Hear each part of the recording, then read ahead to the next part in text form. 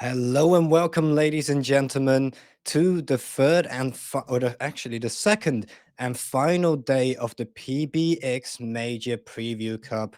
Today, I'm going to be casting the third place game for you, the game between the third and fourth place team that is going to decide who gets that also famed third place. And if you're looking at that bottom left corner of your screen, it's going to be between Blue Jays Health and Blue Jays Camara, both two teams of the same organization. So it's going to be a battle whether to find out who is going to be the best of these two.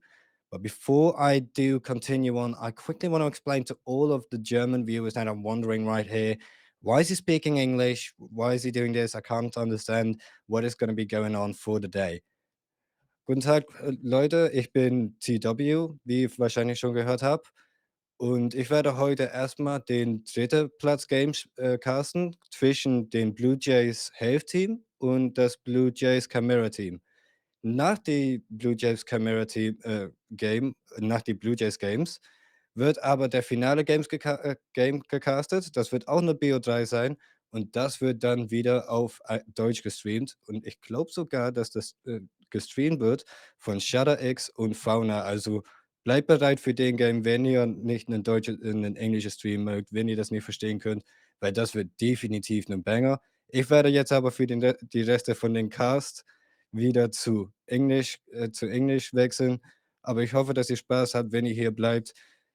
Ladies and gentlemen, let's quickly have a look at the leaderboards, at the tree that has been going on of games so far in this tournament.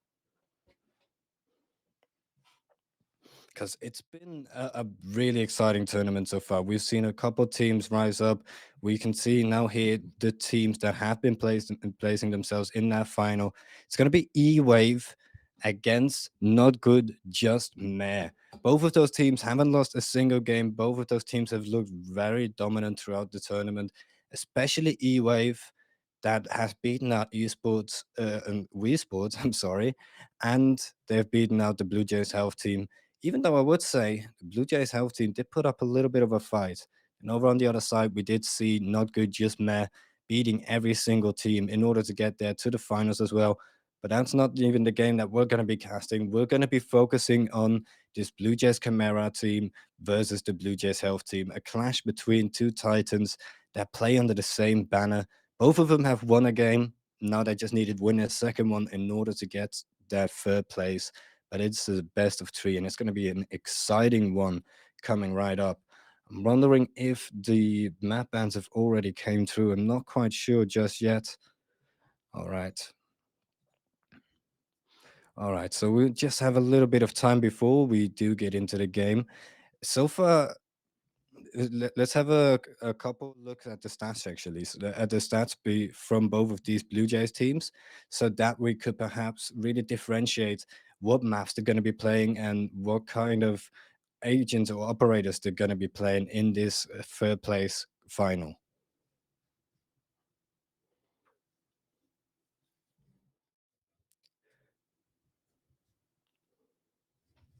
Here we go. We do see the win rate, or the best win rate for this Blue Jays Camara team, if I'm not sure. Is this the Camara team?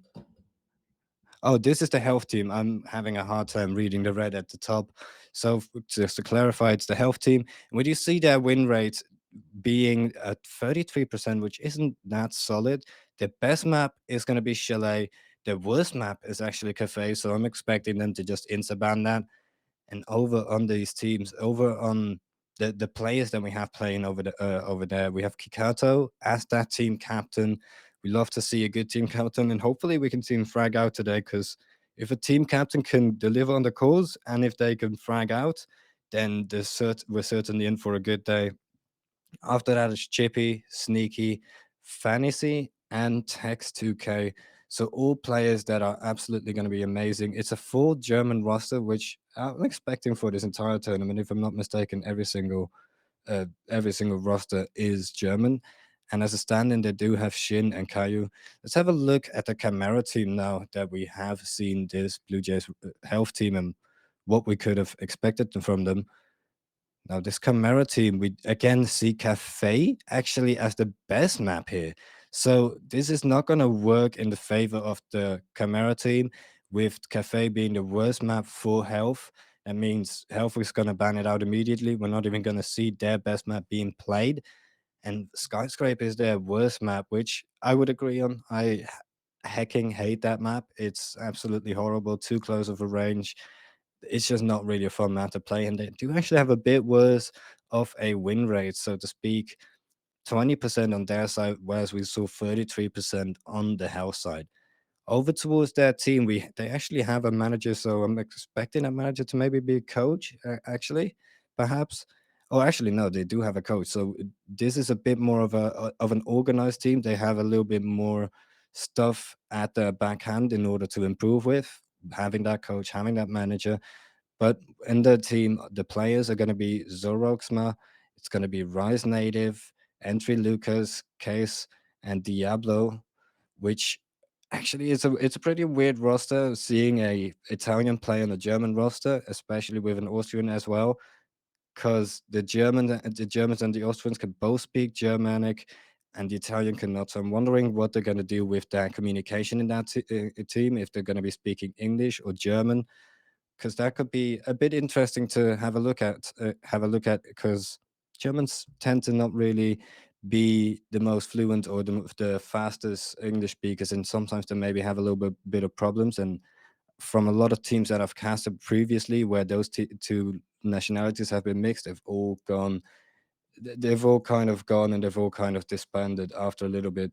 But I've actually looked at my OPL real quick, and I've actually seen a little bit of more info about this pick and ban. It's not yet gone totally true, but I'll at least give you two of the first bans. Okay, we can actually have a little switch over to the map bans so far, because it's not fully been decided. But here we go. We do see Chalet and Cafe being banned. Expected to see a Cafe being banned. I don't like Chalet being banned. I would really have loved to see that map. But then as well, we do see that Skyscraper map, which was expected from Chimera. It's their worst ban, or it's their worst map, so it's expected that they threw it out in the beginning. Theme Park is gone as well. And then we're going to be playing on Clubhouse as the first map. We see Oregon as the second map, and then Bank as the third. I'll have to ask my production real quick whether or not what teams picked Clubhouse or Oregon, because I can't really see it, and I don't think they can really see it. So my production could really give me a quick ear in on what team picked Clubhouse here and what team picked Oregon. That could perhaps help us out to find out what team will be in an advantage here starting off.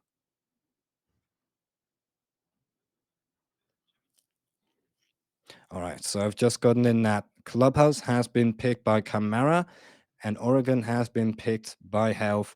And well, as I decided, it will be going over towards Bank. So they've all done their map bans. Hopefully, everyone is going to be the in the lobby within just a little bit. We do see, if I'm not mistaken, that's going to be Health picking the attacking side, if I'm not mistaken, on that Clubhouse. And it will be Camara starting off on that defense on Oregon. Health again starting off on attack on Bank, which it's interesting to see them starting off. Or actually, no. Am I mistaken here? Okay, okay, no. I actually got it right in the first go. Well, yeah, we do see them start on the attack every single game, which is going to be interesting to see. We don't see many teams liking that attack to start it off with. It's usually not really the preferred side to start off on in Siege, but we'll have to see what they can bring. Ladies and gentlemen, I'll head into a quick little break before we do get into a game. Everyone is just on the map bans. We will have a couple minutes before everyone loads in, gets into the lobby. We'll see you in just a minute.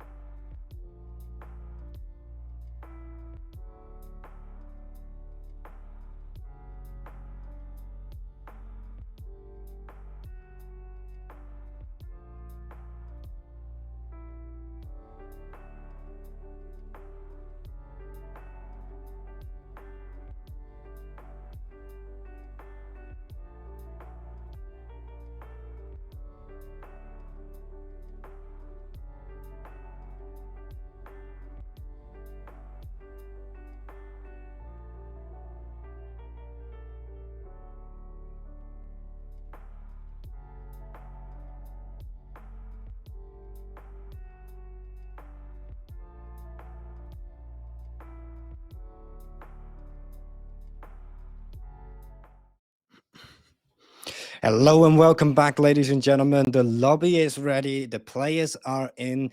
They're ready to get started. Let's head in to a clubhouse. We have the Blue Jays Camara team against the Blue Jays Health team. It's going to be an exciting one.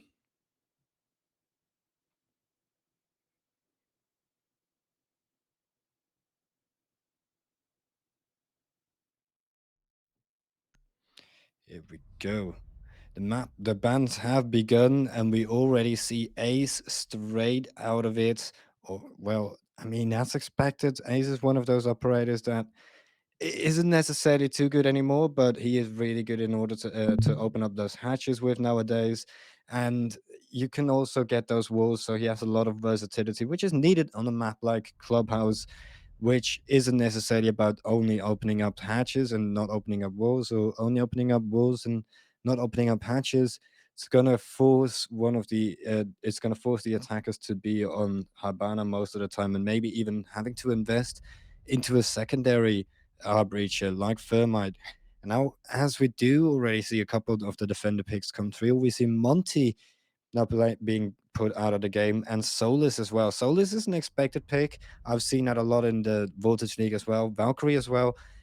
I mean, these are just kind of just the expected picks that I've seen a lot in this tier, in this scene of play, where the Montes can find a lot of value through dirt. Solus is just really annoying to play against. You insta ban her, and Valkyrie has a lot of potential for those camps on this map, especially if you play downstairs. You can just have a C4 on the top of your roof, and then whenever you see someone walk over it with your camera in a sneaky position, it's an instant gun.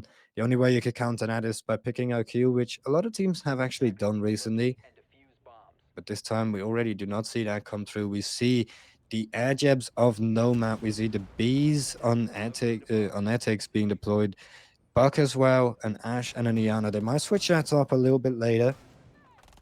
But what is not going to be switched up is the Vigil pick, the Alibi pick, the Azami, the Smoke, and the Warden. It is weird that we actually finally get to see the Vigil pick being back. I'm wondering if we are on the new patch where Vigil has been patched out a little bit, where he's even been buffed. So maybe already actually do see an aggressive attacking side of Blue Jays Health want to take it straight into the face. Is this going to be a knife run?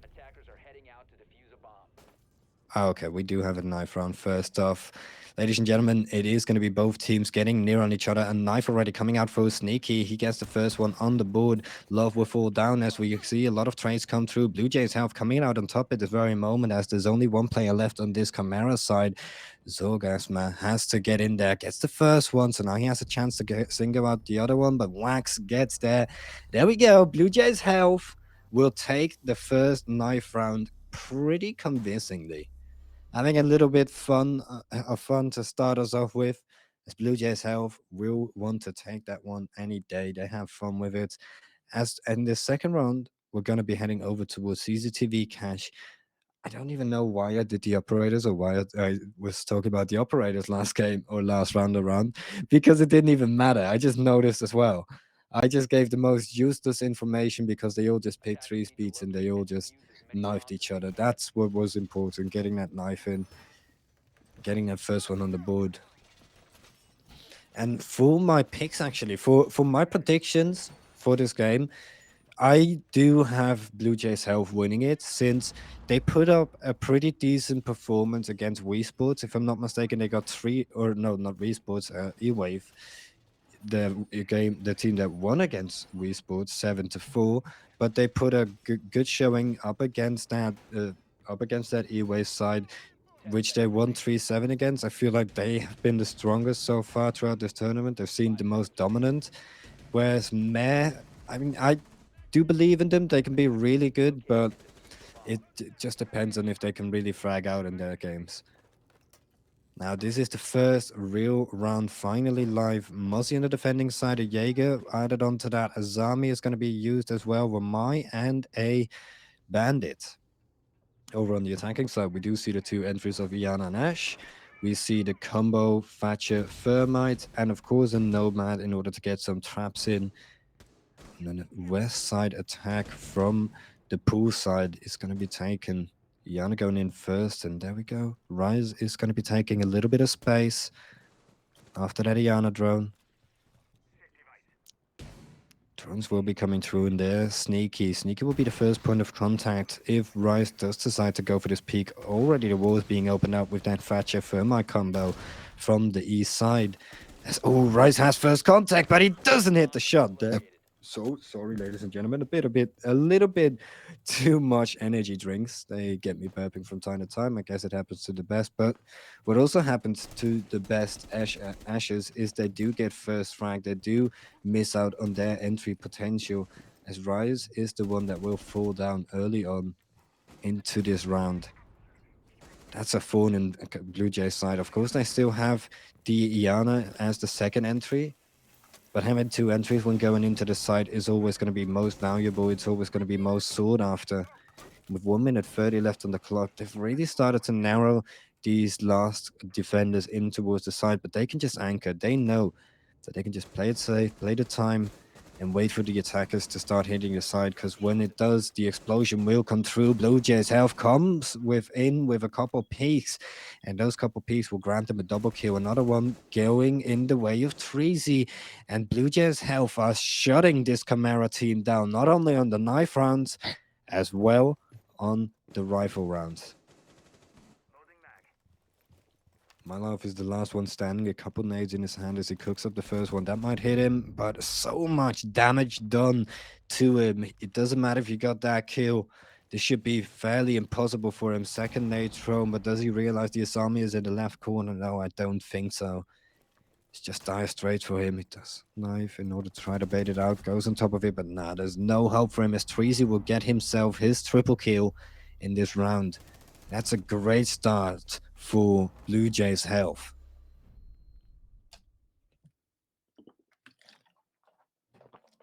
Getting their defensive half started off exactly how they need to. Get those first 3 rounds on your first 3 preferred side. If you can get those, then every single round after that will be a bonus round, in my opinion. It's all going to have to be about Chimera adapting, and usually teams do adapt in this tier after losing the first side, after losing the first attack to a side, because then they kind of have an inkling on what is going on, how do they play here, and what can we change in order to play around that. Here on this defensive side, we do see a very interesting and a comp that I really love to see. Mira, Capcan, Pulse, Jaeger, and Cade. So this will just give them a lot of those free kills essentially. Mira is really hard to get past. Capcan is just one of those operators that you forget from time to time. It seems like an anchor heavy side as well, as Pulse will be in the downstairs with that C4 trying to get a kill. The Cade is also perfect for the hatches. Reinforce those.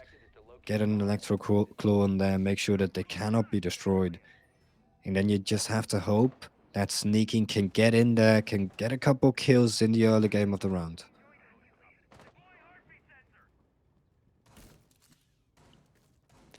So here is Chimera's answers. Chimera's answer will be the Lion, will be the Buck. The Hibana, Iana, and the Cabi, as they do make their way already into the garage. ETX is going to start to close this one out. They're just going to take their time, droning every single little thing, droning every single little corner. They've spotted out the camp. Kikado is not in a good position. He could be wallbanged here if they do not watch out. One little ping could absolutely destroy him, as this wall is soft as a baby's ass. Chip is now chipping in as well, trying to help out. He's holding this line. He's hurt to jump down. There we go. The call comes in, but no lion scanners. Chip is going to do a little bit of chip damage over towards ETX, but not too much to really cause any danger for him. My love will find the first one onto Sneaky. That's the Jaeger gun. That's a Roma gun, but there's a Capcan still up here, and the Capcan will immediately trade that one out. Kikara has now been spotted out by the drone. Tries to go for a little quick peek. With that trap over there, he has a little bit of extra cover, but the holes have already been made. Kikado does not realize Skazer will take him down. Now they have control over all the upstairs area. They've gotten all of the Romans, and the Romans have not really done enough, in my opinion. The only good things are that case is that Kaiser just went into that trap, which will take him down to half HP. About one or two bullets will kill him, and Etix is literally one bullet away from being killed, guaranteed. I will guarantee you that once he gets hit, that he will not be surviving. But that's not necessarily what he needs to be doing. He just needs to be calling in those lion scans, make sure to stay alive for a little bit. And that's basically already gaining you a lot of value. Pulls from downstairs, trying to spot a couple players out. I think he already used his C4. Yes, indeed, he did. To no avail, as they did not manage to find one back. They did not manage to do much damage. Rice is cooking up an interesting nade, but Mira does not fall into it. Treasy gets one for himself, but traded down to low HP. That is now tunnel control favoredly gained for the Blue Jays health team. They can just keep control over this, as there's a second one coming in right now. Rises here, has the angle on him, but the pulse is there again. The pulse gets another headshot, which will leave it up to Kaiser, as we just saw a 5 versus 3 being turned into a 1 versus 3 for Kaiser. Oh no, they all fall. Kaiser here, 4 seconds. There's not going to be any time. And again, Blue Jays health holding on to their dear lives. Wow. Blue Jays Health are currently just taking this Chimera team apart. It's seeming like an absolute domination of a game from them. But of course, with a dominating game like that, it's only going to be, or most likely, it's only going to be in this first half of the defender side. Now that we have seen what Blue Jays Health do bring, they could just chill. They could relax, sit back, and they can just hope for a couple more rounds. Hope that Camara did not find any plans towards what they've been doing and towards how to counter them. Blue Jays Health can really just chill for this very moment. And as well, we have to think of this thing. They won that knife round, so they didn't even have to give away their strategies on that first defender round. So I'm most likely thinking that they might even get a fourth here, basically for free, because this gym bedroom side has not been played by them, and Blue Jays Camara have no idea on what they're gonna bring over here. Timeout now finally done, and Camara. I mean, I'm happy that they took that timeout. Getting a timeout in will always help you out so much, especially once you switch, once you get that first 3 rounds behind you, where you most likely go 0-3. But sometimes you do find a round, sometimes you don't. Sometimes it is just one of those games where you have to adapt in the second half, which is something Camara have to do right now. Because else this half will just run out of their fingers. It will just slip through, and it will be an easy going for health.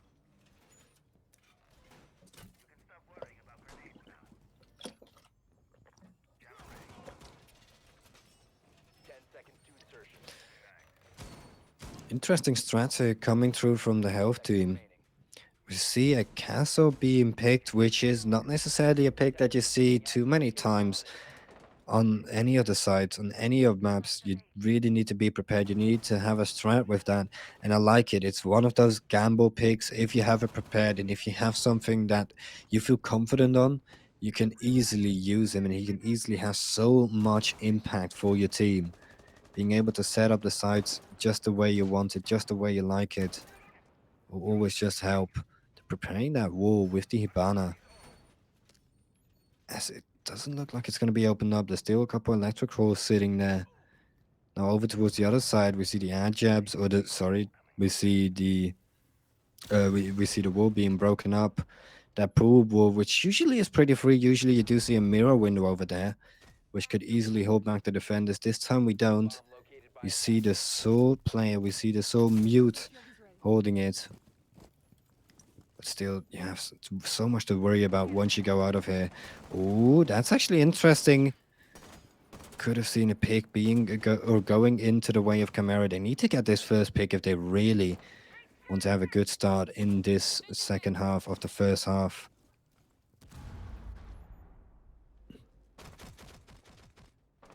Oh, that's Treasy. He is just there on that cape. The full automatic shotgun or the semi-automatic shotgun will find his first.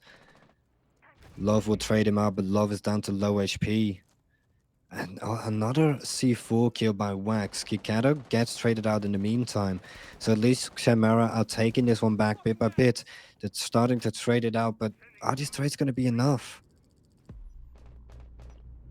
That's really the problem here. Are these trades going to be enough? They need to find themselves a man up. My Love is going to be the one going into someone. He's going to have a chance to do it, but no, he does not at all. Sneaky and Wax get themselves a kill each as it leaves it up. Oh, up to Edix, and Edix finds his first kill just now, late on into the game. There is the second one, and he's still got a whole lot of HP left to play with. No, 2 lion scans available as well. I don't think he has a drone. Actually, he does have a drone, so he could potentially spot him out. Trying to make his way in as the first scan does not necessarily spot anything. He still doesn't have info about where he's playing. Wax is starting to get in there. Wax is going for a little jiggle. Spotted and him out now. Both down to the same HP. Second Iron scan used as Wax gets himself into pretty favored position with 30 seconds left. Etix has to make a move pretty soon, and if he jumps out here, that's going to be heard by Wax. Wax will go for the pre-fire onto the stairs, and another pre-fire takes down Etix. As Wax will keep health on the right foot, they will keep them healthy with a 4-0 Chimera. They got it close, but in the end, again, they weren't able to get themselves on that right foot. They were never in a situation where they were a man up. It was always Blue Jays' health in that control, where they either had a man up, where they either had even had 2 men up over towards the end. It was a 3 versus 1, but we saw a little bit of life finally coming through for the Chimera team.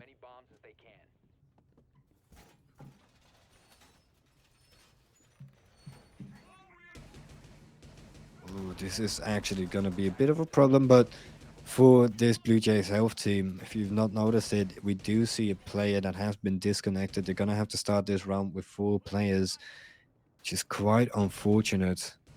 But 4 players, they might still be able to do it, to be honest. They seem like a team that have been able to get themselves into great situations only by needing 4 or maybe 3 players to step it up in a round. So maybe we could perhaps still see them win this one out. It's going to be a tough one, though. It's most likely going to be the most difficult round of all of them. And I'm saying that after the last one, where they had a 3 versus 1, where it did go into a 1 versus 1, the clutch almost coming through, but just not quite.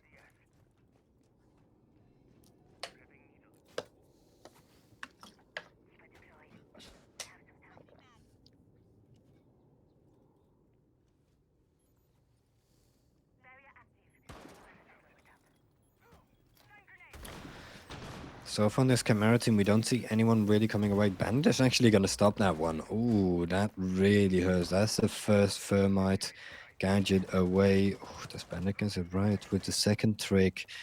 He's just going to fake it a couple times around. Blue Jays cannot seem to open this one up. Garage still not having been taken. It's the west side and the north side still haven't been taken. They're still all just going for this one wall.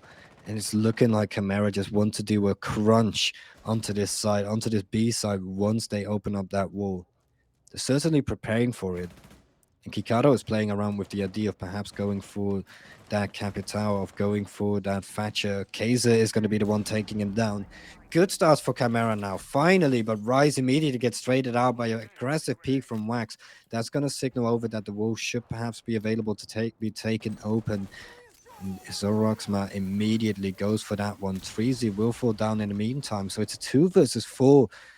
Blue Jays Chimera finally in a good position to perhaps take a run for themselves. It was a round which they started with a 5 versus 4 advantage because of a disconnection, and they're finally going to be taking advantage of it. Not though if Wax has anything to say to this. He still is in the angle, gets full flash, so Ruxma is going to be crossing over with that diffuser, trying to plant. So Wax is still just sitting in his corner, waiting bit by bit by bit. Diffuser gets planted for 50 seconds left as Wax immediately gets himself 3-on-2 now. It could get interesting. Wax is going to start hunting for kills over towards that garage. Doesn't spot anyone out. There's the first one for Wax. Actually, the second one. Sneaky will fall though. So it's into a 2 versus 1. Can he pull off the impossible? Whereas Chimera Time and time again, we did not see any of them pull off those impossible rounds. Wax now, though, down to 1 HP. This has become more than impossible with 13 seconds left. He has so many kills left to find and no time, as he's just desperately spraying, tapping around every single little corner, and there's just no hope. Chimera is finally going to pick up their first round with Kaiser shutting it down. Okay, so we have a little rehost going on before we do get to the later round, to the last round of the half. But let's speak a little bit about that round, which the round that we saw latest, where we saw Blue Jays Chimera really take the round for themselves and finally do something, finally shed some light or something bright upon what they've been playing with. Because so far it's just been very dull. I haven't seen too much from them where I'm necessarily saying, okay, they're looking like a team that is really transcending and that is really on point. No one is really stepping up themselves so far. No one is really taking taking this game on their backs, and it's seeming like they're doing some very dull strats. Even that last one, it was a bit dull. They did play that trade game perfectly right. They did exactly what they needed to in order to get that round, because they had that 5 versus 4 advantage, which sometimes can be such a great advantage for a team. It's just unfortunate that Blue Jays Health had to do that one, because they could have had a clean 5-0 half. But ladies and gentlemen, rehost has been done. The rehost has been finished up. We are going back into the game. It's Blue Jays up 4 and Chimera on the sole 1 point.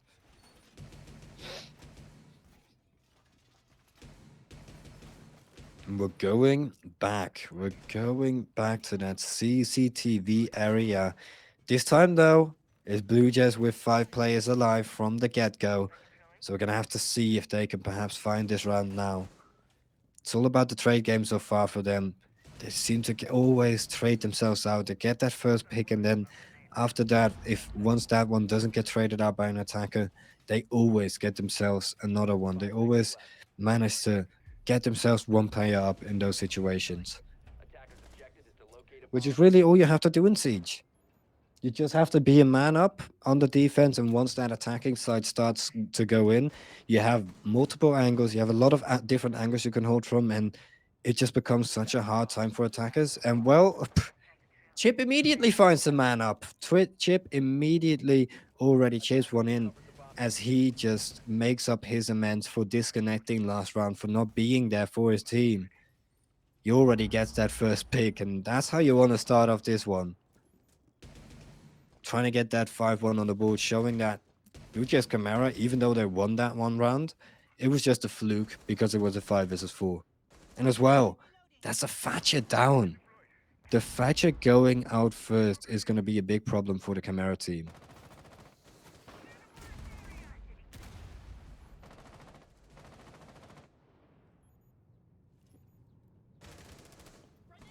Poolside immediately being taken. Rice will get that one on the chip as he goes a little bit too deep. And oh, okay. Rice is starting to fire up now. They needed that round desperately. They can finally start to play around with that momentum. They have the wind in their sails. You just got to catch it, raise the sails, and perhaps they can just fly across this ocean quite easily with a second round. Would certainly put them in a great position for this second half. 4-2 would not be too bad considering the way those other rounds have gone. Ethics finds another one for himself, and Rise is going to go for another pick, get sneaky down to low HP, but in the meantime gets traded out. This is where it gets dangerous for this Chimera team. The trades over towards the end of the round. If Sneaky only finds one more and Wax gets a trade off that, I feel like Wax is in a position where he could pull off the 1-3 or the 1-2. They can maybe even get a 1-1 here. The problem is here just the fact that Love is holding this entire window. No way in for Wax. Sneaky does get another one here. Oh, Sneaky finds himself a double right there. He's on 1 HP, but it doesn't even matter. And Wax will get another one. He will just finish it up as Kaiser has no answer left wondering where everyone is standing. Within a second, it all explodes at the end. No, my God, Blue Jays Camara cannot find anything. They had such a great position again. They have a man up. They're in the later stages of the round. They just have to play the trade game. But it's seeming like this health team is just picking them apart bit by bit by bit. It's seeming like Camara is doing solo peaks. That really is what is going on in my eyes or in my head here. It's looking like this Camara team is just peeking into stuff on their own because else someone like Sneaky on the Jaeger on the back of side with 1 HP should not have been allowed to survive that. If he's on 1 HP there, the P comes out onto him. There need to be two people on each other. The people need to be right on each other and they need to trade each other out. Make sure that they get that kill. Make sure that they get the 2 versus 1. But instead, it just takes them apart bit by bit, going for peaks everywhere around the map. And now we are 5-1 up, 4 health as we do go down to the church site. We have a switch of the half, and we can have to see what Blue Jays Camara can now bring on this defensive side, where their health team just shined oh so bright.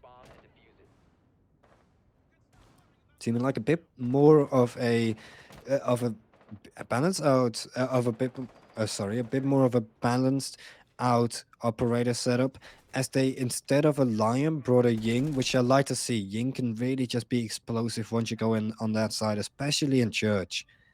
Having Wax on Ying as well could be a great decision.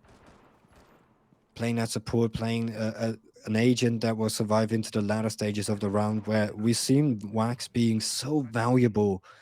He always managed to stay alive in that first half, and when he's alive towards the end, it's so hard to shut him down. He knows how to thrive under pressure, which is not something that you can say of every single player. It shows of versatility and it shows of potential. And Wax, if he can keep on his form from that first half, in this second half, we are in for a treat. C4 misses, as we do see a trade coming through. Chip will get or My Love, I'm sorry, and My Love will actually take down Chip. So that's the Ash for the Cade. Interesting. I mean, not really, or a trade worth for both these teams, I guess. Cade is just pretty valuable towards the latter stages of the round, but if he doesn't have his C4, he's not really going to be too valuable. I mean, he can just throw his electroclose, and the only fact that he's valuable is for the fact that he has a lot of health, that he can just play an angle with his gun quite easily. And as well, Chip is there for the entries, but there's of course going to be a second entry on that health team, which is going to be the man of Kikado. And Kikado is only on 1 kill, so we're going to have to see if he can have a better second half. As he prepares the nade, Jaeger ADS is going to be destroying that. With a minute left on the clock, Blue Jays health has started to creep their way in. Already opened up some hatches, and oh, that's a good spot by Treasy with the good old ACOX. Takes down the first. With only 40 seconds left, is Kaiser on the mirror, having to defend this church side. Edix is getting in closer, but the crossfire is being held. Another kill for the ACOG is eventually Treasy is going to be taken down. Drops coming in as Kikado is going to find another one. Wax comes out in the end, finding his little kill around. As we do go 6-for-1, it's seeming like absolute domination for this Blue Jays health team, even under attack. They've gotten off on the right foot, which means that they're now onto match point for 5 rounds in a row.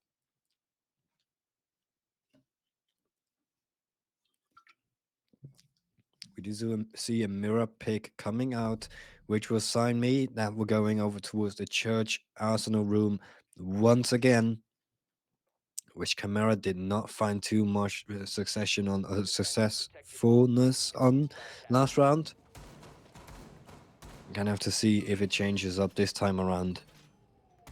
Edix over on towards a different operator now. Do see a bit of a change in the operator setup, not way too much, as the Oryx is going to be picked. If I'm not mistaken, we did see the Alibi last round as well. Malusi is one that we didn't get to see, but that could perhaps stop this Blue Jays health team, as Even on the Chimera defensive side, where you usually just do your set strat, whatever you have prepared, and then the attackers play around it, they lost their first round. Now they are adapting. Now they are trying to stop the little stuff that that Blue Jays health showed on their first going at that church site. They think that the Oryx and the Melusi is going to be the fix to their problems. It's going to be this band-aid that stops all their worries, that stops the bleeding. But well, it's going to be it's going to have to be a heck of a huge band-aid, because they're not just bleeding, they have almost already bled out. Chip starting to make his way in. I don't think the drone spotted that. The drone did not spot that. Mylov will get the first one, and he's going aggressive immediately after that. This is huge. Getting in that changing room, I'm wondering if he's got spotted out. Ooh, a couple warbands coming through.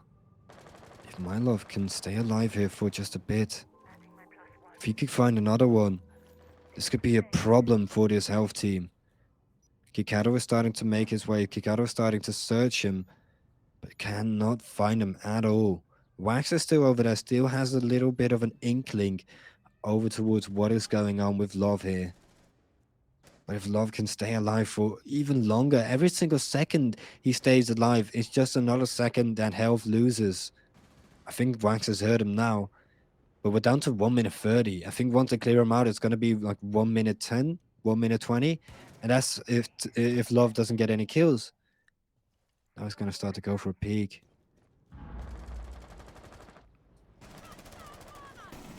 He does start to go into the strip club. He does fall 1 minute 20 on the clock. Blue Jays health now are going to be able to make their ways. Now are going to be able to open up those hatches. But there's another Roma. There's another one. And there we go. Rise will find a kill for themselves. And the roam game is absolutely working out. He will now immediately get back over towards the side. Anchor there. They've gained their 4 versus 3, which is what Chimera wanted.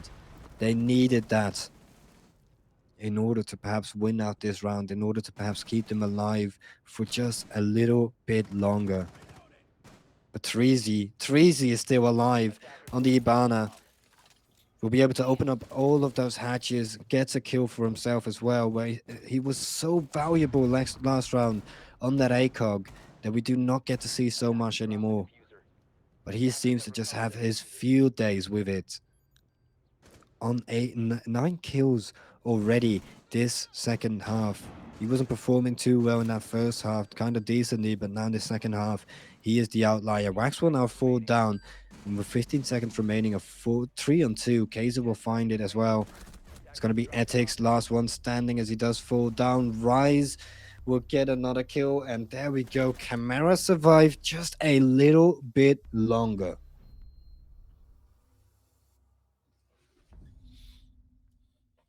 But still, it's match point for health, and they still have 4 to go. 4 match points before they can close it out, or before that we do get into overtime. If your Chimera, it's not even just about climbing a small hill, it's about climbing a whole mountain. It's about toppling the world if you want to shut down this health team. A health team that has been looking quite strong across this tournament, but not necessarily showed up in their last game yesterday. But my predictions might be going through, might be going right if this health team wins. But it is only the first map. We have to remember that, though. After this, we have a second map coming up, and if that does go in the way of Chimera, if health does win that, which I think they will. I mean, it's just going to be a matter of time before they do, or before Chimera does mess up. I hope, or I think at least.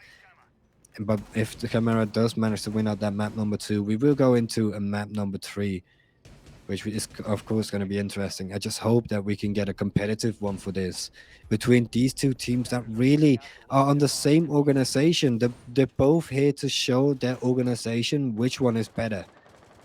That's really the story for this game. Which of these two teams deserves to be under this Blue Jays banner?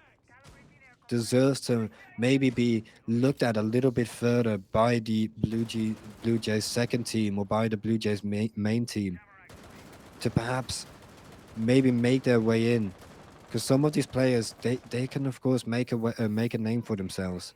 They've of course not gained that first place, which will make sure that not too many eyes will go upon them. We'll have a look at them, but of course, winning between your org's second team, your org's second community team, would always be nice. It's gonna be the gym bedroom now for this Chimera team, which not a lot of teams always have succession at. It's kind of a 50-50 side in my eyes, but with Wax finding that first one onto my love, it becomes a bit more like a 75% win chance for this attacking team in my eyes. Siege is just one of those games where if you can get that 5 versus 4, if you can be a man up, it's just so easy to play the trade game because one bullet will take a player down. But of course, that can be said over towards the other side as well. You could, of course, just grab a multi-kill just by getting a couple headshots as well.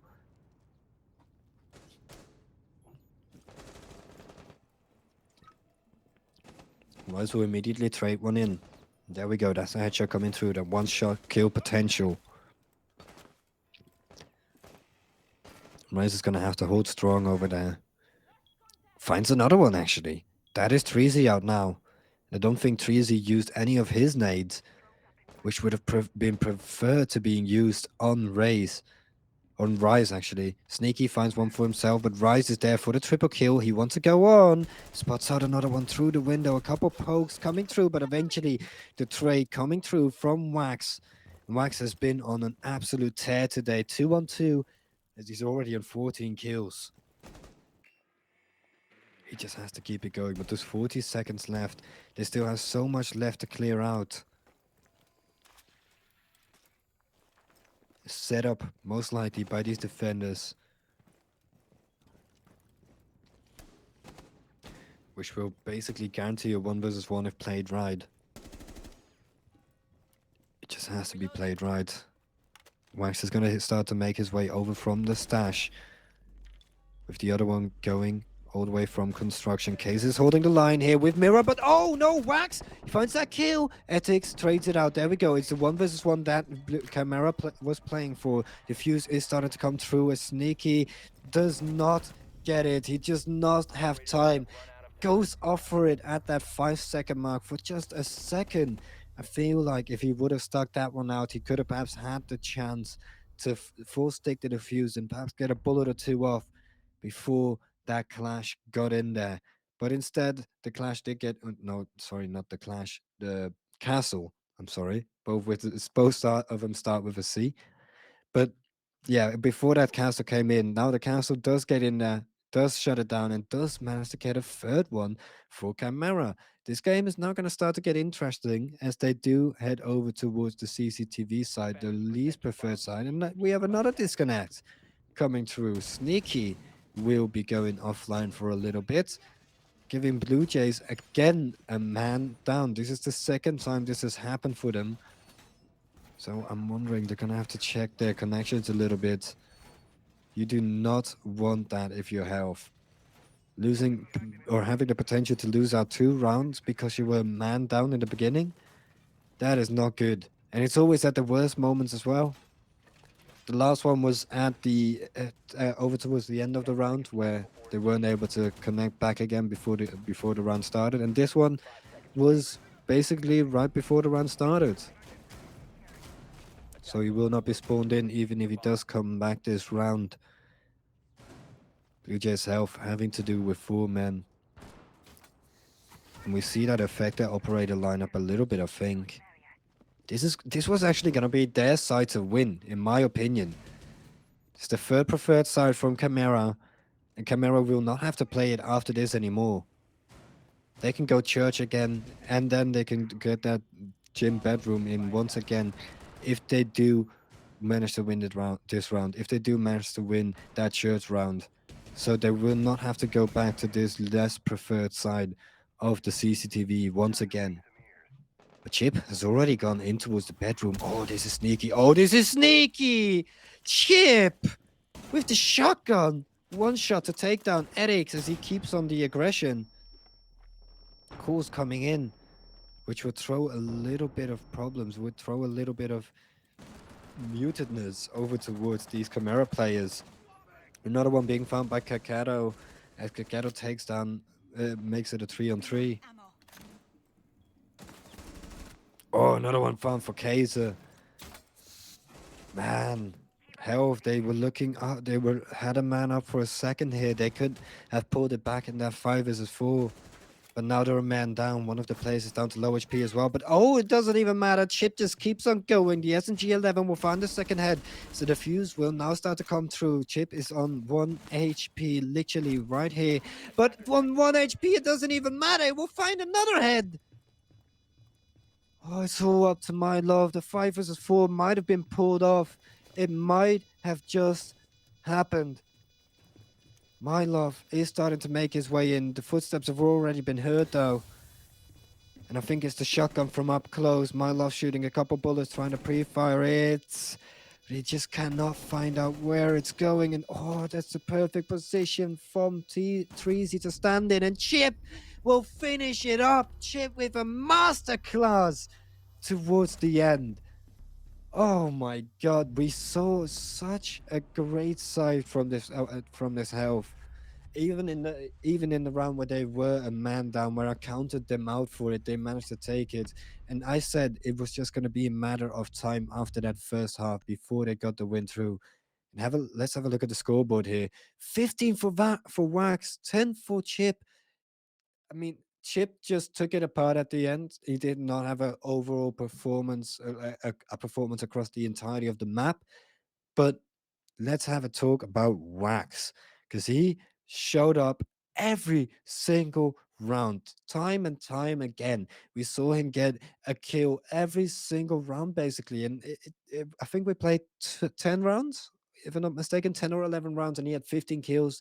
So that means that he got a kill and almost a half every single round, a kill and a third, which is just so impressive to see for Wax.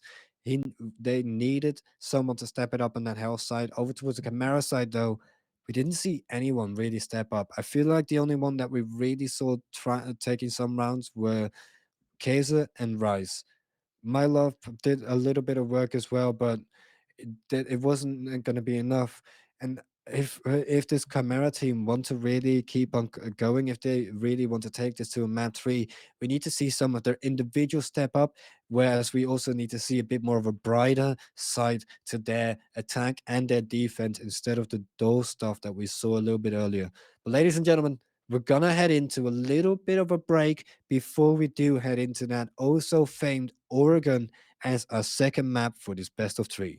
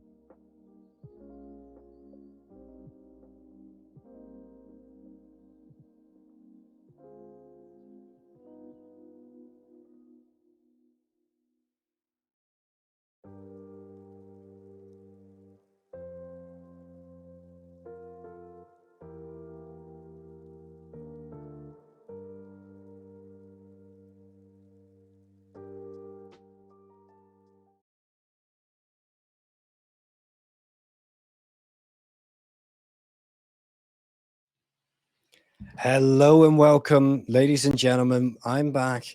It's going to be the PBX Major Cup, Trail Cup, I think it was. Yeah, the Trail Cup today. Back again. We are in this best of three, which is going to be played for the third place, and it is between Blue Jays Health against Blue Jays Chimera. If you weren't there, we saw Blue Jays Health taking their first map pick of Clubhouse, where Chimera decided to start off on the attacking side and where it absolutely blew up into their faces.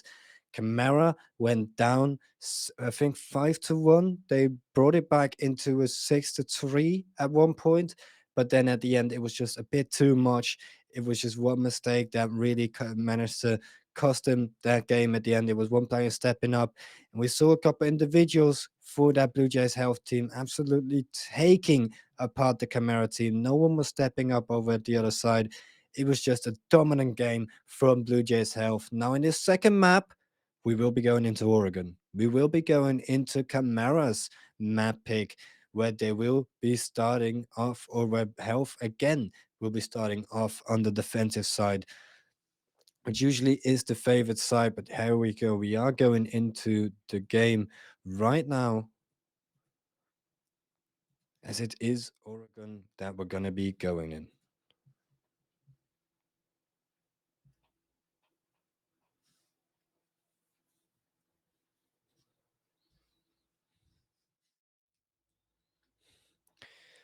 Here we go. The bans are happening. Health is the one starting off once again.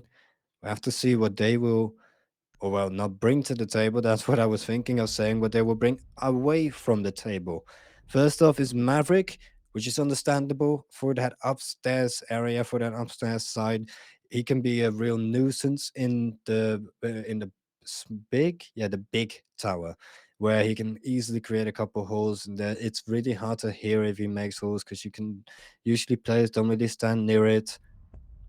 And towards the other side, we see Nomad as that second ban, an agent or an operator that was used a lot from Chimera last game. We saw it a lot on Clubhouse, but they immediately ban her out. And for the defense, to see what they can bring. But again, ladies and gentlemen, I want to remind you that these two teams are playing under the same org. They're both community teams from this organization of Blue Jays. You might have heard from them. They're quite a big team, actually. They're quite known. Maybe you've heard of them if you follow the tier 3 scene a little bit. But yeah, both of them are playing under that big banner, and both of them are here playing for who is the better community team, who is the one that is the outshining, the outshining rock, or the outshining diamond in the pool of stones on this Blue Jays side. Or maybe even they have a pool of a gems at this Blue Jays side, and just some of them shine a little bit brighter than others. So far, it's been Hell shining the brightest of them all. We'll have to see if Kamara can answer back. So we're going to be going, and we'll see Blue Jays immediately going for that laundry room side in the downstairs area. Interesting what we get to see from them starting off on here. We see the newest to the bunch, the newest operator in the game, Fenrir, is going to be picked out. And I feel like he's been kind of set in the meta at this very moment for sites like this, for sites that are just really tight and have small corridors, and where he can be very annoying to deal with. It's going to be a big problem for Nakamura side once they do start to get in there, as well as we do see a mirror, which always is a problem no matter what. Those windows are so powerful. Kate as well, with Mai and a Jaeger, so they have a lot to shut down that utility, burn it all away. So what I'm thinking here is that Health are most likely just going to be going for an anchor strat, perhaps send the Jaeger in, Kikado, try to get a pick or two. Then they could just start to play heavy anchor with a man advantage, and it should be turning out in their way then. Unless they mess up, and unless Chimera can bring something special to their plate right here, as they already start to make their way up the first or the second floor, clearing every single small little corner out. And okay, there we go. That's the first one already. Wax on the board, just like he did last game around. He's starting off hot in the second map. Might even have a second one coming up for him. Oh, the core is good onto Chip as Rise will take him down. But it's just a Fenrir that died, and he already placed all of his utility, which is going to cause that is not necessarily going to be the hugest of problems for the defensive side. And now they're just going to be anchoring. You see three players anchoring towards the side, and I'm wondering where is. Oh, actually, there's the fourth. I didn't catch that one. Hikaru here holding that freezer window where we see a couple attackers starting to go through. Don't necessarily have too much to shut down this window with. Or with too much, I mean actually nothing to shut down this window with, unless they can perhaps get that hatch or get the stairs control. But that puts them in a difficult situation, because that's where Sneaky then comes in with the trade. So they decide to go all the way for the north side, having spotted out what was going on over towards that south, leaving the cabby there as the heavy lurk. She will come in late into the game. But I like this. I like the way Chimera have adapted to this, to what they've seen. They spotted out that the south side is going to be the hardest place to take. They might have just waited a bit too much here.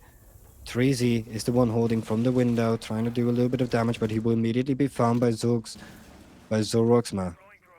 That's just such a hard name to say from time to time. Zoroxma is down to half HP though. He's traded out a little bit of health and 30 seconds left. Chimera have to start making the moves now. Fenrir stuff gets activated.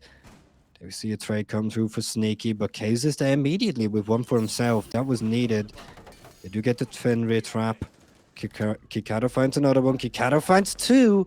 And again, it's the Blue Jays health players taking it on their backs to start it off with. It's always just one player finding those clutches at the end. It was like that on Clubhouse as well, where the individual stepped up when it was important. And this time, it is Sneaky and it's the Jaeger of Kikado that will just defend it in a 3-on-2, where Chimera did so well towards the end. They were a man down, they traded it out, managed to get that 4 versus 4. Then they were in a 3 versus 2. But that 3 versus 2 was given away way too quickly into the hands of Kikado. I feel like if probably that second player that went over towards Kikado would have gone with the rest over towards that north side, we would have seen a bit more of a solid Chimera attack there. They went for the 2-2 split instead of the 3-1.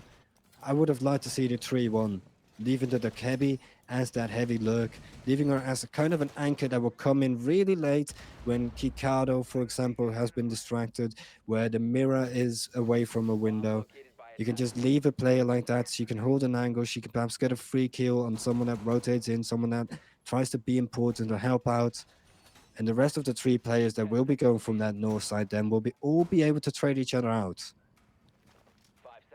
But again, once that first player dies and you have only one player left over towards that north side, it's just so hard to get in because there are so many 50-50 angles. There's so many angles where you just have to flick around, or where you really have to be, you have to hope that you get lucky, that a double peak doesn't come through. Chimera now going for a bit of a different operator setup. We do see the Jackal coming out together with a Thatcher, Ace, Ash, and Ying. Do get to see some Ace play once again. He was banned for the last game, so we didn't get to see him there, but now we do finally get to see the Ace coming into play. 3Z is going for a cheeky one, but Rise has spotted him out. Chimera needs to get this one cleanly without any problems if they want a good chance at the second half, if they want a good word, kind of showing what they can do, what they can bring here for the attack. But it's aggressive, it's fast. My Love is already throwing in all of those Candelas. They are starting to go really fast in there. They might have just gotten that one for free. Treasy's there, but the trade comes through. Chip is there already with the trade on that hole, and now it's just gonna hold that last player. Chimera's happy with the 1-for-1 trade. The only problem is though, Rise is down to low HP, and I don't think they've considered that. The fact that one bullet will take him down. Chip could shoot through the wall. He could just hit it by complete accident, and it will be Chimera will be in big troubles. So now just slowly going around, trying to clear all of those roamers. They've made their way upstairs. They're starting to snake their way in. They're starting to slung around like an anaconda. But I don't think the anaconda's grip is going to be tightening enough in order to get this pistol being pulled out. Just reload your gun, Zoroxma. You don't have to go for those peaks with the pistol. You're just going to lose more health in the meantime. And eventually, the little damage, the little advantage that you had will be given away just like it is right now. And yeah, there we go. Actually, not even needed. His health is not even needed as we do see Treasy finding that headshot. Kaiser will turn it back though. And that's Kikado down. The big man from the first round is now out and out for the count. Or down and out for the count, so to say. Rice will find another one. That's a good entry. That's what Chimera need in order to get some life back into this 3-on-2. And now they just need to get on each other's ass. They need to hold hands, kiss each other, and make sure that there's nothing that these players could pull out of the bag. Chip will pull a little rabbit out of his bag, out of his hat, actually. It's only going to be a little rabbit. Oh, actually, it might just be a huge rabbit. It is a huge rabbit. How do you pull that one out of there? That one is even bigger than your entire hat. How does that get in there? I'm wondering as Chip finds himself 4 kills in the second half. Or in the second round. The defensive side just absolutely tear it apart. At the end, once again, it's a 3-on-2 for Chimera. And they just play it wrong. They play it wrong. I'm sorry that I'm being so harsh on them right here, but you cannot lose. You cannot be in a 3 versus 2 situation. You can where then the first player loses his life immediately, and then it's a 2-on-2. And once that 2-on-2 comes through, those individuals are just going to step it up.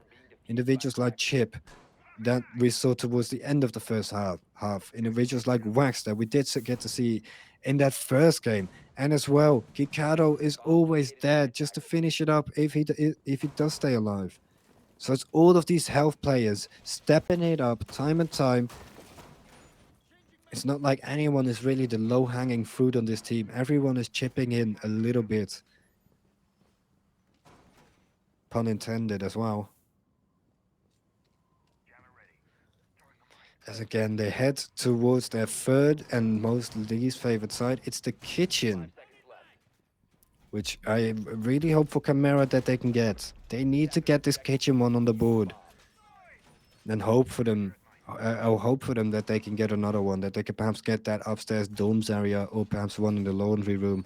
Because else they're in big troubles if they can only win out on the kitchen. We could go 4-2, or we could again go 5-1. If that happens to Chimera once again, if they just get blown out of the park, it's going to be a huge problem for them. Having to start out on attack on both maps. This is their map pick though. And I'm expecting a little bit more, especially towards the later stages of the round. What always has been quite solid from them though is this first initial stage where they do manage to clear out the roamers and where they do usually trade each other out. So far it's been pretty decent on this second map. Or actually sometimes it's been more than decent. Both of the rounds they've been able to get themselves in 3v2. But you need to close them out if you want to get the points on the board. This time they're all going for that middle floor. That main floor, leaving the upstairs area where Chip is dominating, where Chip is residing. We actually see a couple players back him up over there. And oh, this seems like a fast kitchen rush. They're just gonna ignore all of the upstairs area. Wise is holding the back line, making sure that Chip cannot get in there. Oh, but the only problem is the Ying is down. The Candelas are not available to them, and they were so important for this side hit. So Rockspar's gonna get in there. He will try to go for the diffuser, but from upstairs, Chip is there. Always chipping one in. Wax will just wax one down as well. As again, health, they just shut it down so easily. There isn't even much to get excited about for this Chimera team. This was just an absolute dominating side. Sneaky will take the last two. Timeout requested for the camera side. And once again, we see that timeout being requested on that trio once they're down 3-0, which is a huge problem.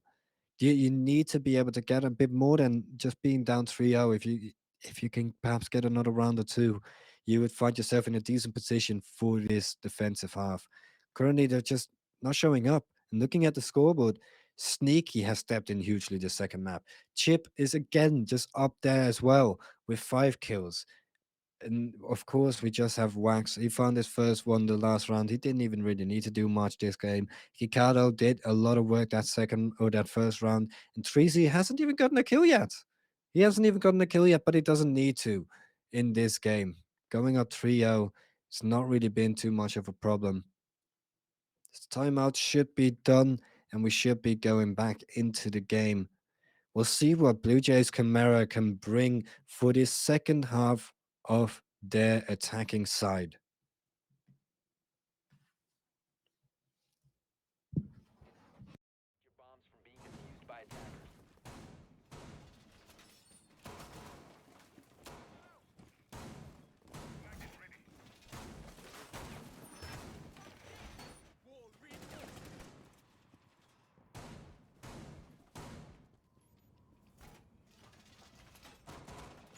All right, we're going back into the laundry room where my mute, Kate, Fenrir, and Mira is what health are going to be going with.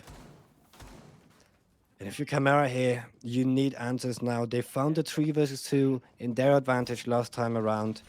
Now they need to find ways to close these rounds out, because else Blue Jays Health will be taking this comfortably, and it will be a disgrace of a game for Chimera in my eyes. You're going up against your organization's other team. You want to show, hey, both of the teams here, we're both on the same level. We're both here. We're both ready to play and perhaps do some damage. Perhaps even get into the second or main team of the Blue Jays side, where they maybe even could get paid a salary or whatever. But currently, this Chimera team is just not showing any bright stars. It's kind of unfortunate to see. Maybe it's just one of those off days. Maybe they weren't prepared for such a dominant health side.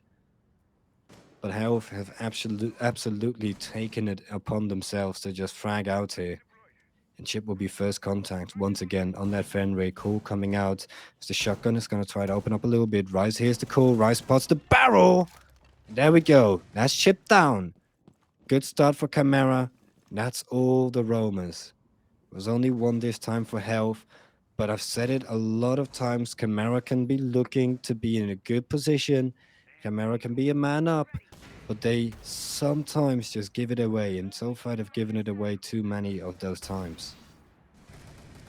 Hedges are starting to be opened up. And there we go. Rise with another one. This might be the one star that actually starts to shine for this Chimera team. He's been getting kills for himself both of these maps, so he's one of those players that hasn't been quiet on either of these maps, but he just hasn't been barking enough. It's been a little bit of a puppy roar. It's been a little bit of a puppy bark instead of seeing the big dog coming alive. As now Milov will take one down as well. There we go. Chimera is finally starting to make their way in, but it's a 5 versus 2. We'll have to see if they can close it out. Kikado is going for aggressive peak, exactly what he needs to do. He gets one and gets another one down to low HP, but in the meantime, Rice is once again dropped. The Mirror is starting to get aggressive, gets a kill for himself. And Sneaky is the last one alive, still has a C4 to play with. Spots out another one. That's Kaiser down to low HP. As again goes for a peek. This one standing close to the wall. I'm considering whether he knows it or not. Diffuser has been planted in the meantime. We do see the peak now coming through, and Rise with the quad kill will finally give a round for Chimera. It just took Rise to absolutely tear it up and to have no breaks in a round in order for them to get a point on the board. Again, we're going into the kids' dorms main hall now. Good showing for Chimera getting that round on the board. But again, there's not much to speak about other than they did place themselves in good positions in order to get those kills. They didn't really play for the trades though. It was just Rise getting in there, being fast, doing whatever an Ashe player does. I don't think you can do that every single round. If Rice could do that every single round, then we do have a Chimera that could perhaps take on Health here. If other players could start it up, then we have the same thing. We could see a real game. But we need to see players on this Chimera side start to really wake up and come alive. We cannot only see Rice step it up for one round. We cannot only see Rice step it up like every single round like this. There's no way you can do that. No one can do that. So we just have to hope that this Chimera side can start to play a bit more solid and look like a full team. As we do head into the fifth round. It's Chip on that Fenrir. We have a Mute, a Zami, Castle, and a Jaeger coming into play for the defensive side. And over towards the attack, they are bringing a Dokebi Ashe, which really worked out well for them last round. An Ace, a Thermite, and a Jackal. Jackal. Sometimes these names are a bit confusing to me. I'm really bad with them. But luckily, I can remember them now. Jackal, though, or Atix, is still on 0 kills. A player that we saw doing a decent amount last game, not necessarily was showing way too much. In this game, he's just completely fallen flat. Oh no! Oh, my love. That just has to hurt. That's not how you want to lose that first life in such an important round. Sneaky just goes for the knife through the window, spots him out, hears that there's no bullets in the magazine. And so Gasma is going to be glowing closer. Sneaky gets a little bit of damage. Zoroxma gets that kill. Sneaky will fall down. So only 2 anchor players here on this upstairs area. Treasy is still holding that little rotation though from downstairs.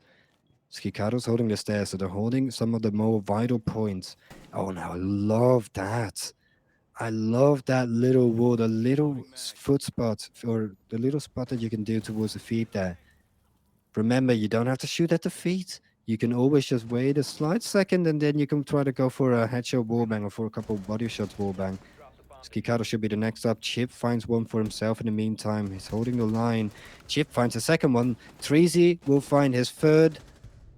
And yeah, that's Kikado finishing it up. Another dominant round from the Blue Jays health side as Chimera once again cannot find an answer. They're just being out-aimed, outplayed from the solo peaks coming out from this health team.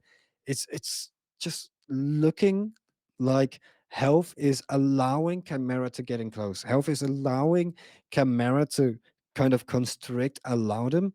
But that's only because they have the devices, they have the confidence and the solo availability, the solo players that are just able to peek into them at those moments and absolutely shut it down. They've realized that this Chimera team is always split up a slight bit before they do start to go for a hit. They always get that perfect timing of where Chimera is trying to figure stuff out, and then they start to peek in. That's where you start to see Chip getting activated. Where last game we started to see Wax getting activated. This game though as well, Sneaky is there and Kikado. Treasy and Wax not really having to do much in the second half or in the second game. Which is unfortunate because Wax had such an outstanding performance in the first game. I would have loved to see him being able to do more in the second half. I mean, he's not even getting the chances to get kills over here because his teammates are always just getting them on rounds where they are winning. But I mean, I would still be happy with that if I am Wax. Just a win is a win. Third place is a third place. So you should be able to take that any day. Chimera is now starting to make their way upstairs, clearing everything out as they do. Trying to see if they can find any roamers. We have to hope that someone can step up on this Chimera side, because the competitive map is what we also wanted to see. We also wanted to see a clash of 2 teams that have a friendly rivalry, most likely, against each other. Because your opponent teams, but You're still in the same organization, playing under the same banner, knowing the same people, same friends, most likely. But unfortunately, it's not even getting close. It's not even looking like a fun, friendly match. It's looking like an absolute stomp for this health team.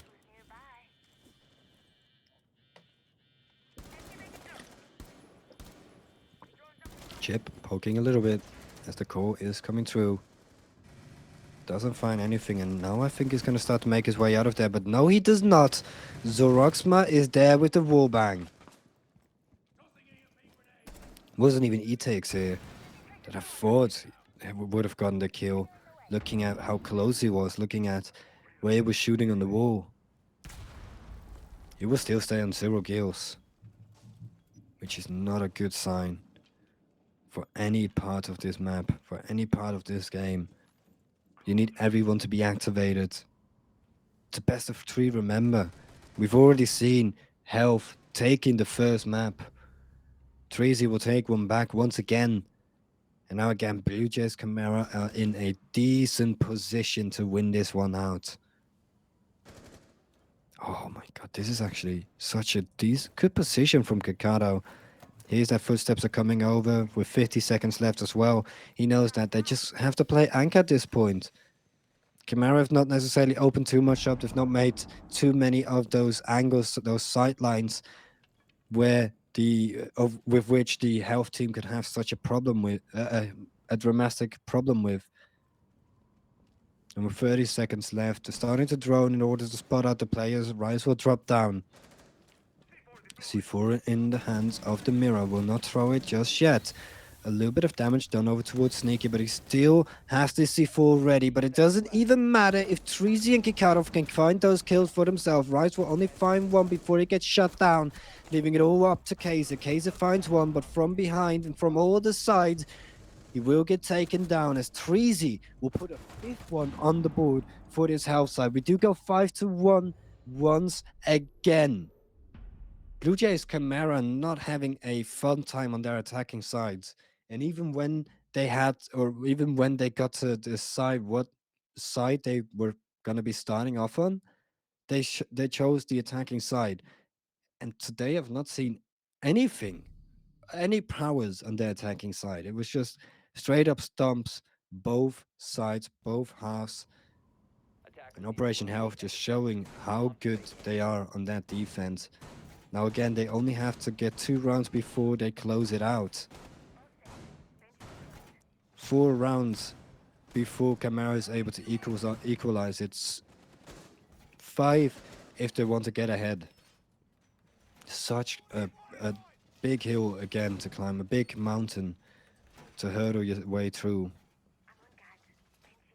But Chimera up for the task. If any team, I feel like Chimera could pull it back, because we've seen some small signs of individual brilliance from some of these players. It's not like we've seen every single player fall flat. Only some of them are falling flat from time to time. It's not necessarily like we have a game where they're not showing anything.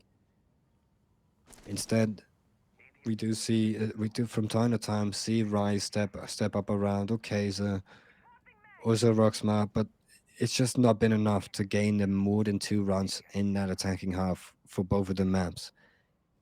This time around, it is My Love getting aggressive with pulls. Yes, Sneaky getting in close. Sneaky not yet living up to his name as he destroys that door with great noise. My Love still standing on the stairs. He should be spotted out, or actually the drone is not even going to be going for him. C4 might be good here. He might come in at the perfect time. Oh, yes, he has. He's right behind it. Gets the first, but doesn't wait for the second one. That's waxed down, though. If he gets another one, he's at least done his job. Camera is there to spot him out. A lot of damage over towards Sneaky. I think he should just call it now and get away from there. If he even can. He is on that downstairs area. He could just be completely closed in on. Seeming like the stairs are open for the taking. It's seeming like he does have a way out of here, but it's only going to be temporary. Sneaky is already starting to have an inkling on what is going on. Places himself over towards another stair now, holding a different angle, still on the roam. He wants to stay up on this up on this main floor, the second floor. Gets another one. That's Treasy down. That's the bomb, which he now will have to retrieve. Kikado, C4 in his face, and there we go. The PDW will take one out. That's the high fire rate coming into play. They should gain back control over the diffuser if no holes have been made. Rise is aware where it is, but he's not going to be going in for anything. He will just play trigger discipline and wait a little bit longer, as he knows that once they come up that stairs and Case is there, they have the crossfire set up. It's going to be so hard for them to come in. There we go. Kaiser finds the first. 2 on 4. But this is similar to Clubhouse. This is also similar to Clubhouse, where Chimera, even on the defensive sides, that's where they started to find a couple of rounds where they were in the man advantage, where they just absolutely fumbled the bag out over towards the end. This time we see both of them going up the same stairs. Actually, no. Ethics is going to be leaving up to the first one. Rice will take it down. Kikado is the last one standing, but with 15 seconds, there's no hope. And Blue Jays Chimera should have found their second round and the first one on defense, finally showing that there is something. There's something to look for if you're one of the fans. There's something to at least be happy about. Operators, you have run out of time.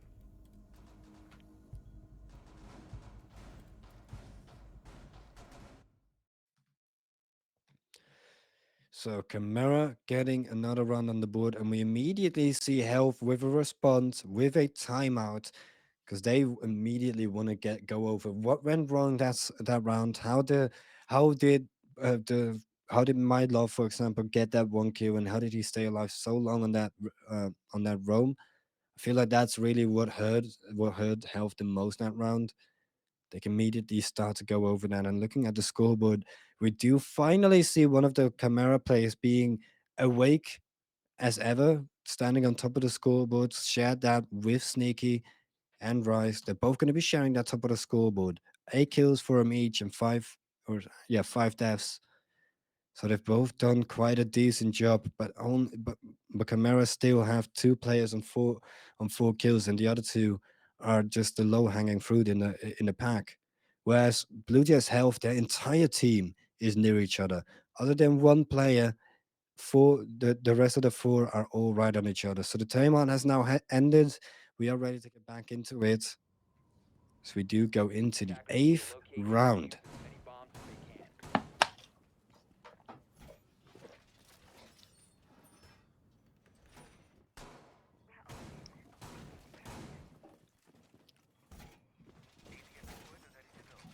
We have to see if Blue Jays Health can find their match point, or if Chimera can extend their life by just a little bit longer. Round by round, they do start to get closer. But now is the one where they have to do it. They have to get a back-to-back round, which would be their first in this entire best of 3 series. Something I've not even pointed out yet. They haven't gotten a single back-to-back round at all yet. Actually, no, they did get a couple on that Clubhouse side, but only towards the end. So they got one back-to-back round, one back-to-back round. And other than that, it's all just been solo rounds where it might have just been the bad side full health. That's not what you want. You want to get a little bit of momentum going for yourself. This time again, we do see the Jaeger going a little bit aggressive on that roam, Kaiser towards that big tower, but he will go out of it once that he hears the spot, or once he hears the drone. As well as we do see a video again being picked for this Chimera side. They like individual, which I understand, especially after the changes. He's pretty decent now. Has a decent gun and a good secondary as well. And with those nades, they can be so valuable.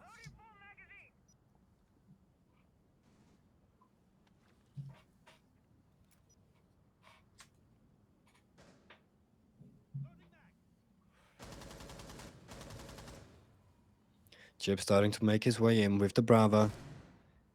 So we do see Mylov and Kaiser both just huddled up with each other, hoping that they can trade each other out here. They need to get two though, but the call is starting to come through, so they should have info about both of these players standing here. Peak will now come, and oh, Mylov with the snipe to finish the first one off. I think Case has already gone and dipped out of there. But the snipe from Mylov, that's oh so satisfying to see.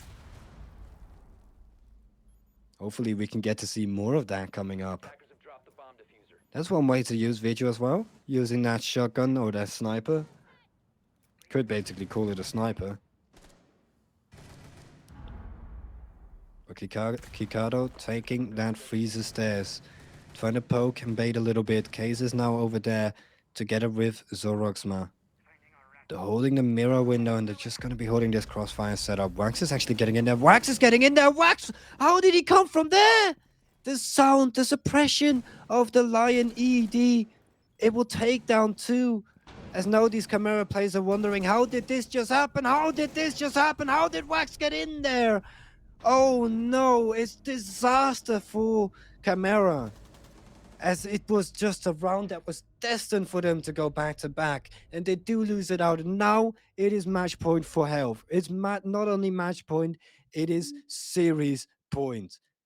Already, I think we've been on the way for about 1 hour and 45 minutes. And we are already on to series points. Up Blue Jays Health just having a showing today. Showing that they are the best of these two Blue Jays teams. To locate and defuse bombs. It's always fun to see a little bit of personal rivalry, so to say. I don't really think there's a rivalry between these teams, but like a little vendetta kind of game where both of these teams, they know each other, they play on this under something similar, and you can just really see that it really does get fun, but and not if you're Chimera here. I don't think they are having any fun. They're being shut out of this game time and time again. 10 seconds to go. Nice little push there over towards the black. Over towards no man's land. Attackers are moving to defuse a bomb. But yeah, again, Health, they are picking a similar kind of setup. With the Dokkaebi, with the Lion, the Hibana, Ash, and the Jackal. So a lot of roam clearing utility here. And then even that roam clearing utility, if it's used in a great succession like Wax used it, it would just be so valuable. Oh my god, look at this Chip. Look at Chip. He's already gotten his way in there. So Roxmas walked right past him. I don't know if they know about Chip here. He's actually starting to fire up a couple bullets, so his position should be known. Love will find one for himself. Case is there to back him up. Ooh! Good peek from Case as he will take down Chip. Line scan coming through. It's looking like Chimera still have some fighting left in them.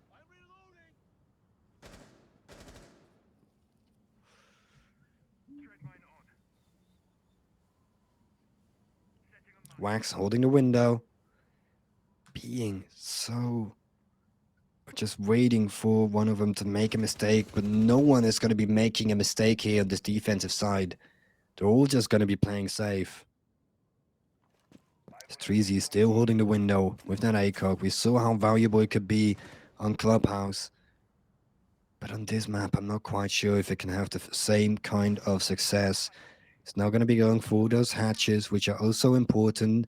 But as he does, Rise gets activated. And there's a C4 from downstairs. Oh, that should be a free one. There we go. Ethics will take it into a 2 versus 5. And now there should be no hope left for the Health team. 2 on 5 as 3 of them have been shut down. I was still thinking in a 3 on 5 they could be pulling it back with a couple good trades, a couple double kills. But now it should all be over. Rise is getting active as well. Case is still on top. Oh, there's just a wall separated in between these two. Rise will be the first one going for the peak. He's even spotted out the diffuser now. Sneaky has made noise, so it's just a matter of time now before Rise does to go for the peak. Or does decide to go for the peak, actually. Sneaky finds the kill. Rise have is maybe waited a little bit too long, but now eventually the bait comes through, and there we go. Rise will finish it up. Camara do get a third on the board as we go 3 for 6.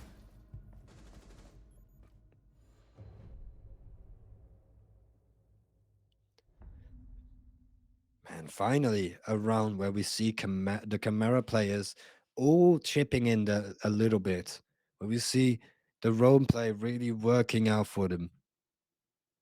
We know that their late game can be really weak, so they need to really get in there in the beginning stages of the round. And they're currently doing quite a decent job at that. Now heading over towards the kids' dorms again. We'll have to see if they can perhaps repeat what they just did. They need to repeat what they just did, actually, because it's 3 map points still for Blue Jays' health. And 3 map points is going to be a huge problem.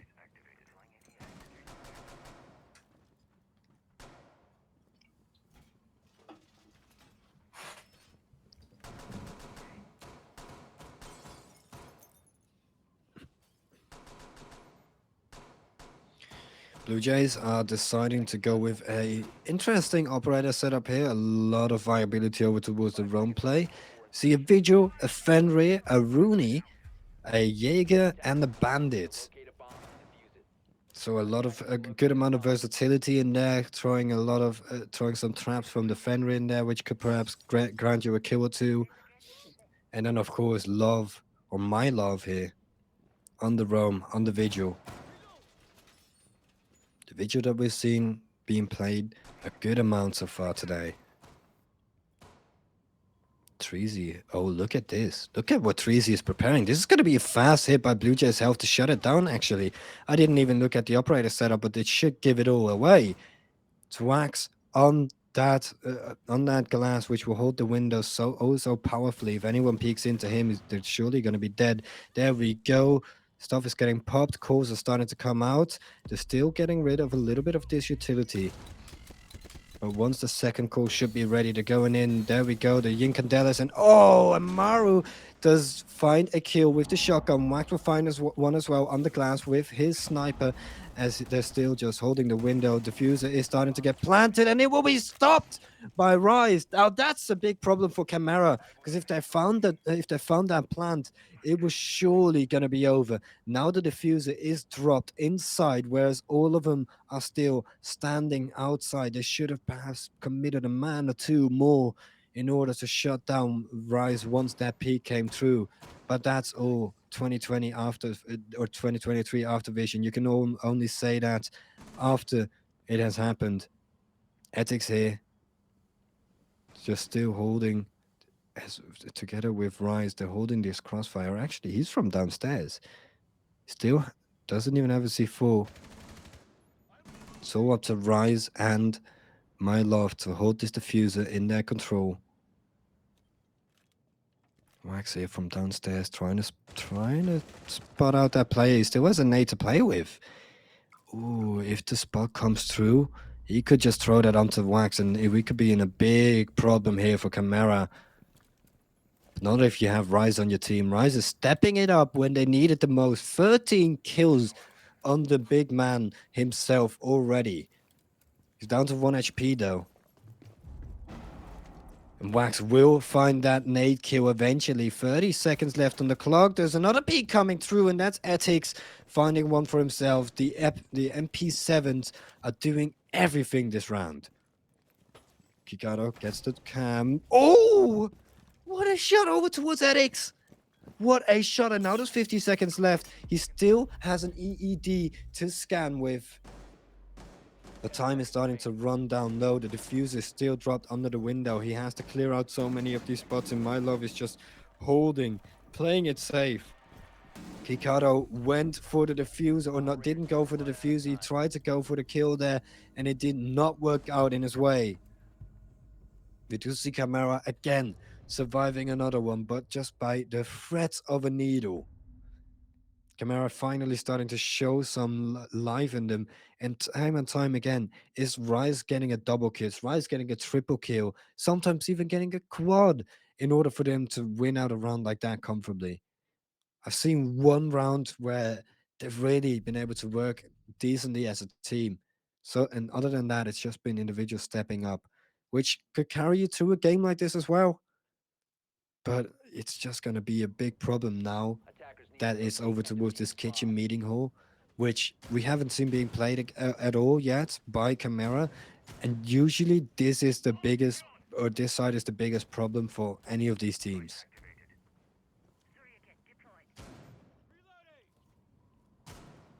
Attackers have located a bomb. So the biggest test for Chimera of the day so far. If they win this one out, I will grandly give them I will be able to say that they deserved to get into a best of 3, that 10 seconds they left. deserved to get over towards that map number 3. 5 seconds left before insertion. But if they do lose this one out, the one that is the real test to them, Attackers are moving to I'm the just diffuse gonna zone. have to be calling it that Blue Jays Health played a way better game, that they played a way better day. But hopefully we won't have to do that. Hopefully we do see Blue Jays Health taking it, or see Camaro taking it, as they are looking Attackers have dropped sharp the right bomb now. diffuser. Attackers have recovered their diffuser. All right, I want to go over towards this dorm's side. So Roxma is holding from downstairs, as Ethics is going to be trying to bait it out a little bit. Both players now having spotted each other out.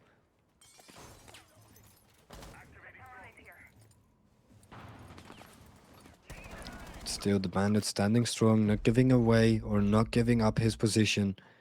Kikado, though, from this master bedroom side, has gone in once again with the lion, and that's could be such a big problem. He's did it once already, gaining them this match point, gaining them this 6. I think he's been. Did he get spotted out? No, he's still gone past. He's been able to get past. Oh, I think his position is spotted out now. I think they are aware of him, and yes, indeed they are. Edix will take him down. That's Kikado's little flank, little lurk out for it now, as Love will find another one. This is starting to look good for Chimera. This is the side that I was most worried about, but they seem to just breeze past it right now. Chip from the window, the big window, trying to shoot a couple poke shots, hopefully hitting someone, but not much is happening. Wax will find one, and that's the big man out. That's the one that has been doing so much of the work for this Chimera team. Rise will fall his 8th time, as Wax will go for another peek and he will get another one. 3 on 2. This is possible.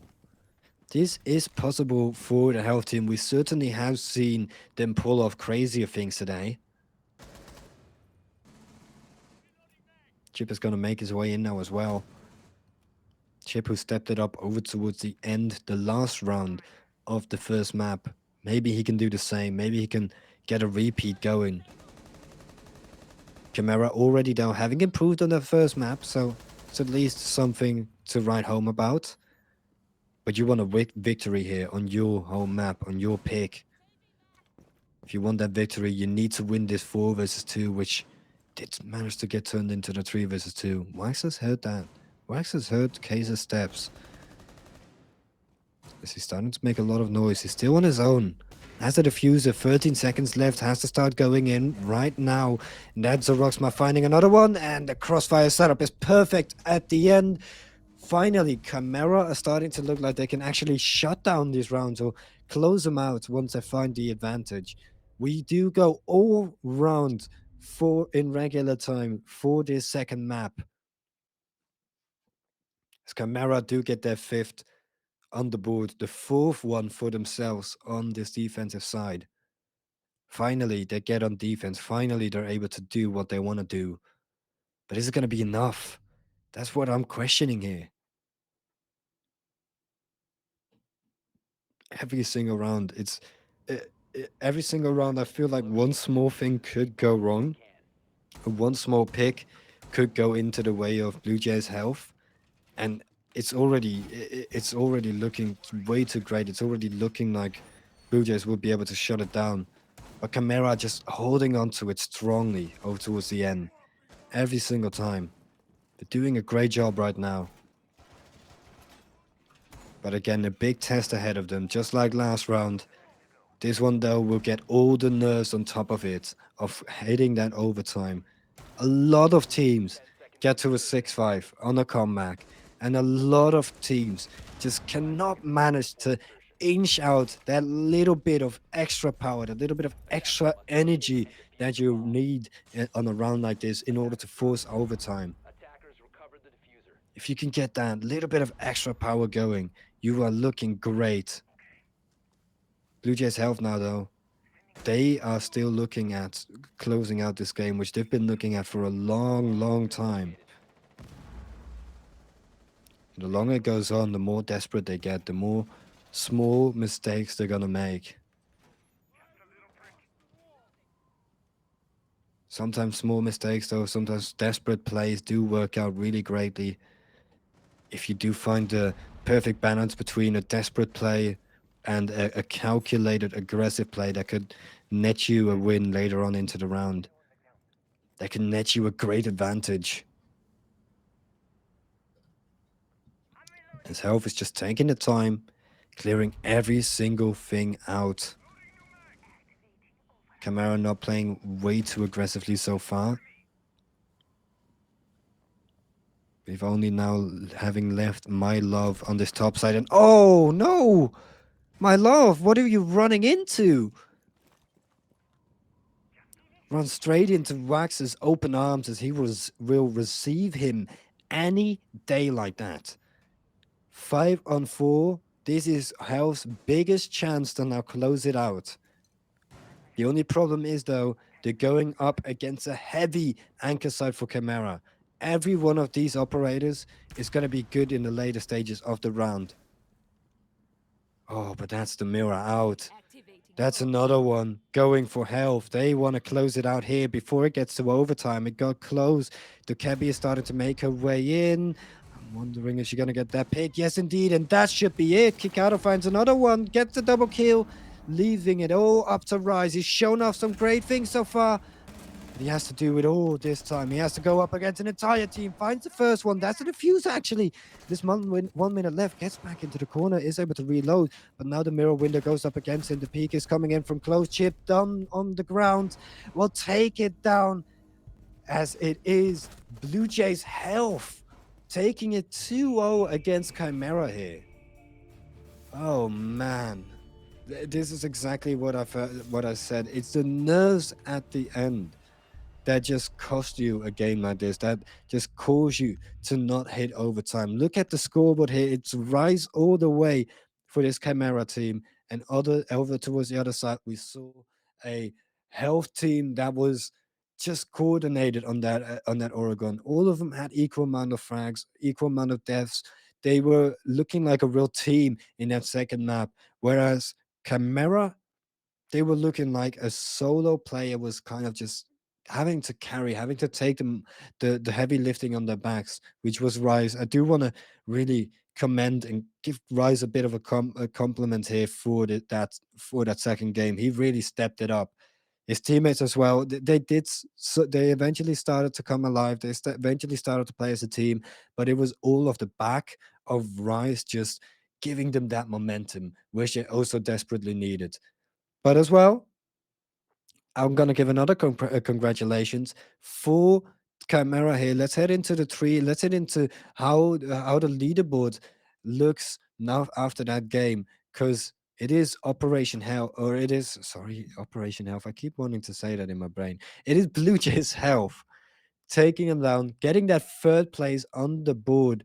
And after that, after this, we're gonna have another game. Um, if the production could quickly have a little look at the leaderboard for that other game that we do have in just a little bit. Oh, okay. I'll quickly search it up myself. But yeah, after this game, we'll have another game. It's gonna be a German streamed game, which is all fine. Which is gonna be really great for you guys to watch. It is gonna be with two absolutely no. It's gonna be and two absolutely great casters. One of which you probably know his name, Shutter XX and the other one is going to be Fauna. So hopefully you guys are prepared for that because they are going to be casting the finals game, which will be a best of three as well, and it will be between E-Wave Esports and Not Good Just Meh. So, ladies and gentlemen, stay tuned, stay in your seats, get some popcorn actually, get some snacks, because that grand final match will be coming up after a good little break, and then we will be back for some absolutely amazing siege.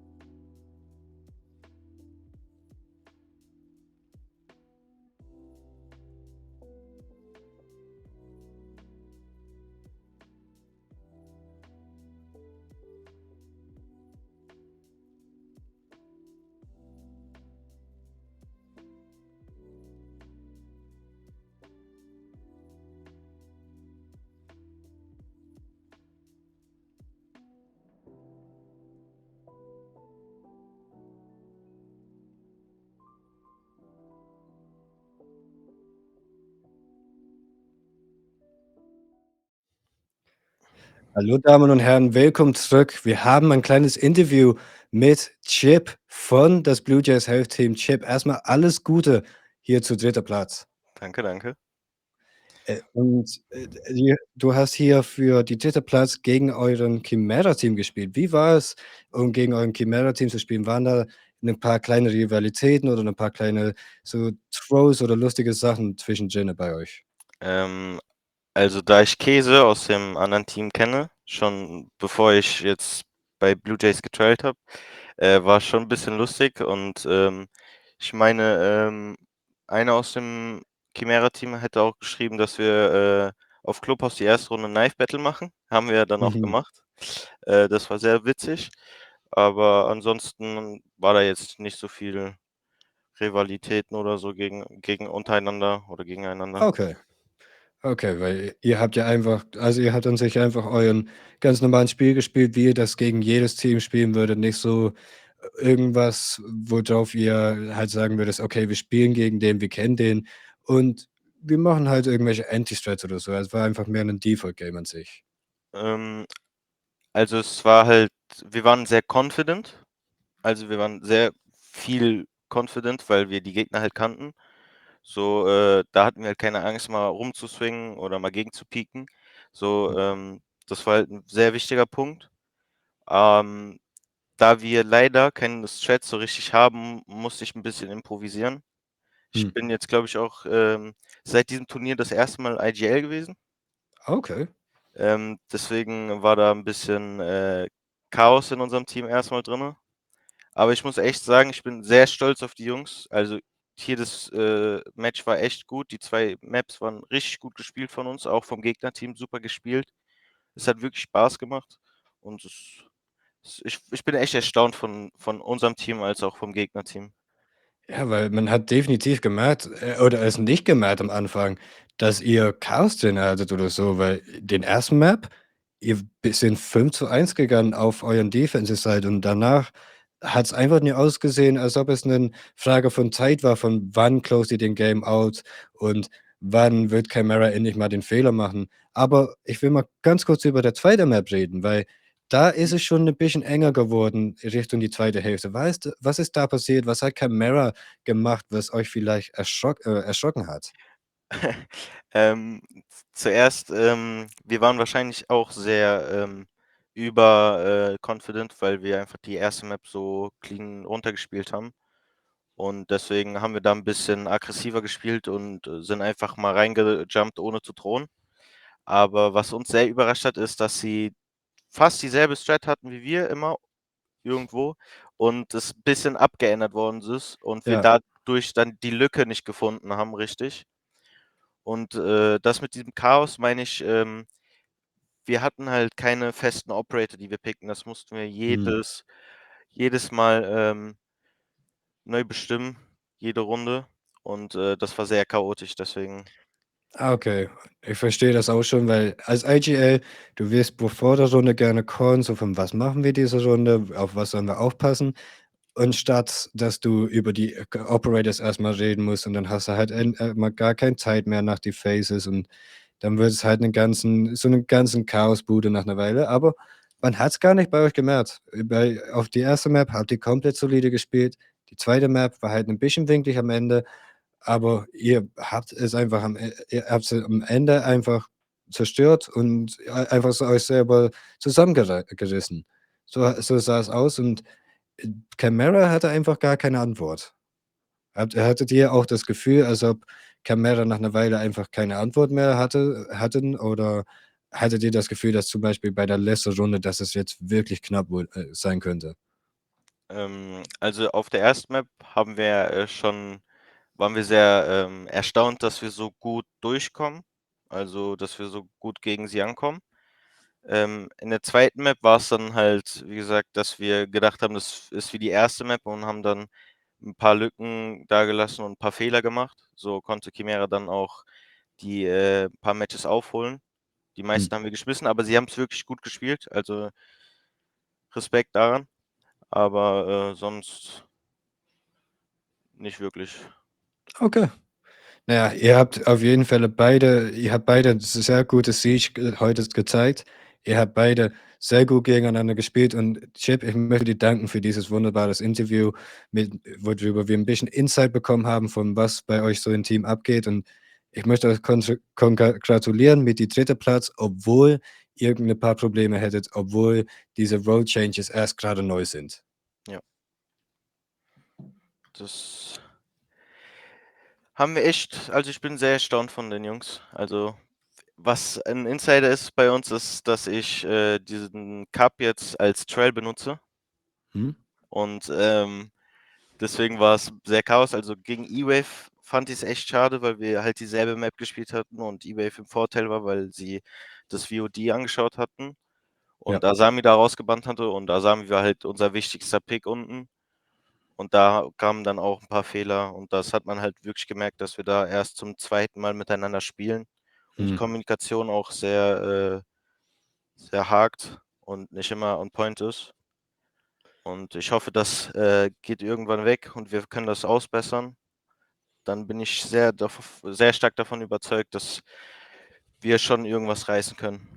Ja, so sieht es definitiv auch aus bei euch. Ihr seht aus wie ein Team mit sehr viel Potenz und wie ein Team, was auch selber einzieht, was die Probleme sind, weil öfters ist das Problem bei Teams, die sehen erst ein oder die sehen dann ein, was deren Probleme sind, fixen die kleine Dinge und so und dann wissen die nicht mehr, wo die hin müssen. Dann haben die so einen Roadblock vor sich, aber ihr weißt ganz genau, was eure Probleme sind und ihr habt schon was zeigen können hier in dem Tournament und dass ihr eine gute Foundation habt und dass ihr wahrscheinlich, wenn alles gut läuft, auch ein Team sein wird, um zu fürchten. Ihr habt ja klar gegen E-Wave gespielt, was ein Team ist, was schon viel länger zusammen ist und dafür kann man sich schon entschuldigen, dass man da so gegen den Seed 3, denke ich, dass es war, verliert. Ja, Und ich denke schon, dass ihr hier in den Tournaments sehr vieles Gutes gezeigt habt. ja. Aber damit möchte ich dieses, Interview erstmal beenden. Und ich denke, dass wir jetzt wieder in 'nen Break reingehen, in 'ne Pause. Aber nach der Break, wie gesagt, wie von vor uns gesagt, haben wir halt die Grand Final zwischen E-Wave und Meh. Und die Grand Final wird halt von Fauna und Shutter X gecastet. Also nehmt euch noch ein bisschen Popcorn, nehmt euch noch ein paar Snacks. Wir sehen euch nach dem Break.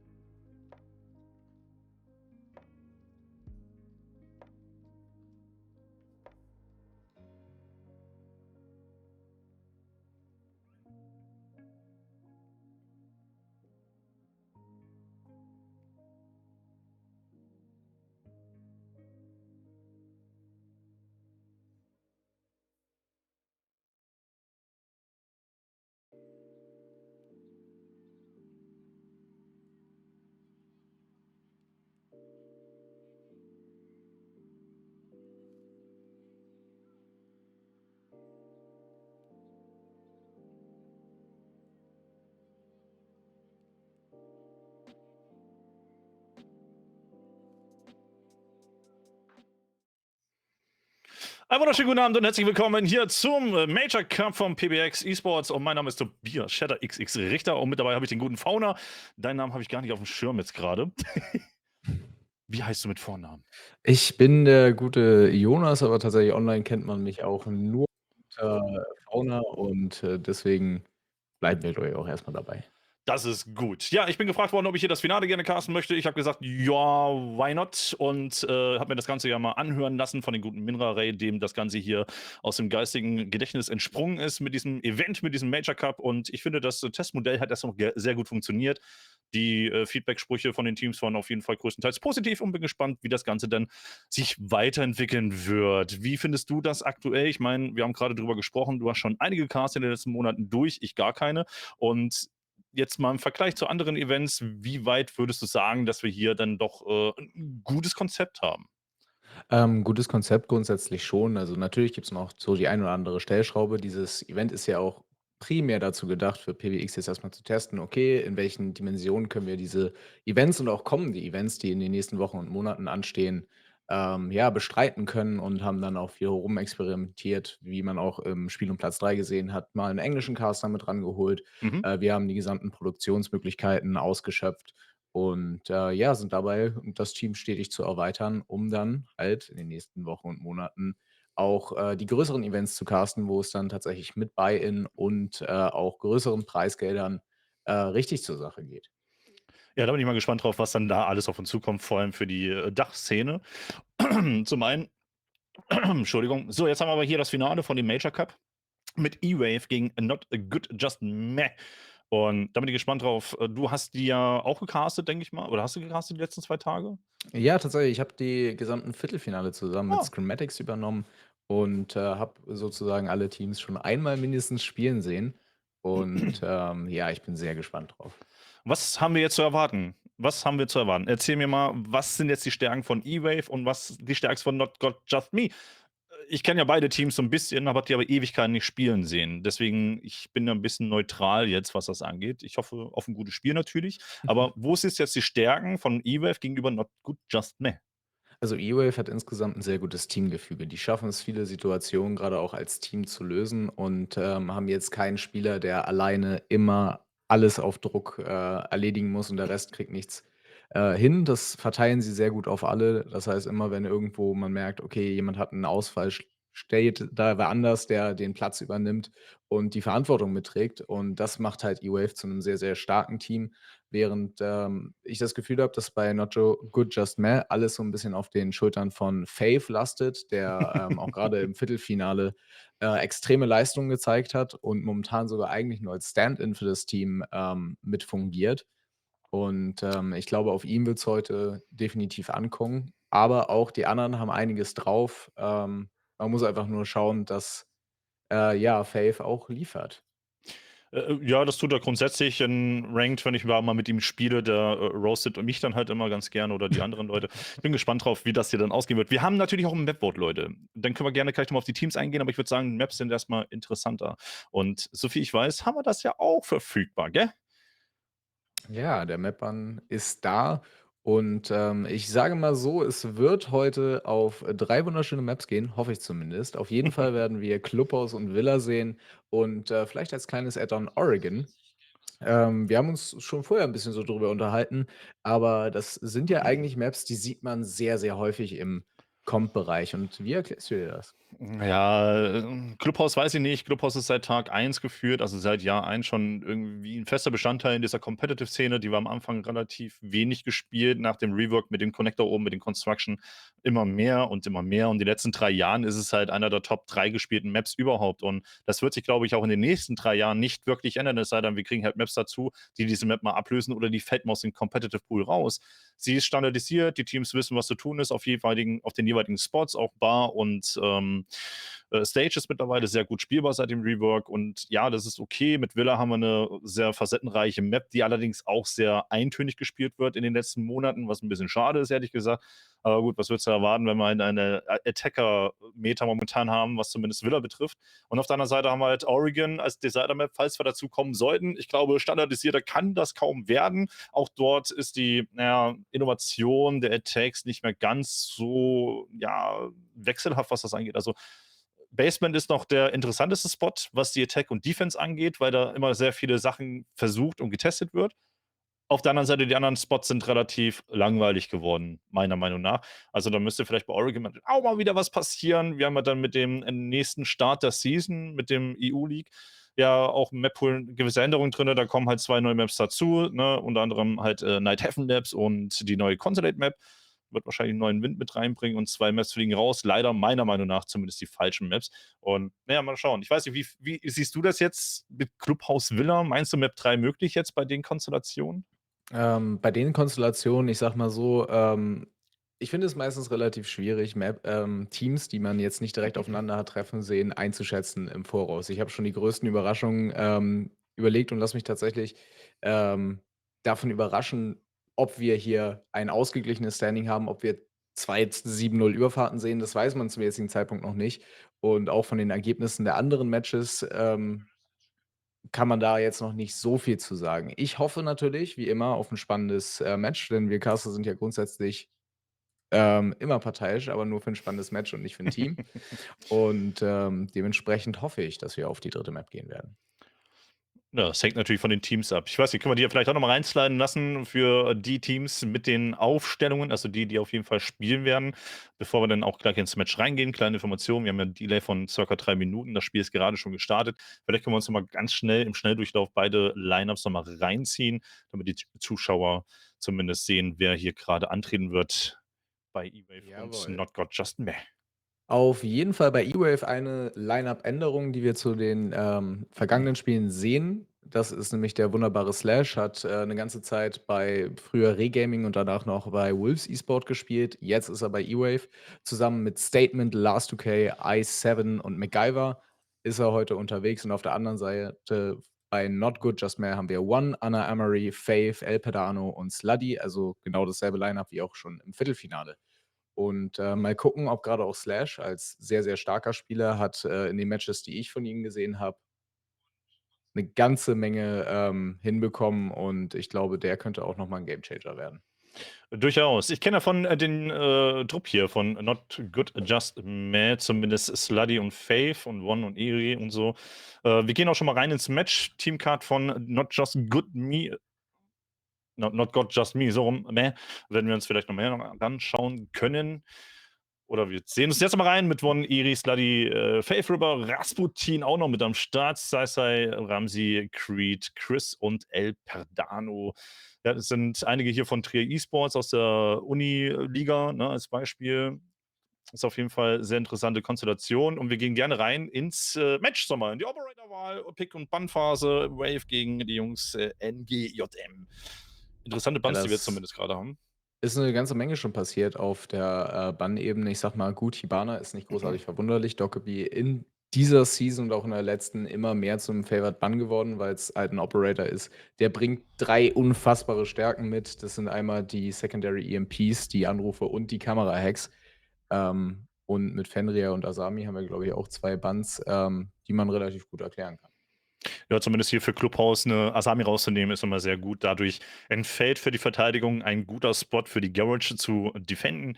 Du hast da sehr gute Möglichkeiten, mit den Kunais so eine richtige widerliche Pixel-Orgie da zu feiern, wo der Angreifer dann diverse Defizite hat, da wirklich den Take auf Garage zu legen. Und wenn wir jetzt von Server sprechen wollen, den wir jetzt nicht als ersten Spot haben, aber wenn wir von Server sprechen wollen, ist Asami sehr, sehr strong. Auch hier im Basement hat sie sehr böse Positionen, wie zum Beispiel die mit Boxen oder hinten bei dem AK-Stand. Da kannst du sehr gute Verengungen machen oder wenn du vielleicht noch einen Kunai zum Schluss hast, kannst du da noch sehr witzige Aktionen für den Angreifer vermeiden. Und das ist dann natürlich ein gewisser guter Bann, keine Frage. Fenrir, schwierig. Ich finde den OP nicht so wirklich OP, sondern overrated Tatsache.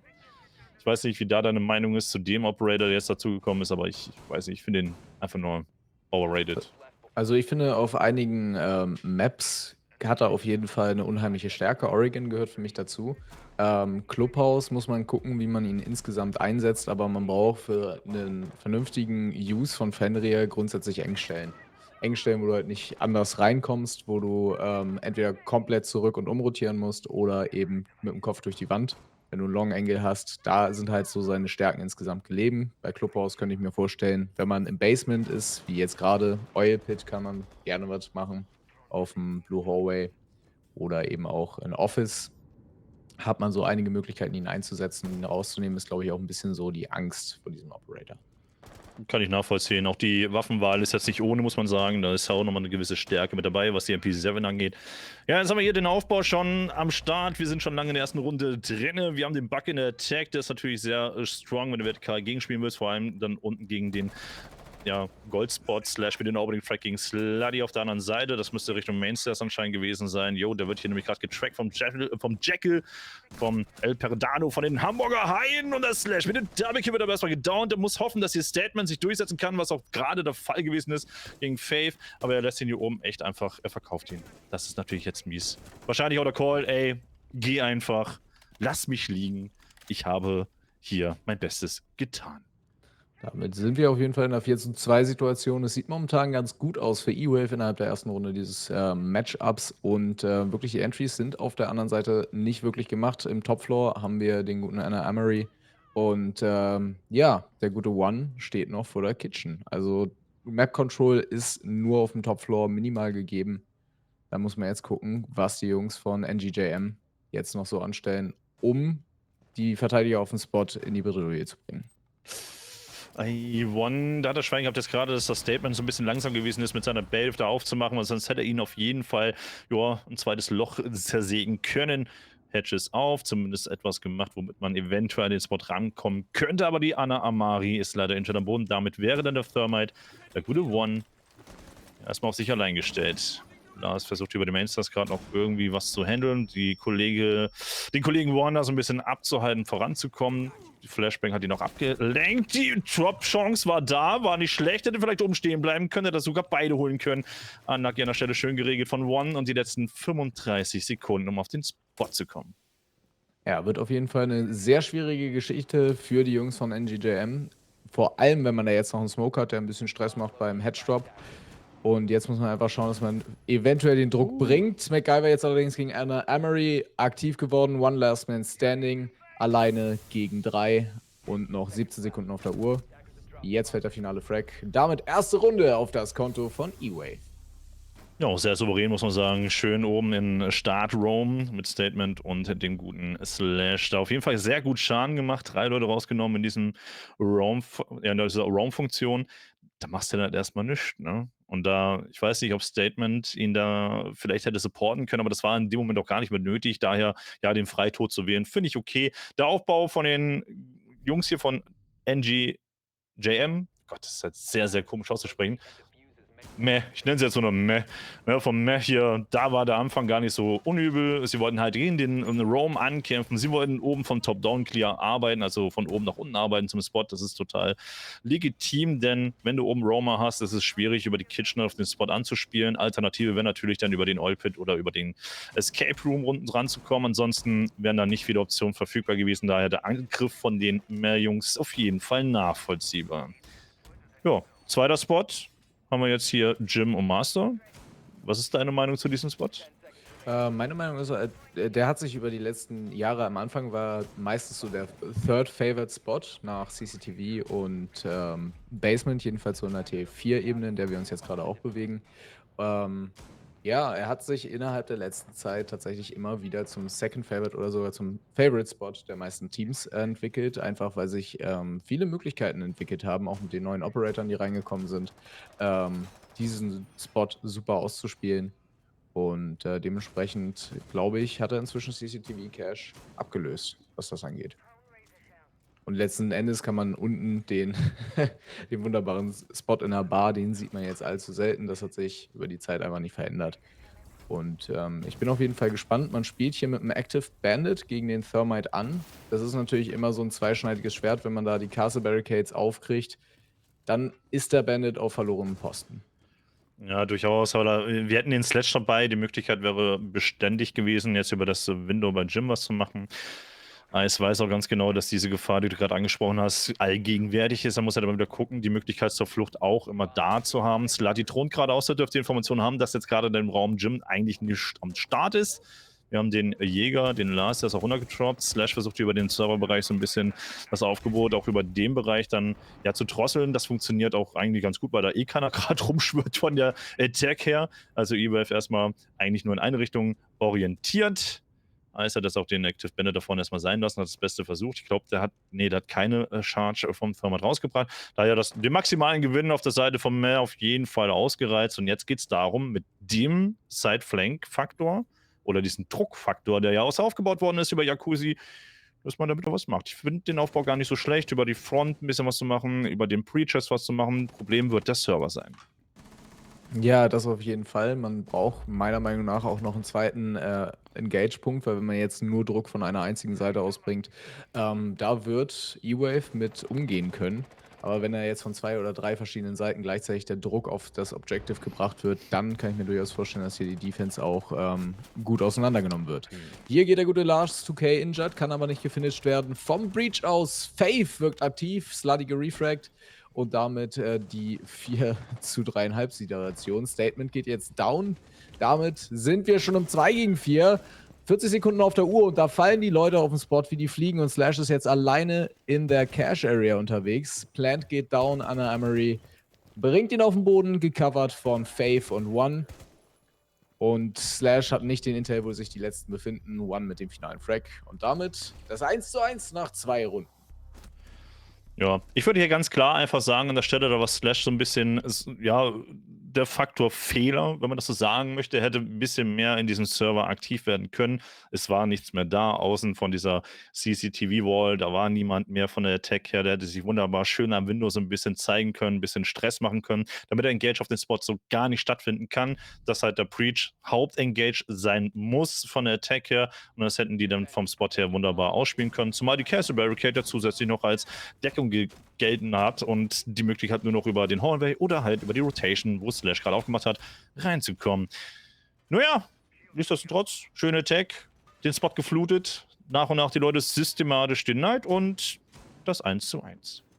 Ja, an der Stelle bin ich mir sogar gar nicht so sicher. Der gute Slash hat ja auch, glaube ich, einen Kill kurz bevor eben diese Late-Game-Situation gekommen ist, in CC geholt. Denn da ist, glaube ich, der Slash mit rummarschiert. Und damit war eben die Möglichkeit.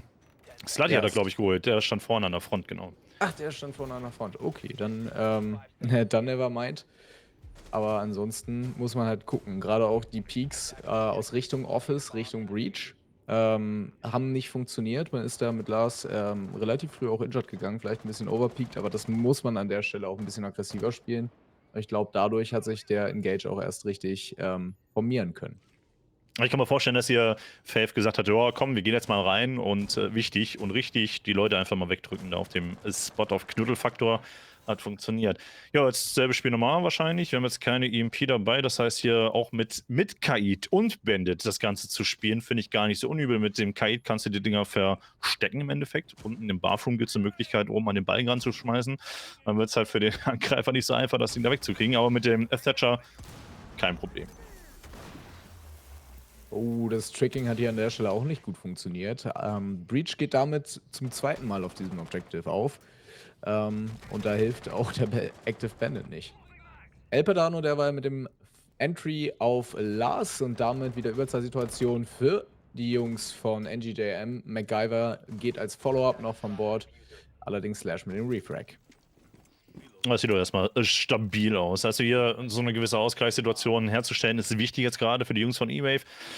Slash hier nochmal im Server drin ist, Statement noch ein bisschen abseits. Also prinzipiell wäre Ice da ein bisschen verloren, wenn die jetzt einfach mit der Überzahl reinsliden würden. Das wäre echt schwierig. Sie müssen sich jetzt entscheiden, ob sie eventuell den Raum hier Server fallen lassen. Diffuser liegt da draußen. Ich weiß nicht warum. Ach nee, Mon hat ihn da sogar verloren. Der ist da draufgegangen. Das ist jetzt unlucky. Ich glaube, das weiß dann Slash auch. Dann kann ich die Position nachvollziehen, warum er da stehen bleibt. Der Diffuser kam mir jetzt gerade gar nicht so in die Augen. Aber mal gespannt, ob das hier bei mehr auf dem Schirm ist, dass sie den Diffuser holen müssen. Sie sollten noch mal reindrohen. Das wäre, glaube ich, die bessere Alternative. Ein paar Drohnen haben wir noch am Start. 4 Stück. Wovon alle 4 sogar noch beim Mann ist. Sehr schön abgecovert hier über das Server-Window von Ana Amari. Ja, damit gehen wir schon mal in die 4:2 Situation. Slash auf jeden Fall, wie du gesagt hast, ich kann es verstehen, dass er den Diffuser da hält, aber die Teamwork, die NGJM da einfach mitgebracht hat ihn dann von den Füßen geholt und damit ist E-Wave wieder in einer unglücklichen Situation. Mit einer 2-Mann-Unterzahl-Situation auf 40 Sekunden müssen sie jetzt gegen das Objective Pressure bringen, während dann Ice 7 der Last Man Standing ist gegen 3. Diffuser noch nicht auf dem Boden. 30 Sekunden sind noch dafür. Der Double Kill geht an der Stelle down. Und es ist ausgerechnet Faith mit einer der stärksten Spieler von NGJM. Klatsch-Situation könnte aktiv werden. Und hier jetzt der Gunfight, findet man ihn. Ana Amari schafft es dann nochmal die Runde zu securen mit dem Frag gegen Ice 7. Und damit auch das 2:1 für NGJM. Sehr schön gemacht. An der Stelle kann man kurz sagen, dass man die Castle Barricade vielleicht sogar als kleinen Nachteil für die Defense gesehen haben könnte. Slash stand da vorne in der Tür drin, hat den Diffuser über die Softwall gehalten, versucht zumindest. Aber die Castle Barricade hat die Möglichkeit, den Cover-Up zu geben, einfach weggenommen. Dadurch der Kill über das Server-Window easy an der Stelle gewesen von Ana Amari. Ja, schöne Runde. 2:1, das war Führung bei den Jungs und Mädels vom Meh und könnte so weitergehen. Wir gehen wieder ins Basement. Gold und Church Armory. Spannend, ob hier ein bisschen anders jetzt aufgebaut wird. Wir haben jetzt so eine Solis dabei. Gucken, ob wieder ein großes Roamer-Aufgebot angebracht ist oder eben nicht. Ist ja meistens sehr effektiv, weil du den Verteidiger, beziehungsweise nicht den Verteidiger, sondern den Attacker dazu nötigst, ein bisschen aktiv an den oberen Bereichen der Map zu arbeiten. Oh, schauen, wie das hier, ja, wie das umgesetzt wird. Aber es sieht danach aus, als ob die das eh nicht spielen werden. Ich gehe mal davon aus, dass das Statement dann auch gleich wieder hochgehen wird. Slash Reinforce oben auch. Die haben viele Rotation-Möglichkeiten. Ja. Ja, wie ist eigentlich so deine Meinung so zu diesem Thema Map Rotation, beziehungsweise Objective Rotation auf der Map? Denn wir haben jetzt in der ersten Hälfte der Defense zweimal Jim gesehen, zweimal verloren und damit nimmt sich natürlich das Team auch für die zweite Hälfte der eigenen Defense die Möglichkeit, wenn jetzt auf eine überraschende Weise einer der anderen Spots funktioniert, zu sagen, wir spielen ihn nochmal. Ja, das ist eigentlich ein typischer und gängiger Move, auch im T1-Bereich als Beispiel, dass man den zweiten, also dass man einen Spot nochmal spielt, den man eben haushoch verloren hat als Beispiel, weil man sagt, okay, die Kommunikation war gut, der Aufbau war auch gut, die Idee, die wir hatten, war auch gut, nur haben die uns überrascht, die überraschen uns jetzt nicht nochmal und dann will man das halt ein bisschen besser spielen, dann kann man es nachvollziehen, warum man den Spot halt nochmal spielt, um halt die Fehler, die vorher passiert sind, nicht nochmal zuzulassen. Im Prinzip hat es jetzt auch mehr so ein bisschen anders gespielt, in Anführungsstrichen. Ansonsten war es ja fast 1:1 dasselbe. Oh, schöner Runout hier von Statement. Der hat erstmal reingedrückt.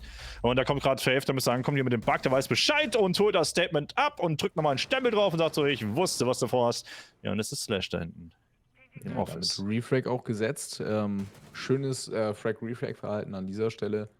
Ausseiten von Not Good, Just Meh. Und jetzt ist halt die Frage, Slash macht es eigentlich relativ gut. Er zieht sich zurück weit auf das, also weit off Spot ins Office und zieht da nochmal gut Zeit. Das bedeutet, die Jungs von NGJM müssen jetzt nochmal Zeit aufwenden, um ihn hier rauszuklären, bevor sie dann Richtung Objective gehen können.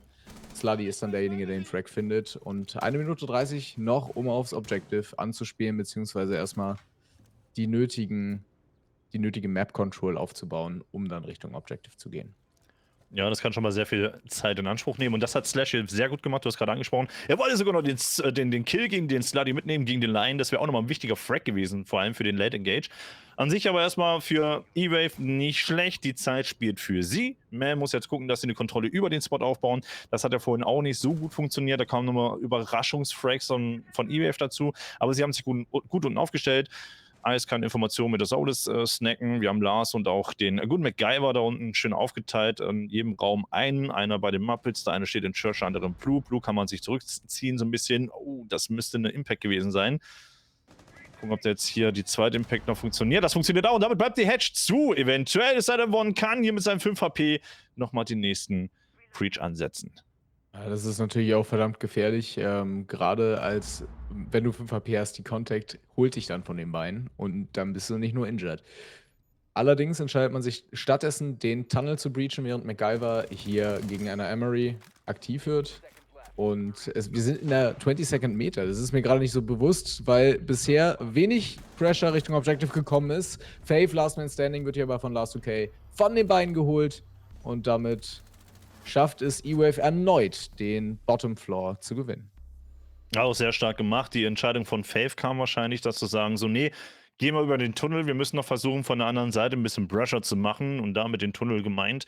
Nicht verkehrt, du brauchst nicht unbedingt die Hedge, um auf den Spot zu gehen. Das ist eine angenehme Art, halt schnell an den Spot zu kommen, keine Frage. Aber die meisten Engages werden natürlich gehalten über die Stairs und auch eventuell über den Blue-Bereich oder halt über den Tunnel. Das ist dann sich nicht verkehrt gewesen. Aber das hat hier E-Wave schön locker flockig runtergespielt. Der 2-2-Ausgleich, nachvollziehbar, gut erhalten. Und jetzt gehen wir mal nicht auf den Gym Master. Da haben sie wahrscheinlich jetzt selber gesagt, ja, nee, das funktioniert nicht so ganz gegen die Meh. Und spielen jetzt Cash und Server. Finde ich auch okay. Aber ohne ist ein Asami. Spot, der meiner Meinung nach, jedenfalls in der Zeit, in der ich caste, lange so der Favorite-Spot war, aber so langsam, ich glaube, umso häufiger mit die Teams auch in der Attack gegen CCTV und Cash angespielt haben, desto mehr Möglichkeiten haben sich auf einmal offenbart, wie können wir dieses Objective annehmen. Und heutzutage finde ich ihn sogar besser anzugreifen als zu verteidigen. Ja, weil du sehr viele Möglichkeiten einfach hast. Jetzt durch die EMP-Impacts, also das ist ja auch nochmal so ein anderes Ding. Das heißt, das Active Bandit-Tricken, das kam ja eine Zeit lang wieder. Jetzt durch die EMP-Impacts ist das wieder so ein bisschen weggefallen. Wenn du gutes Timing und gutes Gehör hast, kannst du das immer noch machen, keine Frage, aber das Server so lange aufrechtzuerhalten, ist quasi ja nicht mehr möglich. Du hast die Kali, du hast die Impacts, du hast Thatcher jetzt zum Beispiel auch verfügbar, das heißt, da wirst du so oder so nicht unbedingt erfolgreich sein mit einem Active Gebändete. Und der erste Anklang findet hier von Meh definitiv die Garage und finde ich persönlich auch einer mit der besten Spots. Ist das ein Fuse mit Schild? Nein, das ist Montagne. Ich dachte gerade, das sah so komisch aus von oben. Ja, Slide mit dem Montagne reinzugehen in die Garage ist definitiv ein sehr guter Part. Und ja, auch hier mit dem Maverick da vorne die Server-Wall aufzumachen, auch nicht verkehrt. Und hier scheinen sich zwei gefunden haben, Statement und Faith. Oder auch nicht. Ja. Nee, die gehen sich hier nochmal ganz entspannt aus dem Weg. Was ich auch nochmal sagen wollte zum Thema CCTV Breach, was natürlich auch über die Meta, die sich von Jahr zu Jahr, von Season zu Season ändert, noch dazugekommen ist natürlich auch die Möglichkeit, Vertical Nades zu schmeißen. Und dann verlierst du eben nicht nur den Breach, sondern auch noch einen Operator, der direkt dran spielt. Und das finde ich häufig gefährlich, wenn man es nicht richtig hinbekommt, unten dann die Launch mitzuhalten. Ja, Launch ist auf jeden Fall so ein Dreh- und Angelpunkt, weil Stairs halt einfach, ne, Kontrolle unter dem Spot, plus halt nochmal den Storage-Bereich, das sind so Dinge, die man ganz gerne auch mal vergisst, auch im Eifer des Gefechts. Die Kanadier mal gucken, ob die vom Faith ankommt. Nee, die ist hier vorne Richtung Launch gedacht, weil man weiß, dass ihr Statement so ein bisschen rumschlawinert. Und Slide hat wahrscheinlich auch ein bisschen Informationen weitergegeben. Kriegt ja ein bisschen Damage durch die Impacts so mal aus dem Catwalk-Bereich her. Aber er kam mit dem Montagne zumindest ein bisschen Informationen sammeln. Statement, darauf habe ich die ganze Zeit schon gewartet. Holt sich der Faith und ja, jetzt gucken, ob er hier die Garage ein bisschen fluten kann und zusammen mit dem Catwalk das Ganze engagen. Ja. Ja, das habe ich jetzt nicht erwartet. Schön reagiert hier. One gegen MacGyver, zumindest nochmal ein Trade. Auf der anderen Seite, sehr schön. 4-3 Überzahlsituation, wird ausgeglichen. Voll Dano. 3-3, letzte Minute. Ja, die letzte Minute ist live, was ich auch übrigens sehr schön finde mit diesem Montagne-Play, hat man es eben auch noch mal geschafft, richtig gut Utility rauszubaiten. Da sind nämlich zwei Impacts geflogen, ohne großartig Damage zu machen und die können im Late-Game, gerade so Plant-Situationen, wenn man sich in der Launch befindet, richtig gefährlich werden. Und da ist halt dann so das Utility-Haushalten von den Jungs von E-Wave nicht ganz so gut gelaufen. Und jetzt versucht man genau das. Man hat allerdings Slash nach unten mit der Solus die Möglichkeit, einen Plant natürlich richtig böse von unten zu erwischen. Ja, die Frage ist, ob das C4 von Ice eventuell gepreplaced ist. Nein, ist nicht. Aber hier ist Slash, wie du gerade angesprochen hast, von unten kann mit der Impact auf jeden Fall mal kurz den Bobbes aufmachen. Die 30 HP, die hier bei, oder vielleicht 20, 25 HP, die jetzt gerade bei Sluddy noch am Start sind, sind nicht wirklich zum erfolgkrönenden Abschluss gedacht. Der kam aber jetzt gerade aber gar nicht mal so schlecht von El Perdano. Allerdings Statement hat einfach die Überzahlsituation klar erkannt. Kommt über die Red Stairs nach oben und setzt den Flank an. Sehr schön gemacht, die Runde. Nummer 6 werden wir mal sehen, wo wir jetzt gleich hingehen werden. Aber 3-2-Führung. Und ich glaube, ein 3-3-Round-Swap wäre jetzt gar nicht mal so ein seltenes Bild. Ja, 4-2 auch nicht.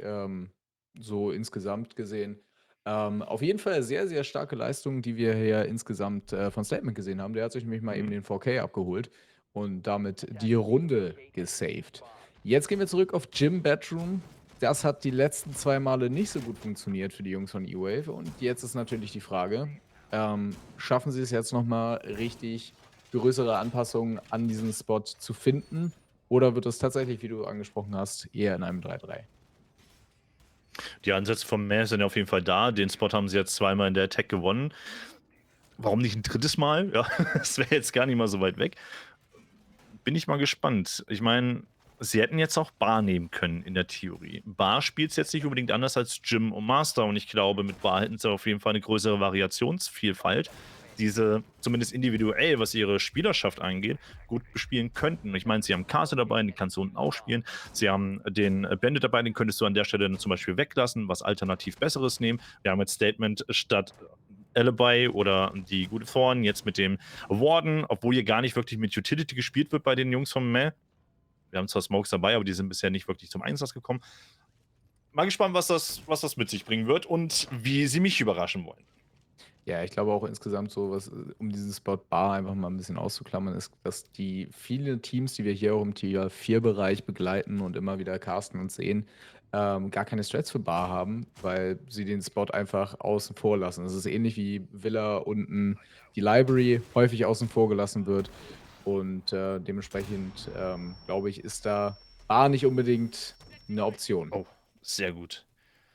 Ice hat es geschafft, eine Thermat-Ladung zumindest rauszunehmen. Jetzt müssen wir drüber nachdenken, will ich die zweite jetzt eventuell auch noch opfern oder eben nicht. Wo war Slash jetzt, dass sie hier Damage bekommen hat?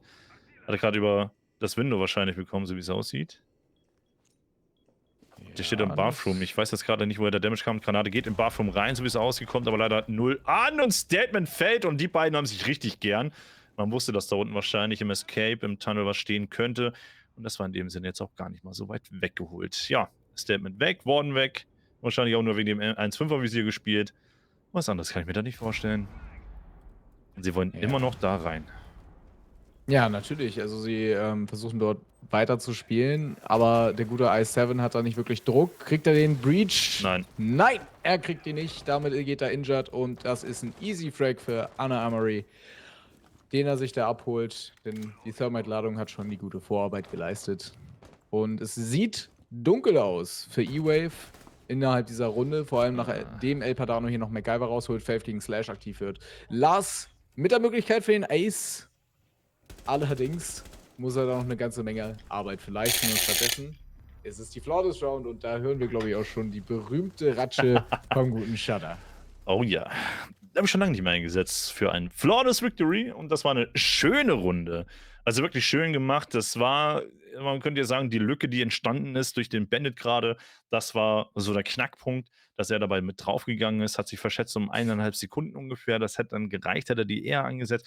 Unlucky an der Stelle. Man muss so ein bisschen damit auch, sag mal, Gaming betreiben, was die Bandit Charges und Thatcher im Gegnerteam angeht. Du musst sie ein bisschen rausbaiten. Das heißt, Batterie ansetzen, lass die Thatcher-Ladung kommen, nimm die Batterie direkt wieder weg und so weiter. Also du musst ein bisschen spielen, du musst ein Gefühl dafür haben und das hat nicht jeder unbedingt instant drauf. Und dann ist natürlich die Geräuschkulisse, die um dich herum ist, nochmal so ein Faktor, der das Ganze ein bisschen erschwert. Wahrscheinlich hat das nicht gehört, dass angelegt worden ist und das war das Problem an der Stelle.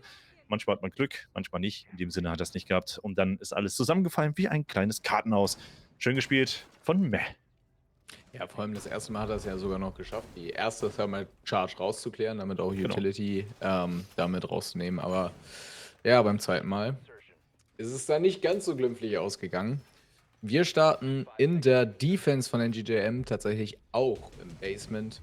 Und ich bin gespannt, wie das Ganze jetzt auf der anderen Seite von E-Wave ausgespielt wird. NGJM scheint auf jeden Fall auch einen weit ausgeweiteten Roam in den Second Floor rein zu haben.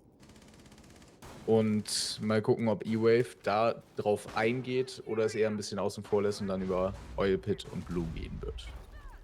Das ist ja die Frage, die Informationen scheinen sie halbwegs zu haben, so wie es aussieht. Sie gehen hier full straight gerade, einfach mal rein straight mit dem Blitz voran über Blue. Der Call kommt, sie sind schon auf dem Spot. Alberdano mit den Orbital Frag gegen Slash. Statement zumindest nachgelegt mit dem Refrag gegen Faith. Slade liegt aber da mit Ice auf Refrag von MacGyver, beziehungsweise der Trade Frag. Und was willst du gegen Blitz machen, wenn da ankommt wie so eine rollende Wand? Anna Mari holt sie da zumindest MacGyver, ist aber an der Stelle jetzt mit Slade auf dem Boden erstmal liegend. Mal gucken, was sie da machen kann, ob sie ihn da wieder aufhelfen kann. Ja, so schnell kann es gehen. Meine Fresse, ich mag solche Fast-Plant-Versuche einfach schon. Und Lars hier mit dem LMG, ist das räudig. Ich bin Ist gerade das auch einfach räudig. wahnsinnig fasziniert. Da kommt auf einmal so wie ein Zug im Vollspeed der Blitz an und knallt dich von den Füßen. Aber da hat man noch Glück gehabt mit der Coverage. 2-2-Situation ist daraus entstanden. Und ich bin gespannt. Es sah zwischenzeitlich sogar nach einer 3-2-Situation aus. Dann kam allerdings der Frag von Lars. Und Anna Amari aktiv geworden. 1 gegen 1 Situation. Der Wallbang zum Ende. Holt die Runde aufs Konto von E-Wave. Eieiei, das war frech, gefällt mir. Ich mag freche Sachen. Außer Trolle im Chat, die mag ich nicht, das ist andere freche Sache. Aber nee, war schön gedacht, mit dem Blitz voran über Blue reinzugehen. Sie haben die Information gehabt, ey Leute, da sind voll viele unterwegs gerade. Wahrscheinlich wieder so ein Fave-Call, so nach dem Motto, ey, lass mal einfach auf den Spot rushen, ja.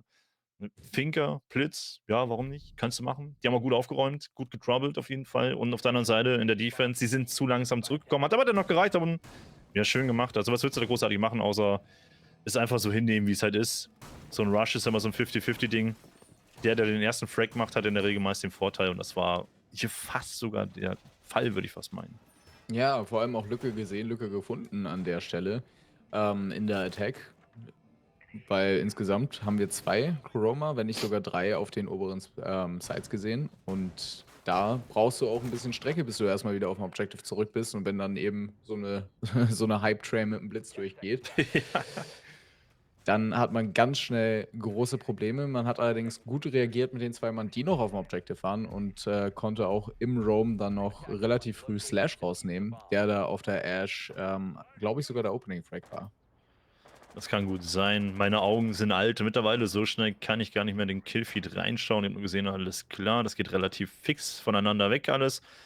Mal gucken. Wir gehen nochmal Basement. Das wird jetzt aber eher eine strukturierte Angehensweise werden, nicht so ein Fastplan-Versuch, denn wir haben jetzt gerade in der Defense relativ viele Leute vertreten auf dem Spot. Ich glaube, das ist auch gar keiner am Roam, wenn ich das richtig sehe gerade. Faith unten bei Adams so ein bisschen unterwegs. Yo, Sluddy mit dem Puls, holt Informationen. Aber ansonsten sieht alles sehr auf den Spot bezogen aus. Von der Defense zumindest. Wir sehen tatsächlich auch sogar eins meiner absoluten Lieblingsduelle, nämlich IQ gegen Puls. Das, Oh, ist ja. Das ist ja wirklich Counter gegeneinander. Ich liebe es jedes Mal aufs Neue. Und ich bin sehr gespannt, ob wir eventuell einen Sensor-Kill hier an dieser Stelle sehen können. Ich glaube, nach dem letzten Rush, den E-Wave ausgepackt hat, hat man sich halt gegen einen starken Roam entschieden und die Turtle-Strat rausgepackt mit allen unten, mehr oder weniger. Und dementsprechend hat der Rush auch so was Gutes für sich, weil dadurch muss man nicht so viel Clearwork machen, muss nur einmal vernünftig durchdrohen durch die oberen Sides und hat damit sich, ich würde sagen, 40 bis 80 Sekunden Zeit gespart. Ja, das kommt gut hin. Ich habe immer damals gesagt, die Prepare-Phase, dann hast du die erste Minute in den 3 Minuten, das ist dann nochmal so die nachträgliche Prepare-Phase, nochmal nachdrohen. Dann hast du die eigentliche Minute, wo du vorbereitest, auf den Spot ranzukommen. Und die letzte Minute ist dann meist dann der Engage drauf. Das ist ja meist so eine ganz gern gesehene Aufteilung. MacGyver schöner, ja, wollte ich gerade sagen Push, aber schöner Engage jetzt gerade auf die Mainstairs, noch unten zu dritt sogar. Also Refract wäre definitiv möglich gewesen. Sollte man hier sich durchgesetzt haben, ist aber nicht der Fall. 3 dort auf Mainstairs. Wo ist der Rest gerade? Über Blue wahrscheinlich. Ich kann mir vorstellen, dass da noch was rankommt. IQ steht noch draußen, thront vor. Man weiß, dass jetzt da. Oh, das C4. Ei, das bleibt da vorne hängen. Hat das Schwein gehabt jetzt gerade an der Stelle. Wer kennt's nicht mit den C4-Ladungen? Hedge ist offen. Das ist ein bisschen Classic, was die hier machen mit dem Aufbau. Ne? Bar-Hedge wen man auf. aber nicht auf dem Schirm Mainstairs. ist der gute Lars. Der sneakt nämlich gerade in Blue rein. Und ich kann mir nicht vorstellen, dass man den auf dem Schirm hat, weil der ist da wirklich einfach sneaky-peaky rein. Vor allem, wenn da noch jemand auf Adams steht und da ist eben auch der Frag, der daraus resultiert. Allerdings, die Backrotation von Faith kann regeln. Aber er steht jetzt alleine gegen 4. Auch wieder die Möglichkeit zum Ace, aber dazu muss er erstmal 4 Leute finden. Und daraus wird nichts. Slash macht die Runde dicht. Ja, mit einem schönen Cover-Up, während neben ihm da geblendet wird hinter der Bar. Mit der Rotation, die ja geschaffen worden ist. Ansonsten war es an sich mit der Defense so an der Stelle gar nicht so schlecht geregelt, mit 5 Leuten zu turteln. Das ist ein gängiges Mittel, was man ganz gerne einfach mal macht an der Stelle. Der Pusher mit 4 Leuten über die Mainstairs. Die haben jetzt keine Zeit verschwendet für die Hedges. Die haben keine Zeit verschwendet, wie du ja vorher gesagt hast. Man wusste relativ schnell, dass da oben nirgends was Start ist, also kein Roam stattfindet, dass man ganz geschmeidig auf den Spot spielen kann. Und da haben sie nichts anfackeln lassen. Und ich glaube, Lars, was du gerade angesprochen hast, war es definitiv auch nochmal so ein Flank, mit dem man null gerechnet hat, weil Faith wurde da komplett ignoriert auf dem Adams. Da wurde erst aktiv, als dann die Melusi rausgeschossen worden ist. Also ja, schön gespielt an der Stelle. Mal gucken, ob sie das Tempo anhalten können. Oder vielleicht noch anziehen.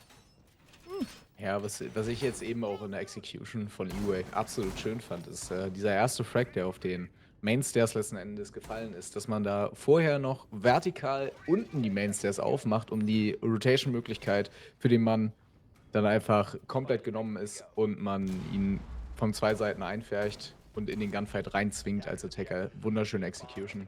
Und ich bin gespannt, ob E-Wave jetzt tatsächlich den Fuß auf dem Gaspedal drauf lässt. Spawn-Pick an der Stelle. Sluddy wird aktiv gegen Statement. Schöner Long-Angle, den man da rauspickt. Gegen den zweiten, ich weiß gar nicht, wer das war. Ich glaube, der gute Slash haben dann keine Kugeln connected, aber der Schaden ist auf jeden Fall angestellt.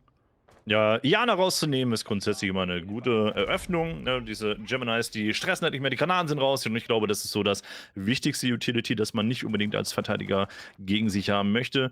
Ja, das ist die Wall natürlich nicht reinforced. Das ist vielleicht so ein kleiner Knackpunkt, den man jetzt vielleicht als Fehler ansetzen könnte. Aber das ist erstmal egal. Wir haben Mira, Windows Thread am Start. Hier vorne der Construction-Bereich wird aufgepreacht von außen von diesem kleinen Balcony. Lars unten mit der Sophia. Sophia sieht man auch nicht mehr so häufig, muss ich sagen. Finde ich ein bisschen schade. Anna Amari da mit der Bennett Chance gerade an dem Mira, wenn du innerhalb von dem Bathroom. Das ist eine Strat, die kann gut funktionieren. Wenn Lars von unten eher gegen die Mira da spielen würde, wäre das sogar effektiver. Jetzt weiß man allerdings, dass er hier über die Mainstars am Start ist. Die 4 dodgt er weg wie nichts, kein Problem. Gucken, ob er sie da durchsetzen kann. Gut Damage verteilt an Anna Amari. Sie piekt aber auch weiter gegen. Und wir haben den Warden jetzt gerade hier, den Sluddy. Oh, und das ist gut jetzt hier mit dem Warden im Bathroom. Aber er nutzt seine Fähigkeit an der Stelle gar nicht, wenn ich das richtig sehe. Ist Er sie wird heute aufgefüllt? eingesmoked. Die nutzt er nicht. Das ist ein bisschen, Okay. sag ich mal, Utility vielleicht nicht mehr gehabt, aber einen Grund dafür sehe ich jetzt auch nicht. Faith jetzt auf den Mainstairs schafft es da zumindest nochmal einen Frag zu setzen gegen Lars. Und damit 5:3 Situation für NGJM. Und was ich halt auch schön finde, ist, ich glaube, die Jungs von NGJM haben sich auch einfach überlegt, okay, den Breach kriegen wir nicht gecovert. Wir haben keinen, der vielleicht einen guten Active Bandit spielt. Der Breach geht auf jeden Fall auf. Und dann spielen wir halt mit einer Mira-Strat gegen und nehmen uns nochmal den Spawn-Peak mit. An der Stelle passiert gerade eine ganze Menge im Killfeed. Es wird verkürzt auf eine 3:2 Situation. Ice allerdings jetzt rausgenommen und MacGyver Last Man Standing. Kriegt hier noch einiges an Damage um die Ohren gehauen, schafft es aber Anna-Marie rauszunehmen, damit 2 gegen 1 Situation. Und noch 40 Sekunden auf der Uhr. Das kann reichen an der Stelle.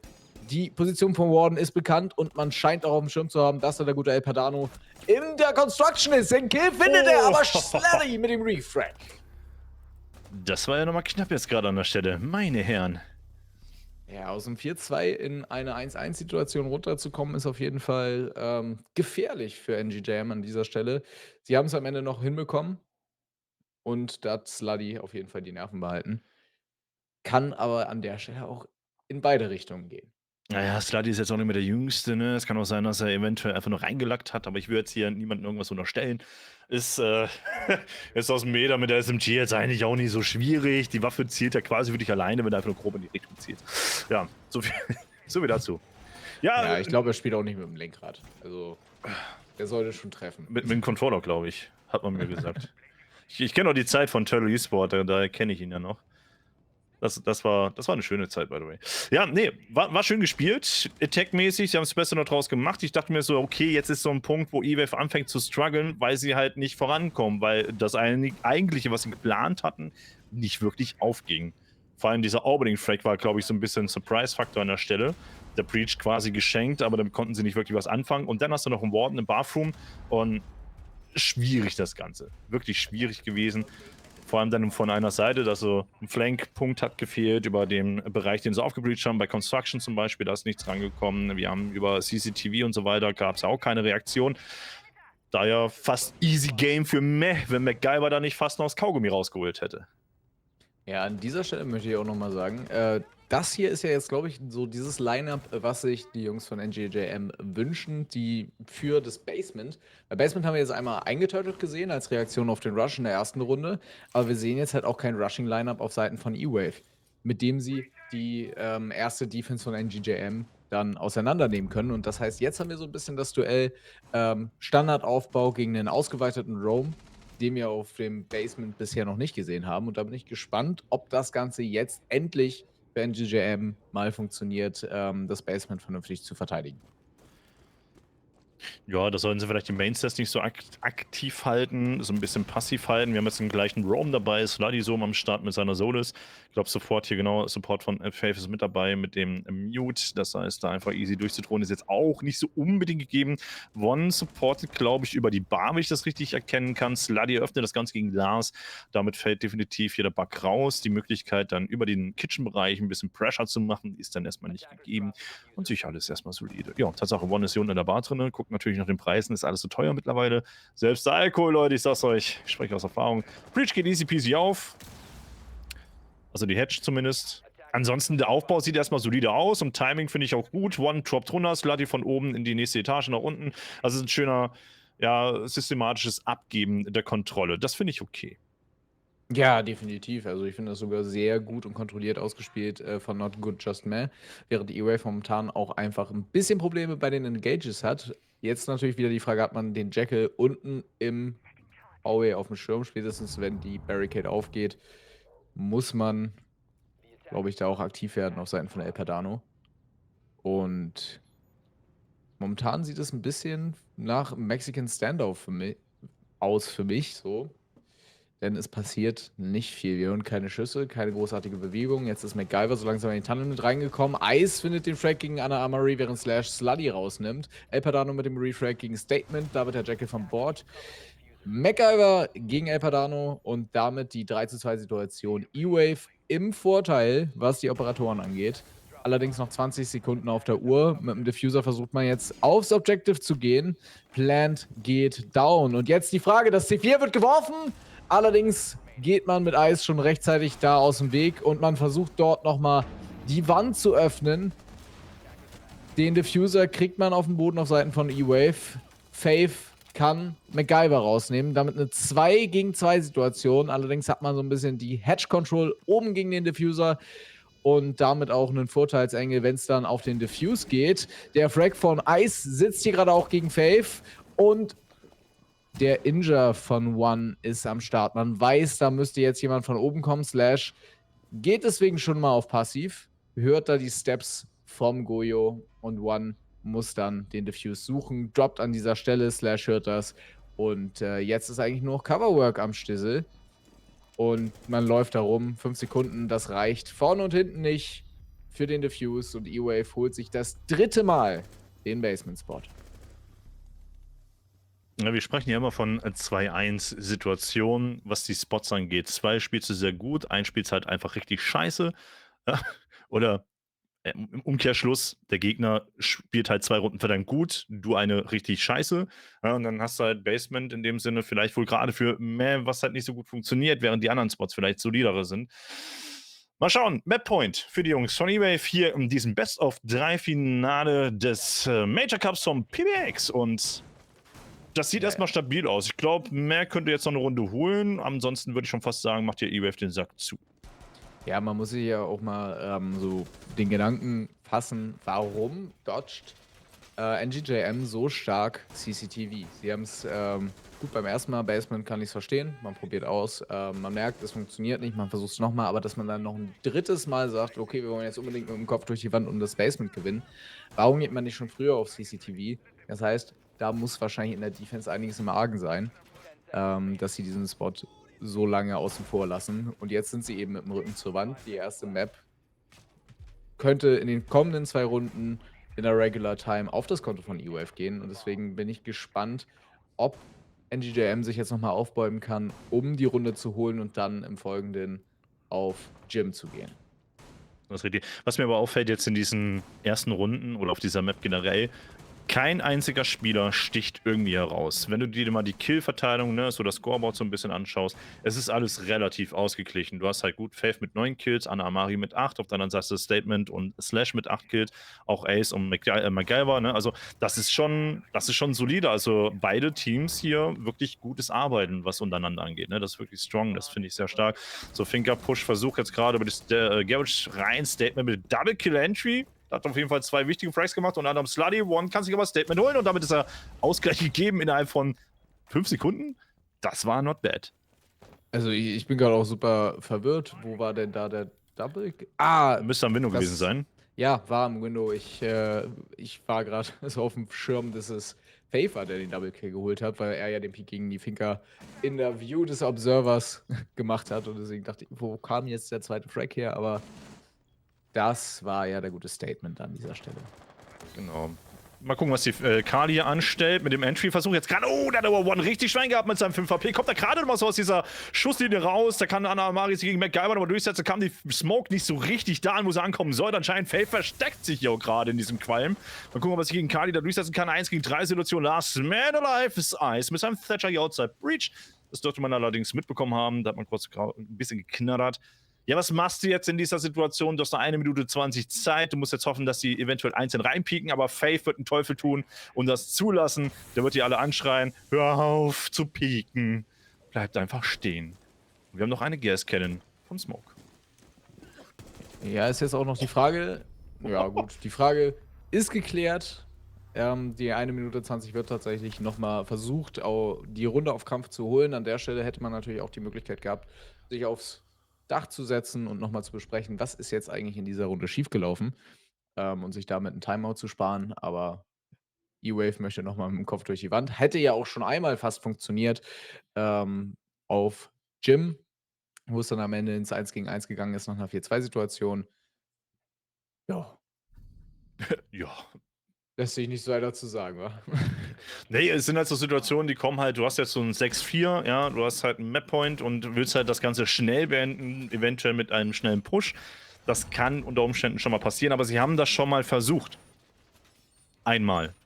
Das sollte es dann dabei auch geblieben sein. Also du solltest so einen Push nicht nochmal versuchen, weil das ist etwas, worauf der Gegner sich dann auch einstellen kann, relativ schnell, weil es schon mal passiert ist. Wenn es nicht gewesen wäre, hätten sie wahrscheinlich jetzt so einen Rush durchdrücken können. Statement hat 2 wichtige Frags onside gemacht. Ne? Das war es dann auch schon. Kali hätte Kali den Entry jetzt zum Beispiel gegen One gefahren, der ja in dieser Insel stande, bei Cash drinne. Das war ja so ein wichtiger Keyfrag im Endeffekt, weil er die ganze Zeit Cash gehalten hat und mit seinen Gascan wunderbar schöne erzwungene Rotation ermöglicht hat, ne? Dass der Attacker da nicht einfach straight irgendwo stehen bleiben kann. Und wäre er raus gewesen, wäre das wahrscheinlich nochmal in eine andere Richtung gegangen. Unlucky an der Stelle, aber schön geregelt vom Meh. Ich finde das übrigens Meh, finde ich eigentlich ganz geil. Und ja, mal gucken. Eventuell letzte Runde. Oder wir gehen in den Overtime. Ihr schreibt es gerade schon in den Chat rein. Hashtag Overtime, beziehungsweise Comeback. Ich bin gespannt drauf. Soweit sind wir gar nicht weg davon. Ja, eine Runde trennt uns sozusagen von entweder dem Sieg von E-Wave in der Regular Time oder einer spannenden Overtime. Wie gesagt, ich habe mir ja auch gewünscht, hier heute am besten über 45 Runden zu gehen. Und Ich habe morgen nichts vor, also. ja, ich muss arbeiten. Aber das steht jetzt auf einem ganz anderen Blatt, was ich auch schön finde, wo du eben angesprochen hast, Sachen, die nicht doppelt funktionieren zum Thema Push, ist auch, dass man sich dagegen entschieden hat, jetzt nochmal mit Faith auf den Spawn Peak aus der Wall beim Jacuzzi Breach zu gehen. Und deswegen hat man jetzt die Jacuzzi Breach Wall zu. Und der Engage von E-Wave kommt jetzt auch von einer ganz anderen Seite. One mit dem Opening Frag gegen Statement. Das war ja wirklich gerade mal eine gezielte Nade an der Stelle. Da hat man den Michael Jordan ausgepackt, kann am Ende den Frag nicht setzen, aber die gezwungene Rotation führt dann letzten Endes doch noch zum Kill. 4:4, ausgeglichene Situation. Man hat jetzt Kontrolle über CCTV und Cash. Und damit ist man gar nicht mehr so weit vom Objective entfernt auf der Seite von E-Wave. Und es werden weiterhin die Kämpfe ausgetragen. Hier ist Sladi mit einem wichtigen Frag gegen Lars. Damit Überzahlsituation auf der Seite von NJM. Und ich glaube, man geht gleich nochmal auf den Construction Breach zusammen mit Thatcher und Thermite. Der Thermite haut sich selber weg. Da steht man zu nah an den eigenen Sachen. Und da verbaut E-Wave sich gerade wirklich die Möglichkeit, das Ding in der Regular Time rumzudrehen. Und NJM lassen sie damit wahrscheinlich zurück ins Matchup. So wie es aussieht. Und wir haben in einem Match auf einer Map 2 Breached Frags gesehen im Endeffekt mit dem Thermite. Anna Mario ist hier Slash und es scheint so, als würden wir in die Overtime reingehen. Wir haben nur noch Eis. Raswan mit seinem Ace hier outside an den Windows. Da guckt er die Röhre. Sladi hat einfach die bessere Position. Dahinter der Bombe ist auch so ein ekelhafter Peak. Da musst du schon ein bisschen reinsliden und ein bisschen Glück haben mit deinem Pre-Fire, dass er da den dahinter kriegt. Und da gehen wir rein in die Overtime Nummer 1 in diesem Finale. Nach 12 Runden so gesehen dreimal Attack gewonnen, dreimal Defense gewonnen für beide Teams jeweils. Deswegen glaube ich, Overtime, egal wer in der Defense und wer in der Attack startet, können wir hier ein relativ ausgeglichenes Standing erwarten. Und wir starten sogar mit CCTV Cash auf der Seite von NGJM, wenn ich das richtig sehe. Ja, Defense für meh am Anfang. Wir starten Cash und CCTV. Sah jetzt erstmal gar nicht so unübel aus. Wir haben jetzt auch wieder die Form mit dabei. Seitdem sie das 1.5er Visier bekommen hat, ist ja gefühlt auch ein sehr gern gesehener Operator. Lustigerweise zeitgleich auch ein Elite-Bundle gekommen. Hust. Wer weiß warum. Und ja, mal schauen. Ich finde den Rook-Pick interessant. Den sieht man nicht so häufig. Vorteil natürlich mit dem Matten, also mit dem Westen, dass wenn du injured gehst, dass du dich selber wieder auf die Beine holen kannst. Ich habe neulich mit einem gespielt, der seit gefühlten 2 Jahren nicht mehr gespielt hatte. Der war überrascht, so, warum kann ich wieder aufstehen? Der konnte damit nichts anfangen. Ja, das sind halt diese Änderungen, diese ständigen Änderungen, die halt immer wieder alle paar Seasons passieren und die auch wichtig sind für Rainbow, das Spiel weiterhin interessant zu halten. Und ja, mal gucken. Wieder kein Asami, geht da nicht, weil gebannt, aber Gerwitsch muss irgendwie gehalten werden. Am besten noch jemanden in der Lounge unten zu haben, der den Rook jetzt als Beispiel, El Padano, so ein bisschen Support geben kann. Wäre an sich Ja, nicht die schlecht. Möglichkeit von Faith ist natürlich gleich gegeben, der ist unten im Blue drin. Dort Richtung Lounge hoch zu rotieren und den nötigen Support mitzubringen. Da muss man gucken, ob das schnell genug Sehr funktioniert. stark. Und der Active Bandit ist hier am Start und schafft es, die erste Thermite Charge rauszuholen. Und man läuft da tatsächlich gerade ganz fix hin und her, um noch die Bandit Charges einzusammeln, um den Breach so lange wie möglich geschlossen zu halten. Und es ist auch nicht die Möglichkeit gegeben, gerade mit einer Vertical Nade unten reinzugehen. Beziehungsweise Statement ist dafür an einer ganz falschen Stelle. Ja, Slash Und- müsste eigentlich beide EMPs hintereinander werfen im Endeffekt. Dann könnte er hier den Sluddy kontern mit seinen Active Gebandit Spiele und dann würde man den Breach aufkriegen. Aber da müssen sie erstmal die Informationen rausholen, reinholen, wie auch immer. Faith jetzt gerade ein bisschen in der Predulie hier unten in der Launch. Muss er gucken, wie er jetzt hin und wohin moved. Entscheidet sich, er geht die Stairs nach oben. Das Statement kommt jetzt ein bisschen danach. Die Drohne dürfte auch noch am Start gewesen sein. Information ist da. Und jetzt versucht man, gegen den Bandit gegenzuspielen.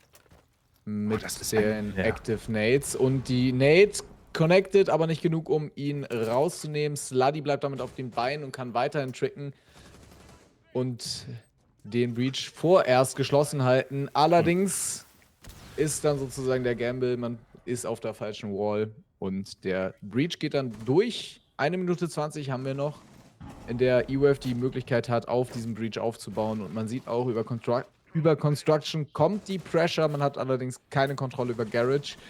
Und das wird spannend. Das sind wichtige Punkte, die man jetzt eingenommen hat auf der Seite von E-Wave. Ja, um Richtung Objective anzuspielen. 2 Druckpunkte, mit denen man aufbauen kann. Man muss allerdings... Oh, der Frag ist gefunden. Der gute... Nee. Ja, Roku ist sehr hoch.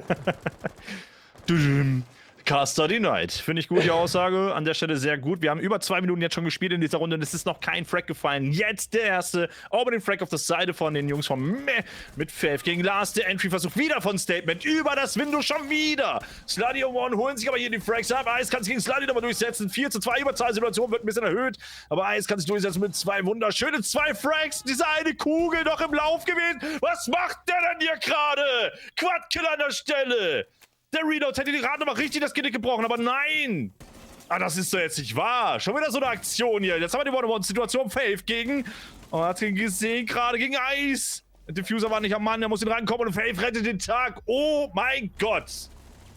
Was ist da in diesen letzten 30 Sekunden passiert, dass der Ace da noch mal komplett durchhasselt und sich fast noch den Ace abholt? Der Ace mit dem Ace. Vor allem dieser Shot aus dem Reload, die eine Kugel, die im Lauf war, er hat nicht fertig durchladen können. Er injured den Vornspieler gerade. Oh, das war so lucky. Sein Großurvater, Alter, Urgroßvater. Also, oh Gott, nee, Mann. Ja, auf der anderen Seite denke ich, dass auch der Discord bei NGJM ordentlich am Brennen ist, nachdem man eine 4-gegen-1-Situation wieder auf ein 1-1 ankommen lässt. Also da muss man sagen, nochmal, das sind knappe Runden, wo NGJM wirklich Glück hat, dass sie diese gewinnen können. Auch, dass sie überhaupt in die Overtime gekommen ist ja auf so einer knappen Klatsch-Situation, die am Ende dann nicht funktioniert hat für E-Wave, basiert. Und da ist es sehr, sehr gefährlich. NGJM hat da wirklich Glück, dass zur nötigen Zeit die 101s gewonnen werden. Ja, ein bisschen Schwein gehabt auf jeden Fall, ey. Holy Macaroni. Ja, aber das schön gemacht hier definitiv von Ice nochmal. Ja gut, was soll er machen? Er geht jetzt einfach rein und versucht halt nur noch die Frags zu farmen und es hat auch sehr gut funktioniert. Es war ja auch schon einiges an Damage angerichtet, ne, was die Live-Bars anging, die waren nicht mehr so gesund. Ansonsten war es sehr solide, aber schön gehalten hier von Mel über die gesamte Runde hinweg. Ich meine, wir haben über 2 Minuten keinen Kill gehabt und dann erst ging es los mit Faith, mit den Opening Frag. Und wenn du so einen Zeitverzug hast und dann auch noch im Rückstand bist und weißt, die Zeit rennt eh gegen dich, dann wird es echt schwierig. Aber gut, die eventuell letzte Attack jetzt für Mel. 7-6 Führung. Also nicht nur eventuell, sondern definitiv die letzte Attack auf dieser Map zumindest. Denn sonst kommt es halt, wir haben keine Infinite Overtime, sondern nur eine Regular Overtime. Das heißt, das NGJM auf Clubhouse nicht mehr angreifen wird. Ist das frech hier, was Lars macht. Der nimmt den Preacher als Vorteil. Er wartet die ganze Zeit, dass da irgendwas Richtung Freezer am Start ist, Richtung Kitchen. Er hat die Möglichkeit, eventuell den ersten rauszunehmen. Und er hat sogar den Vorteil, er kriegt den nicht gefragt, doch jetzt! Oh, ich dachte gerade, jetzt hat One wirklich gerade so eine Situation für sich, die, weiß nicht, in den Geschichtsbüchern des glücklichsten Spielers als Firma die reinzugehen, aber da hat aber Lars aber ein bisschen gechoked in dem Moment. Schwein gehabt. Ja, Diffuser jetzt natürlich am Mann, der Hardbreacher ist weg. Wir haben zwar noch die Hardbreach-Gadgets irgendwo mit am Schlüssel, glaube ich. Ne, haben wir nicht. Doch, bei Sluddy, sorry. Also Hedges kann man schon aufmachen, sind auch auf. Ja, das ist jetzt natürlich ein bisschen Anarchie. Aber auch frech von Lars gewesen, muss man sagen, aber schön gespielt. Ja, definitiv. Der Diffuser liegt jetzt noch fleißig draußen. Weder Bug noch Fuse kümmern sich wirklich darum, dass der Diffuser wieder mitgenommen wird. Hoffentlich vergisst man ihn nicht, wenn man jetzt Richtung Objective moved. Der Faith hat ihn ja geholt, der lag ja hier unten vor den Wall Richtung Jacuzzi nee, hoch, Faith ne? hat ihn ja eben nicht geholt. Der hat ihn aufgenommen und direkt wieder fallen gelassen und ist dann weiter marschiert. Der liegt immer noch draußen. Zum jetzigen Zeitpunkt. Und jetzt die Nate, kann sie connecten? Lars kommt da sogar mit voller HP raus und einer Emery fällt gegen ihn. An der Stelle ist dann auch der Thermite raus, damit Heartbreach denied, denn der Bug. Ah, nee, gar nicht wahr. Der Fuse hat noch ein Heartbreach-Gadget. Bug hat allerdings die Flashes dabei. Und damit hat man nicht mehr so viele Möglichkeiten zum Öffnen. Statement, gleich mal setzt das Statement mit dem Double Kill und Faith muss jetzt alleine gegen 5 antreten. Das heißt, wir sehen wahrscheinlich sogar auf der ersten Map die komplett ausgespielte Overtime. Es sei denn, wir sehen hier ein kleines Wunder anrollen. Aber Ja, mit dem Faith ist schon ein Smoke- starker Spieler, aber das traue ich ihm jetzt nicht zu. Ich bin jetzt einfach mal so frech und behaupte das.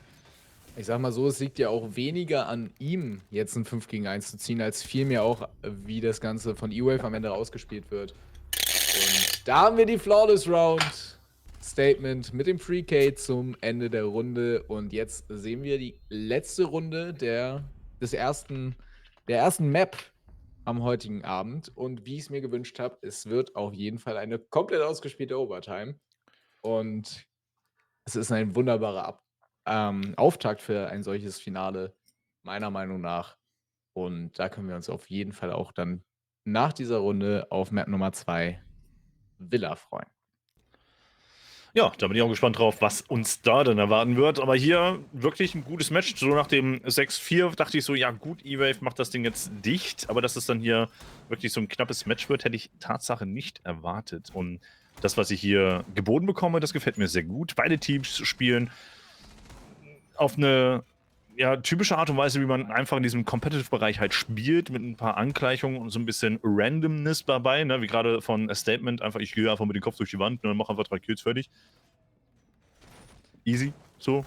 Ansonsten alles, ja, so wie man es halt einfach kennt. Letzter Spot soll ja Gym und Master sein und da bin ich gespannt drauf, wie das jetzt ausgehen wird. Zweimal von NGJM auf jeden Fall gewonnen. Von ihnen sieht die Defense da auf jeden Fall gut aus. Auf der anderen Seite hatte man jetzt natürlich auch 2 Runden auf der Seite von E-Wave, um zu gucken, wo waren denn jetzt unsere Fehler in beiden Attacks. Und man hat auch die Möglichkeit, dann auf diesen Fehlern aufzubauen und zu sagen, okay, das machen wir jetzt anders. Und eventuell schaffen sie es dann im 3. Anlauf, die Attack auf Gym Bedroom zu holen. Die Möglichkeit besteht natürlich durchaus, aber wir kennen das schon in der Overtime, haben wir das oftmals, dass der Spot, den du in der regulären Spielzeit wirklich gut verteidigt oder attackt hast, dass du da dann in der Overtime auf einmal verkackst des Todes. Ne? Das kann auch passieren. Gucken wir aber ja, Anna Amari es schafft, den Breach zu closen, also close zu lassen. Entscheidet sich leider für die falsche Seite, damit geht der Breach auf, kann sich aber dann wahrscheinlich wieder ins Bathroom verkrümeln. Dann haben wir das Mira-Window. Wir haben jetzt keinen Ace dabei, Hibanas gebannt, also hier dann auf Long Distance das Mira-Window da rauszukriegen, ist relativ schwierig und wir spielen ohne jemanden im Bathroom. Das könnte eventuell sogar Nachteil werden. Ja, vor allem, wenn man den Intel darüber bekommt. Und es sind ja, glaube ich, entweder 2 oder 4 Leute, die gerade eben vor dem Breach standen. Ich hatte kurzzeitig Angst, dass das Ganze in einem Bullrush endet, wo man einfach wirklich mit dem Kopf durch die Wand einmal komplett durchzieht und alles auf dem Objective rausklärt. Jetzt hat man allerdings auch ein Statement, der vertical unterwegs ist, unten in der Kitchen und mit der Vertical Nade kein Ah, das Damage reicht nicht. anstellt. Nee, Kaid Claw braucht immer ein bisschen länger als Bandit Charges, bis dieses Ding aktiv ist. Ich glaube 2,5 Sekunden. Das ist eine sehr lange Zeit, damit geht der Breach easy auf.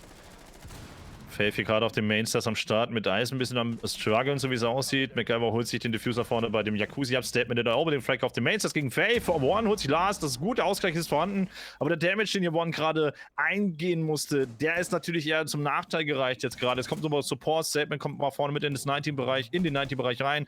Kommt ein bisschen weiter vor, hat keine Granaten in der mehr. Hand. Er hat noch Ja. das C4 in der Hand, die Mira. Und wenn man weiß, nee, gar nicht wahr. Der Bandit hat noch ein C4, während One jetzt sowieso rausgeklärt wurde. Bandit auch von Bord.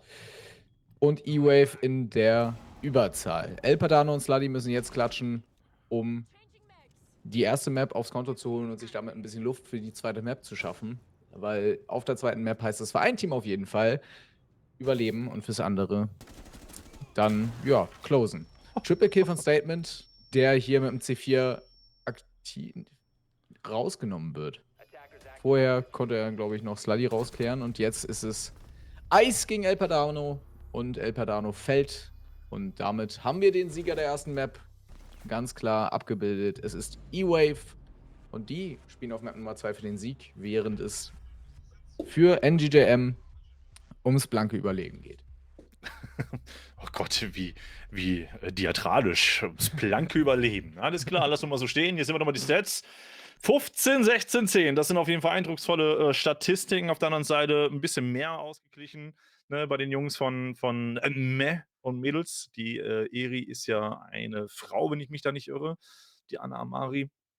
Damals bei Trier E-Sports gespielt. Ich weiß nicht, ob die da noch spielt in der Uniliga. Ich weiß es gerade nicht. Faith hat auf jeden Fall auch gespielt, allerdings bei ersten EC Frankfurt. Ersten EC, ich sage das meistens falsch, also beim doch ECF, ne? Ersten EC Frankfurt. Ja, da hat auf jeden Fall, genau, sorry. Faith hat er gespielt, definitiv. Und ja, auf jeden Fall sehr stark gespielt. Man sieht hier, dass hier auf beiden Seiten sehr viel E-Sport-Erfahrung mit am Start ist. Also so knapp hätte ich das Tatsache nicht erwartet. Aber schon bei den 6-4, habe ich vorhin gemeint, wäre das hier für E-Wave schon zu Ende gewesen. Aber jetzt hier, das in der Overtime so knapp nur zu bespielen, Respekt hätte ich nicht erwartet. Ja, auf jeden Fall. Übrigens, die gute Erik kenne ich auch noch persönlich. Mit der habe ich eine Zeit lang bei No Time for Tactics damals noch getried. Aber dann ist es nicht dazu gekommen, dass sie übernommen wurde, beziehungsweise es war dann ein beidseitiges, ja, das funktioniert für uns so nicht. Aber die kenne ich tatsächlich auch noch. Und ich denke, mit ein bisschen Zeit in der Pause können wir uns beide abfinden, denn Ja. dann könnt ihr euch nochmal schön ein bisschen Popcorn holen, was zu trinken, auf die Toilette gehen und dann sehen wir uns gleich mit der zweiten Map mit Villa E-Wave gegen NGJM.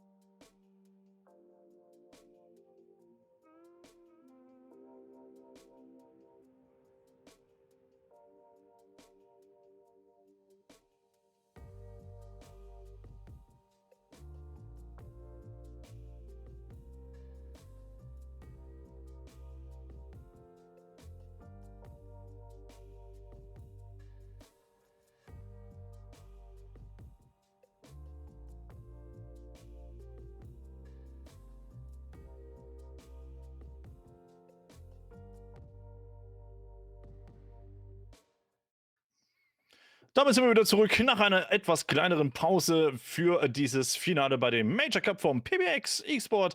Mein Name ist immer noch Tobias Shadow XXL Richter und mit dabei habe ich den guten Fauna, der mich bei diesem Finale mit begleiten wird. Bei E-Wave gegen die Jungs von Meh und Mädel.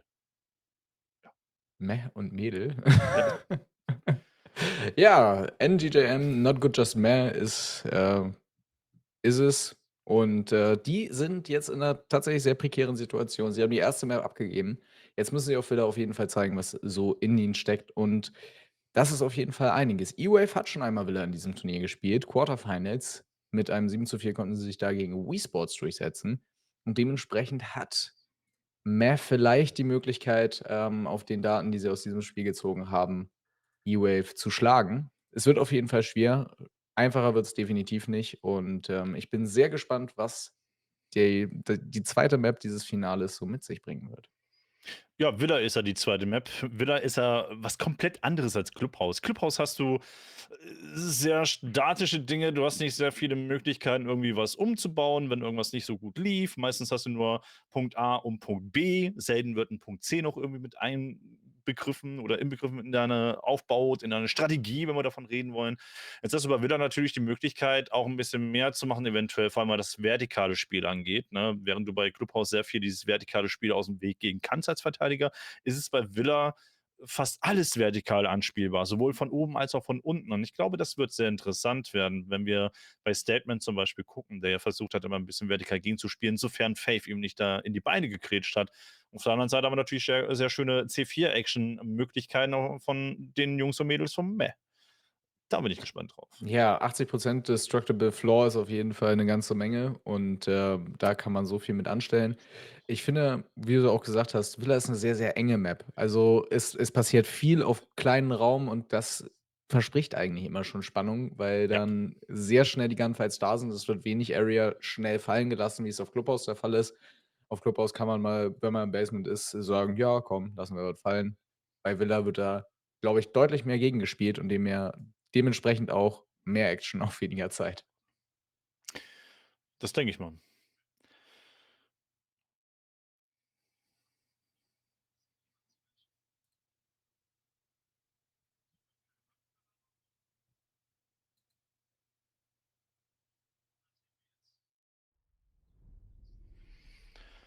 Ja, die Buns sind schon im vollen Gange, 50% sind schon raus. Einmal Jekyll und auch die Dukabi. Dukabi hast du ja vorhin auf Clubhouse auch schon mal angesprochen, ist an sich mit ihrer Möglichkeit eine sehr starke Instanz. Ne? Einmal die Cams klauen, beziehungsweise Intel klauen, dann der Call generell, die Gegner aus der Bahn werfen, plus halt nochmal die EMP-Impacts, die du dabei hast. Jekyll erklärt sich, glaube ich, mal von selber. Den haben wir jetzt dabei gehabt, hat allerdings auf Clubhouse keinen Impact gehabt, so wirklich, wie ich fand. Hier auf Villa ist er doch schon ein bisschen nerviger, ein bisschen größer, die Map ein bisschen weitläufiger. Du hast als Roamer viel, viel mehr Möglichkeiten, gefühlt zumindest. Ja, und jetzt auch wieder Asami und Fenrir bannen. Asami kann ich verstehen, ist zum Beispiel auf den Spot Aviator und Games richtig widerlich unter Umständen. Was du da für einen Bunkerbau machen kannst, ist halt, keine Ahnung, jeder Architekt wäre neidisch an der Stelle. Und ich glaube, bei Fenrir, gerade wenn du so Engpässe hast wie die Backstairs oder halt die Astro-Stairs, ne, Astronomy-Stairs oder vielleicht auch im Bathroom rein, vom Bathroom rein in Astronomy, vorne der Statue-Bereich und so weiter und so fort. Also da ist sehr viele Engpässe, die du mit diesem komischen Disk dann halt auch bewerfen kannst und pflastern kannst. Das ist dann schon gar nicht so unübel.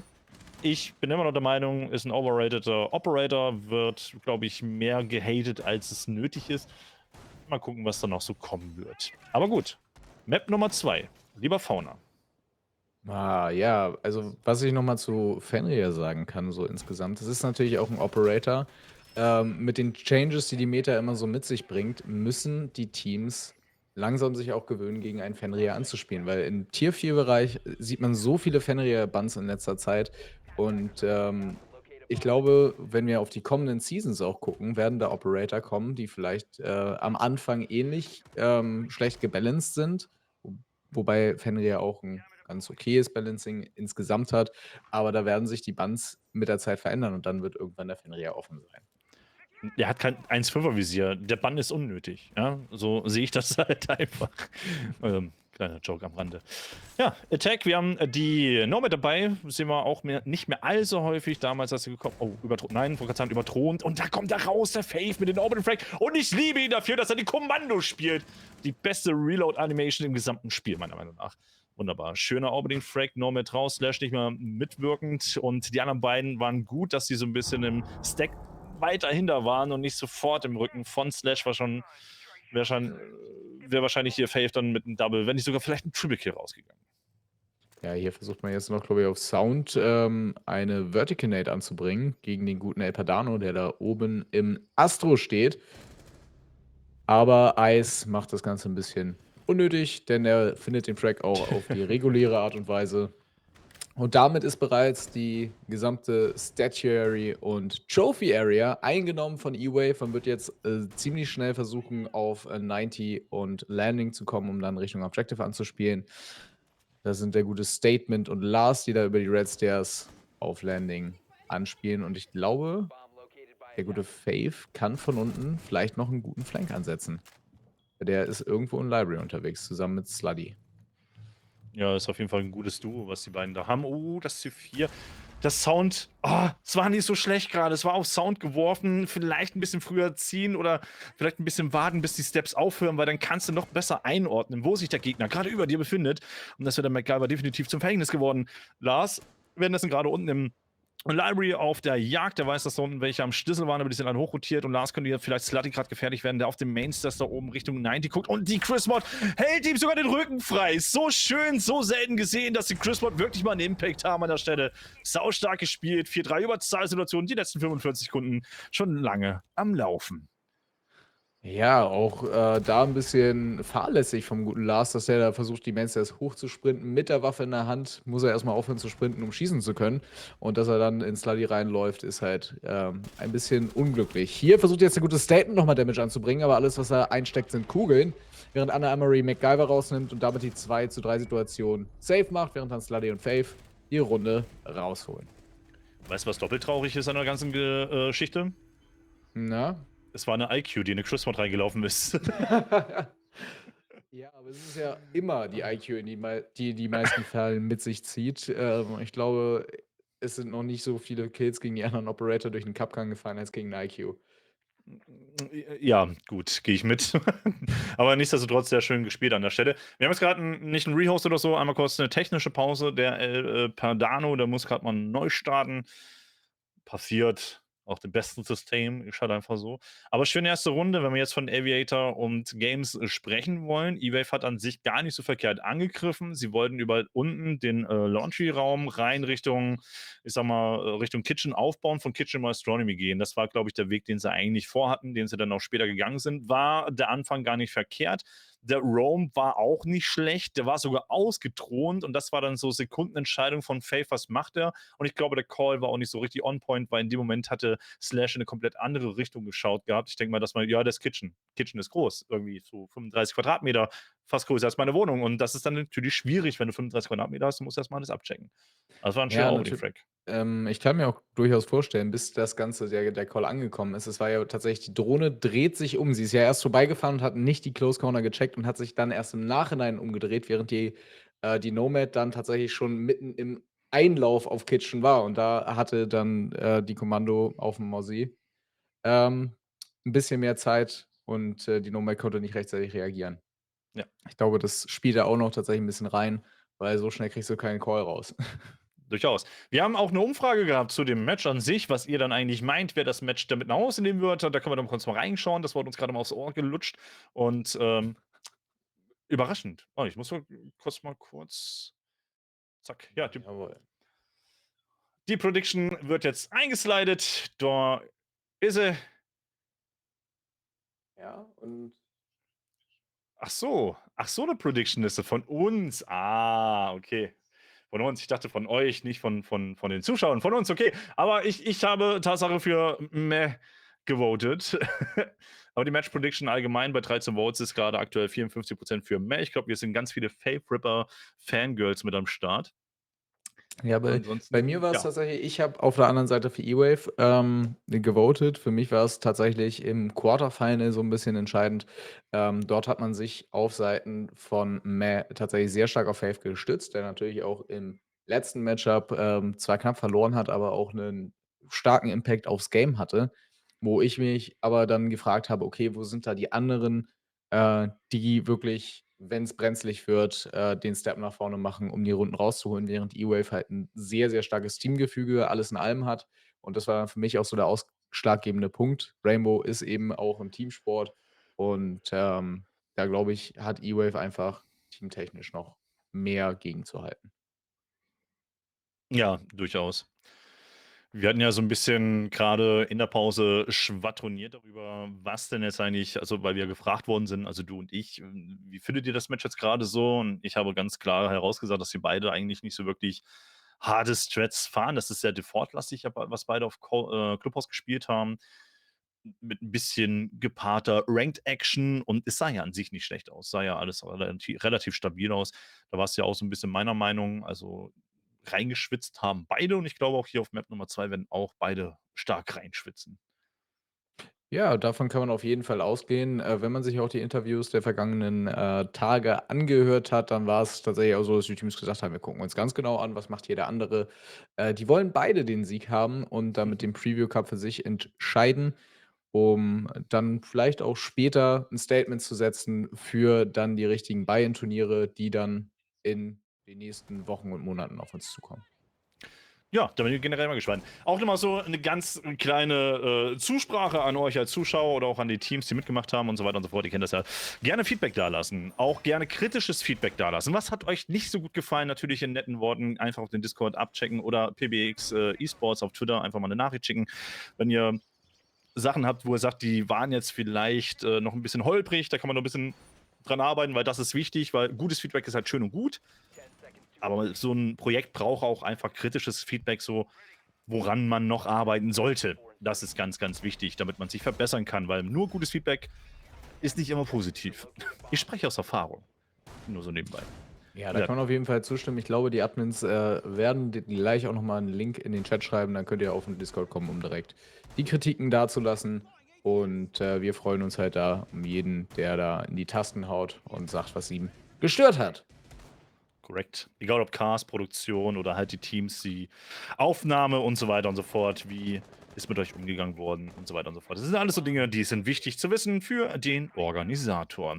So, Runde Nummer 2, die Jungs von IWF Neu Tech, na logischerweise, sind gerade, die wollen, nein, du siehst was hier vorne, ja? Ja, es stehen 4 Leute vor Wolves. Wolves Rush wird dort ausgespielt. Allerdings ist der gute Anna Amory aktiv geworden. Der findet den ersten Frag-Statement allerdings gegen Sluddy, während Slash One rausnimmt. El Padano mit dem Refrag gegen Slash. Und damit haben wir ganz schnell eine 3-3-Situation. Allerdings das Objective ist gefallen und Last bringt den Diffuser auf den Boden.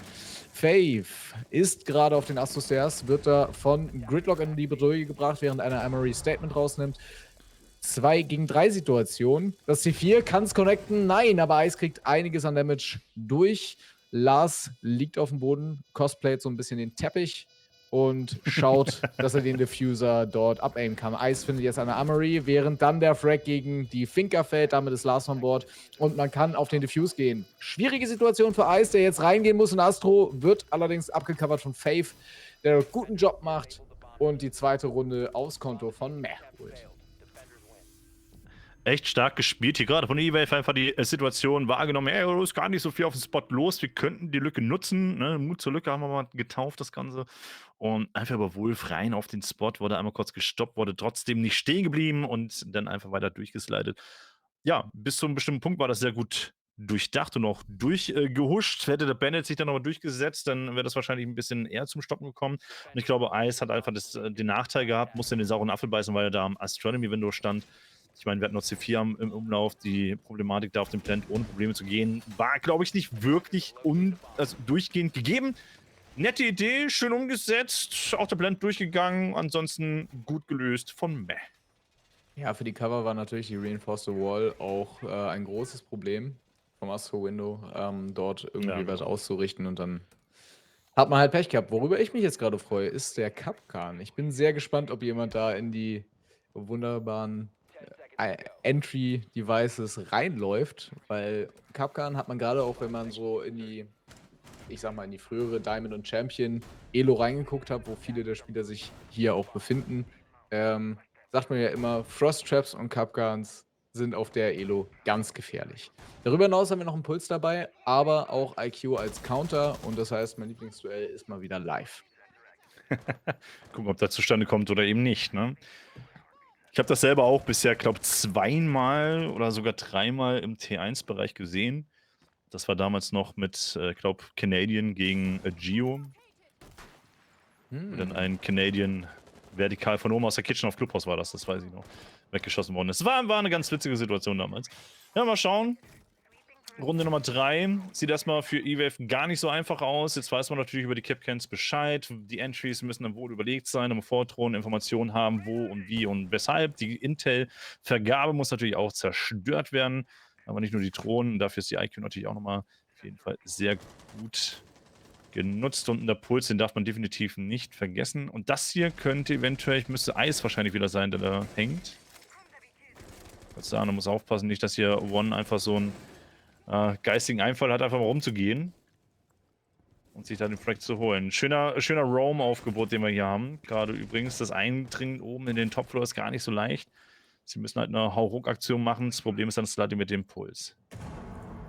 Ja, aber der kann natürlich jetzt von der IQ auch rausgeholt werden. Die ist nämlich hier oben mit dem Sensor am Start und ist die ganze Zeit am gucken, wo befindet sich denn der gute Puls, während derweil Ice und Slash aktiv werden. Slash jetzt sogar mit dem Double und dem Triple an der Stelle. Und dann ist es eben nur noch der gute One, der übrig bleibt und die Flawless Round. Die dritte des heutigen Abends in der dritten Runde auf Villa. Und damit holt E-Wave sich die erste Runde auch auf Villa. Was war das? Willa. Willa. Das was ein Durcheinander gerade gewesen ist. Ich dachte so, okay, Puls wird das Ganze so ein bisschen stoppen oder generell den Entry so ein bisschen verlangsamen und alles, aber ey, es war jetzt alles Slash sein Ding, mit der Nomad einfach mal so eine kackendreiste Aktion zu bringen. Stark gemacht an der Stelle. Ich glaube, da hat es jetzt auch mehr so ein bisschen überraschen lassen an der Stelle. Mal gucken, wir starten wieder mit Aviator Games. Mit der Mira wieder am Start. Gucken, ob Wie das viel gut gerade eben auch in der funktioniert. letzten Runde geregelt werden konnte durch eine IQ. Ich meine, es haben Ja. 3 Operator technisch nichts machen können. Das waren der Puls, der Kapkan und die Valkyrie, wo jegliche Utility rausgeklärt wurde durch einen einzigen Operator-Pick. Das muss man sich einfach mal klar machen, was für einen hohen Stellenwert IQ gerade in der letzten Defense dann auch nochmal gehabt hat, um gerade so diese Gefahren, insbesondere die Kapkan-Traps, auszuklären. Ja, durchaus. Also es ist auch selten der Fall, dass halt irgendwelche Operatoren in dem Moment irgendein Intel oder ein Impact haben. Impact ist ja das bessere Wort. Wichtig ist, dass du einen auf den Operator zum Beispiel hast, wie jetzt Lars, der auch die Informationen verteilt und sagt, so und so sieht's aus. Und dann muss derjenige, der IGL halt ist, und sagen, wie dann weiter vorangeschritten wird. Wenn du da jemanden hast, der da wirklich die Leinen in die Hand nimmt und sagt, jo, wir machen das jetzt so und so, dann wird das halt schwierig. Vor allem, wenn du dann irgendwelche Individuen im Team hast, die grundsätzlich einfach so ihren eigenen Kopf haben. Aber da kann ich E-Wave schlecht einschätzen, wie da die Verteilung ist oder ob da solche Charaktere dabei sind, die einfach machen, was sie wollen, ohne auf den IGL zu hören. Ja, bei E-Wave also auf jeden Fall, Slash hat mich sehr überrascht. Der ist ja, glaube ich, jetzt im Finale das erste Mal ins Turnier mit eingetreten. Den habe ich gar nicht auf dem Schirm bei E-Wave, den kenne ich aber tatsächlich, den habe ich, glaube ich, um die 14, 15 Mal früher gecastet. Das ist jetzt auch schon über ein Jahr her. Aber hat dort mit Wolves, beziehungsweise davor Regaming, enorm viel abgerissen. Und ich kann mir halt vorstellen, dass der momentan nur als Stand-in mit dabei ist. Mhm. Ja, manchmal überraschen die Stand-ins generell ein bisschen mehr als die Stammspieler. Das ist keine Seltenheit, Tatsache. Ja, aber gucken, aber Slash hat mich jetzt auch schon auf der ersten Map das ein oder andere überrascht oder auch überzeugt. Überzeugt ist hier das bessere Wort. Einfach zu sagen, wie man dann halt Situationen erspielt oder in der Situation, in der man sich befindet, da wieder rauskommt und solche Sachen. Da hat auf jeden Fall gut gehandelt. Wie jetzt gerade mit der Nomad die Runde davor. Und jetzt hier Faith unten im Living Room, wartet auf den Entry da vorne bei Matt. Das weiß man, dass da schon ein Window auf ist. Support ist noch bei dem Gong dabei. Ping ist da. Sagt so, hey, stell dich mal da hin. Damit weiß man, dass da outside auf jeden Fall die Jana am Start ist. Der Ping ist wichtig gewesen. Hinter ihm ist der Support am Schlüssel. Das war ein schöner Opening Frag mit dem Double Kill belohnt. Slash und Nas raus. Genau, die 2 waren es, glaube ich, gerade. Ne, da war noch ein Nachdruck da. Das dürfte dann Statement sein mit der Iana. Und er geht nochmal rein. Oh Gott, das Timing. Guck's dir an, der kommt gerade unten bei dem Piano 90 ran und auf den Red Stairs nach oben ist gerade der Eis mit dem Sledge. Ey, das Timing ist Ja, tot. das kann teuer werden. Das kann sehr, sehr teuer werden. MacGyver gerade auch Fun Wolves dabei, zu den Mates zu rotieren. Ice mit dem Grenade-Frag gegen One. Schafft damit zumindest den Anschluss-Frag, während Anna Emery dann wieder den Abstand herstellt, wie es sich gehört. Und damit haben wir die 2:4-Situation. Damage ist auf jeden Fall ein bisschen da bei Meh. Und jetzt die Frage, schafft man es, den Plant durchzubringen mit der Coverage von Statement? Statement schafft zumindest Fave schon mal rauszunehmen, während Sluddy dann den Frag findet, aber auch in der letzten Sekunde, bevor der Plant durchgegangen wäre, 20 Sekunden bleiben auf der Uhr und man spielt hier gegen eine Mira oder ein Mira-Window und eben eine Ella an und da ist nicht mehr viel zu holen. Ja, strong gespielt an der Stelle. Schön gemacht von Sluddy, trotz dessen, dass er diesen Damage hatte. Und ich glaube, One hat so ein Déjà-vu-Erlebnis gehabt, gerade im Study. Der ist, glaube ich, vorhin an derselben Stelle verreckt. Ich glaube sogar auch Ja. durch eine Granate, witzigerweise. Ich sag mal so, auch ein bisschen unglücklich mit der Nomad und ich weiß nicht ganz genau, wer die Nomad gespielt hat. Ich glaube Slash. Dass man da erst so diesen Gunfight hat und eine Sekunde später nochmal piekt, aber nicht mit der Waffe, sondern mit einer Nomad-Charge, um die anzubringen. Das ist dann auch natürlich ein teurer Fehler, den man sich da leistet. Ja, in der Not frisst der Teufel verfliegen. Und wenn es halt sowas ist. Aber du musst halt über jeden Schritt, den du halt machst, auch natürlich nachdenken, ob das halt sinnig ist, ob das jetzt klar ist. Informationen, die durch Calls kommen, die musst du halt irgendwie verarbeiten. Auch auf so einem Niveau, ich will das jetzt nicht schlecht reden an der Stelle, ganz klar gesagt, aber auch bei solch einem Niveau ist halt sehr viel Information, die halt vorhanden ist, die du auch erstmal verarbeiten musst. Und da haben auch viele in so einem Sektor teils dann irgendwelche Probleme. Das ist halt der Unterschied, wenn du jetzt so einen T1, T2-Bereich nimmst, die dann zum Teil zumindest Vollzeit das Ganze irgendwie machen können, dann haben die eine ganz andere Art und Weise der Koordination innerhalb des Spiels, weil die das ganz anders leben, ne? Als wenn jetzt jemand hier Studierende hast oder Leute, die halt arbeiten gehen oder vielleicht noch Schule machen, ne? Das ist dann ein ganz anderer Spielfluss, den du dann hier an den Tag legen kannst. Ja, vor allem in diesem Bereich. T4 wird ja auch nicht, sage ich mal, ständig gecastet. Sondern es gibt ja unfassbar viele Spiele, die einfach nicht gecastet werden, wo sich die Spieler dann auch denken, ja, okay, das guckt ja jetzt keiner zu. Und da ihren eigenen Kopf haben und dann kommt nochmal die Aufregung hinzu. Da sitzen jetzt zwei Leute und insbesondere so eine Legende wie der gute Shutter, der auch schon, sage ich mal, die ganz großen Dinger casten durfte. Wie das so Ich glaube, dass der aussieht. Druck, den man sich da selber macht, auch nochmal deutlich zunimmt. Ach, glaube ich nicht. Ich sage, es ist immer ganz witzig, weil du bist nicht der Einzige, der sowas immer sagt. Oh, das ist interessant, da weiß man nicht genau Bescheid. Oh, ich wollte gerade sagen, El Medano! Ich dachte, der verkackt das jetzt gerade noch. Ein Statement gibt dir den Turner des Todes. Ich will nur gerade sagen, überschätzt mich nicht. Leute, ich bin auch nur ein Mensch. Ich laber hier irgendein Bullshit im Internet über Spielweisen von Leuten. So, ne? Also, mich nicht immer für voll nehmen. Legendenstatus habe ich noch lange nicht. The Man, the Myth, the Legend. Ja. Für mich persönlich schon, aber gut, da haben wir, glaube ich, zu auch unterschiedliche Meinungen. Aber genug davon.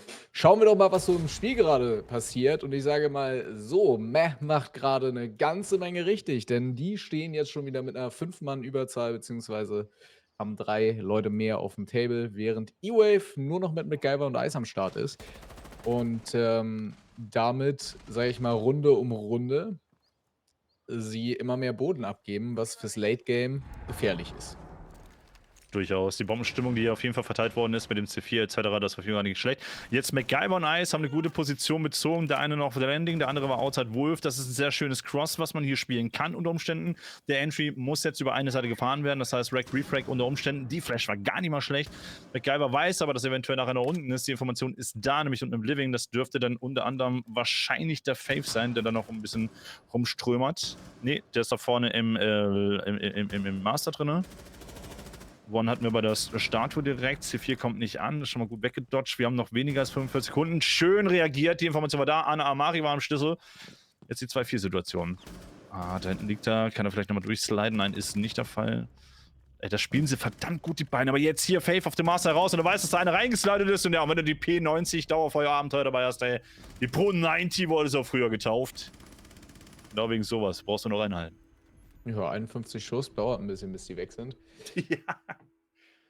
Da kann man auch gerne mal mit dem Hipfire rumlaufen und irgendeine Kugel trifft dann schon mal durch eine Wand.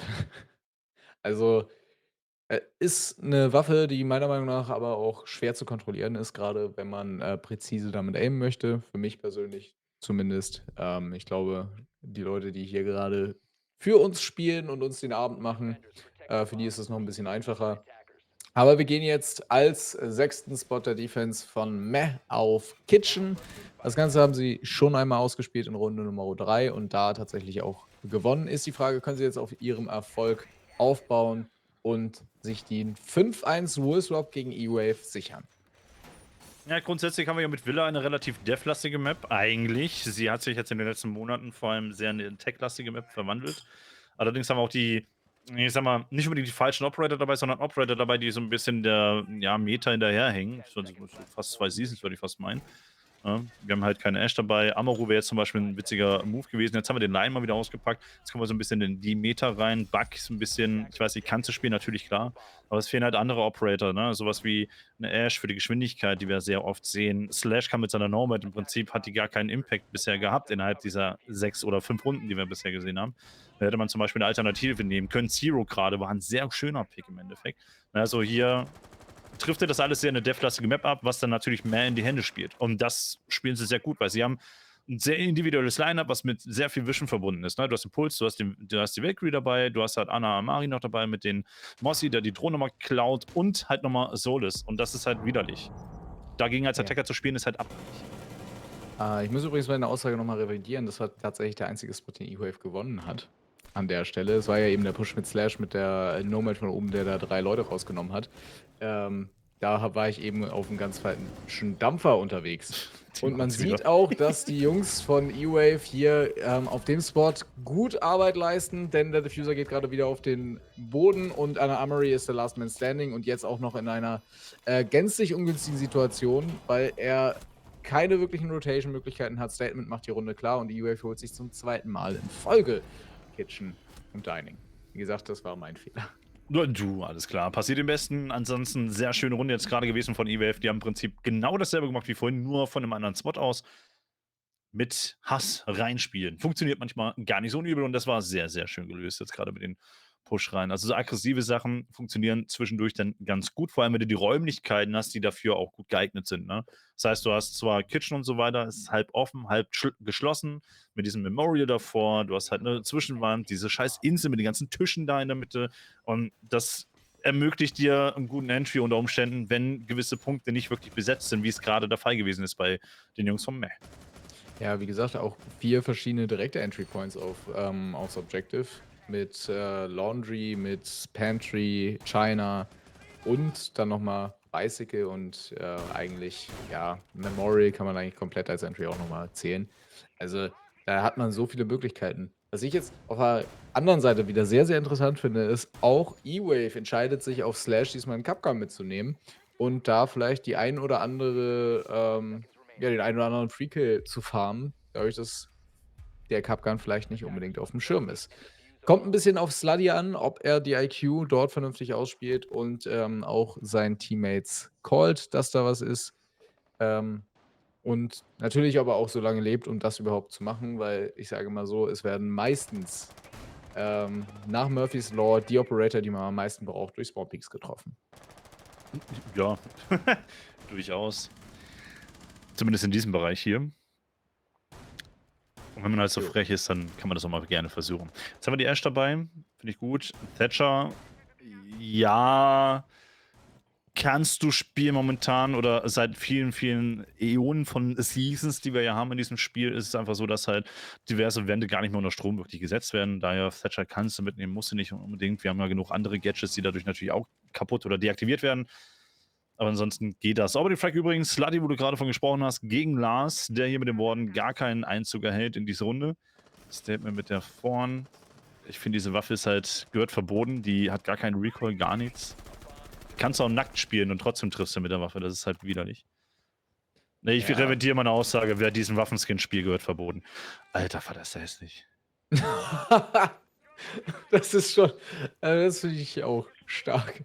An der Stelle, die Jungs von Meh sind schon dabei, jetzt Vertical Pressure zu machen, insbesondere Faith, der hier mit den Vertical Nades auch angelaufen bekommt. Was ich auch interessant finde, es sind mehr oder weniger 2 Spieler, die momentan so gar keinen Zugang zum Match finden. Das ist einmal Lars, den wir eben angesprochen haben, gerade in dieser Runde auch Opening Frag. Ice holt übrigens den Refrag relativ spät gegen eine Amory. Und auf der anderen Seite ist es eben One, der es bisher nicht hinbekommt, mal die Köpfe zu klicken. Oh, ich dachte MacGyver? gerade, hat er einen Kill gemacht. Sorry, wollte nicht reinreden. Ja, nee, alles gut. Passiert El Padano, derweil auf der Ash rausgeklärt durch das SMG-11 Slash und MacGyver liefert nochmal nach und auf einmal ist eben der eben besagte One, der Last Man Standing, hat jetzt natürlich noch die Möglichkeit, was für seinen Killfeed zu machen und vielleicht den einen oder anderen Kopf dann doch zu klicken, wie an dieser Stelle gegen Statement. Bringt natürlich vielleicht dem Team jetzt nicht unbedingt was, wenn man jetzt sagt, ja, die letzten 40 Sekunden bringen wir nochmal Pressure rein, aber vielleicht nach hinten raus kann es ihm nochmal ein bisschen Selbstbewusstsein für die kommenden Runden geben. Und deswegen schauen wir mal, ob One nicht nochmal den einen oder anderen trifft. Wie an dieser So. Stelle, MacGyver. 2 gegen 1 Situation. Bisschen fahrlässig gespielt von E-Wave, da noch tatsächlich die aggressiven Gunfights zu suchen. Klatschmöglichkeit ist auf einmal da, allerdings sind dafür nur noch 10 Sekunden Zeit übrig. Und One kommt jetzt über die Mainstairs, guckt die tiefen Engel rein, Slash an der Bombe, guckt in die richtige Richtung, kann allerdings den Kill nicht finishen. Und jetzt geht auch One von Bord. Aber 2 Kills für ihn in dieser Runde.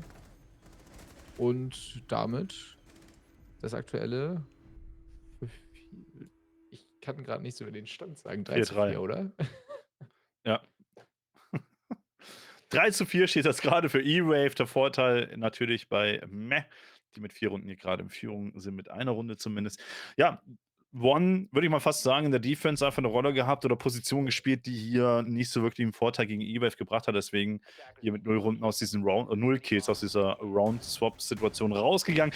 Naja, was willst du machen? Ist halt so. Jetzt 2 Kills auf dem Scoreboard ist angekommen, damit schon mal ein bisschen besser als Last, in Anführungsstrichen. Wobei Kills nicht alles sind, du weißt ja nicht, wer und wie was called, wer wichtig ist für den Support, wer Camps hält und so weiter und so fort. Ist ja auch immer ganz wichtig, weil es geht ja nicht nur um Frags, Leute, ne? Wir sind in einem Teamspiel. Das ist ganz wichtig. Ich sage Ja, immer, ohne Supporter macht der Fragger keine Kills. Ist einfach so. Das ist absolut richtig an dieser Stelle. Ich weiß nur natürlich auch aus eigener Erfahrung, dass wenn man dann am Ende nach 6 Runden mit so einem Standing von 0:6 dasteht, dass man selber auch irgendwann die Frustration reinbekommt. Und das hat eben Auswirkungen auf Dronework, Callverhalten, das eigene Selbstbewusstsein, wie man in Gunfights reingeht. Und deswegen habe ich mir einfach ein bisschen Sorgen gemacht, dass One jetzt nicht in so eine Abwärtsspirale reingerät. Aber wie er es jetzt gerade bewiesen hat, ist er noch heiß und wird wahrscheinlich auch noch in den nächsten Runden ein paar Mal zuschlagen können. Ja, nee, durchaus, das ist richtig. Da sage ich auch nichts zu. Wenn ich jetzt zum Beispiel, ich spiele ja momentan sehr viel Battlebit als Beispiel nebenbei, da wirst du auch für Supportarbeiten wunderbar belohnt, was die Punkte angeht. Obwohl du keine Frags machst, kannst du Top 1 im Score sein. Das ist halt sehr schön, ne, was das angeht, dass auch Supportarbeit sehr gut belohnt wird. Ja, das fehlt mir persönlich hier bei Rainbow definitiv noch. Aber vielleicht wird das ja irgendwann was. So, Outside Line mit MK17, widerliche Waffe. Ja, selber schuld an der Stelle. Unglücklich gerade weggemoved von Statement. Der saß auch viel zu lange gerade Master drinne. Irgendwann musst du einfach so erkennen, wann deine Position nichts mehr wert ist. Slash holt sich Faith da im Gegenzug zumindest ab. Die Ausgleichssituation ist da. One mit seinen 5 HP. Mal gucken, ob er da ein bisschen was regeln kann. Er muss jetzt ein bisschen in die passive Situation gehen. Kann er covern? Sluddy zwar hinter der Boden, aber der kann covern. Das ist wichtig, Laser rauszunehmen, damit er auch ein bisschen in diesen Tilt-Modus verfallen kann mit seinen 1-6 jetzt gerade. Und wir haben eine 3-3-Situation. Wenn wir Sluddy wieder auf die Beine kriegen, das ist halt eine 4-3-Situation. Allerdings liegt er im Bathroom. Ungünstig.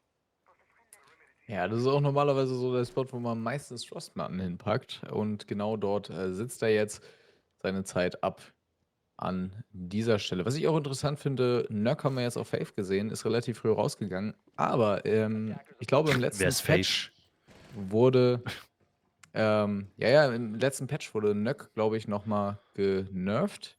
Genau. Hier Du hörst wurde die der Steps Silent jetzt. Step Genau. weggenommen. Ja gut, Witcher weil gerade der Einwurf gerade von der Produktion kam. Witcher wird sowieso so gut wie nie mehr gespielt im Competitive, was ein bisschen schade ist. Tatsache, weil die K1A ist halt eine richtig stronge Waffe. Aber naja, was man Ja, halt nicht aber will, ne? ich sage mal so, gerade auch in den höheren Bereichen kommt es ja tatsächlich auch viel mehr darauf an, tatsächlich den Impact der Gadgets mitzunehmen, anstatt halt eine starke Waffe dabei zu haben. Weil da müssen eigentlich alle mit allen Waffen relativ gut umgehen können. That is correct. So, jetzt haben wir gerade die 2-3-Situation, also eher zum Vorteil von E-Wave, dass ihr gerade in die 3-1-Situation reinslidet. Capcan kommt zwar hoch, aber der Backstep von MacGyver war da, sagt sich, hey, gib mal ein Kaugummi, ich brauch mal was hier, ich muss was bauen. Zack, sehr schön gemacht. Damit sind wir beim Ausgleich der Runden. 4:4 das Correct. aktuelle Standing. Und mal schauen, wer sich jetzt tatsächlich auf Kitchen durchsetzen kann und damit ja, die Führung, die vorerste Führung, sich snacken kann. Ja, bisher sieht es eigentlich sehr stark für IWF aus. Ich glaube, sie wollten auch nur irgendwie diesen 4-2-Round-Swap hinkriegen auf irgendeine Art und Weise. Also diese 2 Runden aus der Attack mitnehmen, weil sie sich vielleicht auch hier in der Defense einfach stärker fühlen. Aktuell scheint es ja auch so ein bisschen dahingehend zu tendieren, dass man sagt, ja, die Defense funktioniert sehr gut. Wie gesagt, statt Attacker-lastig haben wir es gerade in diesem Match hier, dass es sehr Defense-lastig ist. Wir gucken, die nächsten 2 Runden entscheiden schon eigentlich eher, ob wir in eine Overtime wieder gehen würden oder ob sich eins der beiden Teams dann jetzt auch absetzen kann. Ja, und nach aktuellem Stand sieht es ja sehr stark nach E-Wave aus. Insbesondere die letzten 2 Defenses sehr, sehr gut und schön runtergespielt. Immer Überzahlsituationen, keine One-on-Ones am Ende. Das sieht stabil aus, was sie da insgesamt spielen. Jetzt ist halt die Frage, Kitchen wurde zweimal von E-Wave angegriffen, zweimal von E-Wave gewonnen, mit sehr starken, ich sage mal, mit sehr schnellen Spielweisen, schnelles Einnehmen von Area und Fast Plans. Ist natürlich die Frage, ob die Jungs von Meh jetzt einen ähnlichen Engage fahren, ob sie jetzt ganz anders an die Sache rangehen und ob sie sich dementsprechend gegen E-Wave behaupten können. Und das ist halt was, wo ich ja so ein bisschen das Augenmerk drauf lege. Ja. Durchaus. Mal gucken, ob sie da nicht, oh, Gott sei Dank, nicht den Hang dazu haben. Auf jeden Fall den Intel über den Kapkan. C4 wird rausgeworfen und man schaut und der Kapkan findet dort einen wichtigen Frag mit dem Ace. Heartbreacher damit weg vom Fenster und damit auch keine Breach-Möglichkeit generell mehr da, denn es sind keine Heartbreach-Gadgets ausgerüstet. Und man unterstützt gerade auch nochmal mit Lars auf dem Vigil oben relativ stark. Faye findet derweil Statement und gleich damit auf eine 4:4-Situation aus. Interessant nebenbei übrigens nochmal. Wir haben wieder Puls und Kapkan dabei, genauso wie eine Valkyrie. Das heißt, man spielt ein ähnliches Line-Up, wie auf der anderen Seite Matt in ihrer eigenen Defense gespielt hat. Und man müsste jetzt ungefähr wissen, wo Lars ist. Und der Wallbang sitzt aber mal absolut an der Emery, findet den Kopf sogar durch die Wand. Und damit Überzahlsituation auf Seiten von Matt. Ja, sehr schön gemacht. Auch wenn du in die Fähigkeit von dem Wischer reingehst, es braucht dennoch so eine halbe Sekunde, bis du dann für die Cam komplett verschwunden bist. So lange siehst du zumindest noch die Umrisse, also du kannst auch wirklich punktuell dann auch callen und der Ping war ja auch da. Also sehr schön mit dem Intel gearbeitet. 4-3-Situation wird ausgeglichen von MacGyver mit dem C4 gegen El Perdano. Das Ganze gerade im Master mit dem Puls sehr stark gespielt. Man kann hier natürlich auch eine Kombi zusammenspielen. Wir haben keinen C4 mehr am Start. Also theoretisch MacGyver mit dem Puls sagt da und da, bitte da ein C4 ansetzen. Dankeschön. Das ist aber jetzt schon alles getan. Sluddy weiß natürlich jetzt nicht, sind noch C4-Ladungen unterwegs oder eben nicht. Das ist jetzt ein bisschen schwierig natürlich einzuschätzen. Wir haben die letzte Minute erreicht von dem Spiel, 45 Sekunden. Das ist so diese Late-Game-Action, die ich immer ganz gerne angesprochen habe in meinem Cast damals. Sluddy ein bisschen mit den Pre-Charges am Arbeiten. MacGyver, wo ist denn der dritte eigentlich? Wo ist Slash? Da vorne, Memorial, hast dich versteckt von mir. Alles klar. Das ist eine gute Position, die sie alle 3 haben. Ja, ist jetzt die Frage, ob man das Ganze gehalten bekommt. Oh, der wird gefragt von MacGyver gegen Faith. Sitzt der Refrag ist da. Sluddy ist wieder am Start. 20 Sekunden. 20-Second Meter ist live und damit müssen Ice und Slash jetzt nur noch die Zähne zusammenbeißen und die Leute vom Spot fernhalten. Während da die Nomad hochrotiert, kann Ice nicht nur einen, sondern gleich 2 finden. Und dann sind wir auch schon wieder bei der dritten Runde der Defense, die in Folge gewonnen wurde. Und so langsam, aber sicher geht Meh das Benzin und die Zeit aus. Ja. Schwierig. Ich war es gerade auch gesehen bei der Valkyrie. War sie nicht sicher, ob er den jetzt wirklich finishen kann oder nicht, weil die MPX so ein bisschen trügerisch ist manchmal, was den Damage angeht. Das hätte noch fast ins Auge gehen können. Ja, die nächste Runde entscheidet schon eigentlich fast, wie das ganze Spiel sich entscheiden wird. Wobei, wir haben vorhin Clubhouse auch ein 6-4 gehabt, also im Prinzip hat das natürlich nichts zu sagen. Aber mir gefällt die Spielweise von E-Wave All Over ein bisschen stabiler als die von Meh, muss ich ehrlich gestehen. Also ein bisschen Ja. strukturierter, ein bisschen akribischer in dem, was sie vorhaben. Obwohl jetzt der Engage von Meh wirklich gut war, mit dem Intel, ne, mit der Suche, und jetzt gerade in dieser One-on-One-Situation am Ende nochmal rauszugehen, wirklich stark herausgespielt, das Ganze. Also es war alles da in der Runde, hat mir gefallen. Das war ein 101. Ich dachte, Am es Ende, wäre ja. noch der Puls. MacGyver war doch noch am Leben. Nein, MacGyver ist herausgeschossen worden von Sluddy, der ja oben vertikal gespielt hat. so. MacGyver hatte den Bug rausgeschossen. Ich weiß gerade nicht, wer das war. Ich glaube, das müsste Faith oder El Padano gewesen sein. Einer von den beiden war das. Und dann hatte Sluddy den Reflect draufgesetzt. Und was war mit Slash, der noch im Memo war? Müsste rausgeschossen worden sein im Memorial. Und selbst wenn. Krass. Also ich meine, das war eine One-on-One-Situation gerade am Ende. Aber ich war mir nicht sicher, deswegen frage ich einfach nochmal ganz stupide nach. Kann auch eine 2-1-Situation gewesen sein, aber generell aus der Situation und Position war es halt echt schwierig für den Valkyrie-Spieler, sich dann nochmal durchzusetzen. Also dennoch gut gespielt. Ja, Vom ist auch ein Plan wichtiger natürlich Frag, wenn man, selbst wenn man in einer 2-gegen-1-Situation ist, da die Schotten dicht zu machen, ist wichtig. Man hat Slash, der momentan ja sehr aggressiv auch gegen Master mit anspielt. Man hat 3 Leute dort vor dem Window kurzzeitig gehabt, also wäre das C4 geflogen, hätte das aber mal mehr ganz weit auf die Bretter schicken können. Der Aufbau geht insgesamt ja sehr, sehr weit hier auch über die Trophy Statuary Area beziehungsweise Master und Astro. Das wird sehr stark gehalten. Das heißt, man spielt hier wirklich in die Karten von E-Wave und mit dem Frag von Slash gegen Faith verliert man natürlich auch einen der mit stärksten Spieler, die in diesem Matchup zu finden sind. Ice liefert Sluddy nochmal nach, während dann der Damage von Slash nicht connecten kann gegen Anna Amory. Boah, Lars geht auf das 5:2, holt El Padano raus. Lars Double Kill, One fällt und Anna Amory kann zumindest noch die Flawless Round verhindern. Hat noch 1 Minute 30, um den Ace-Clutch wahrzumachen.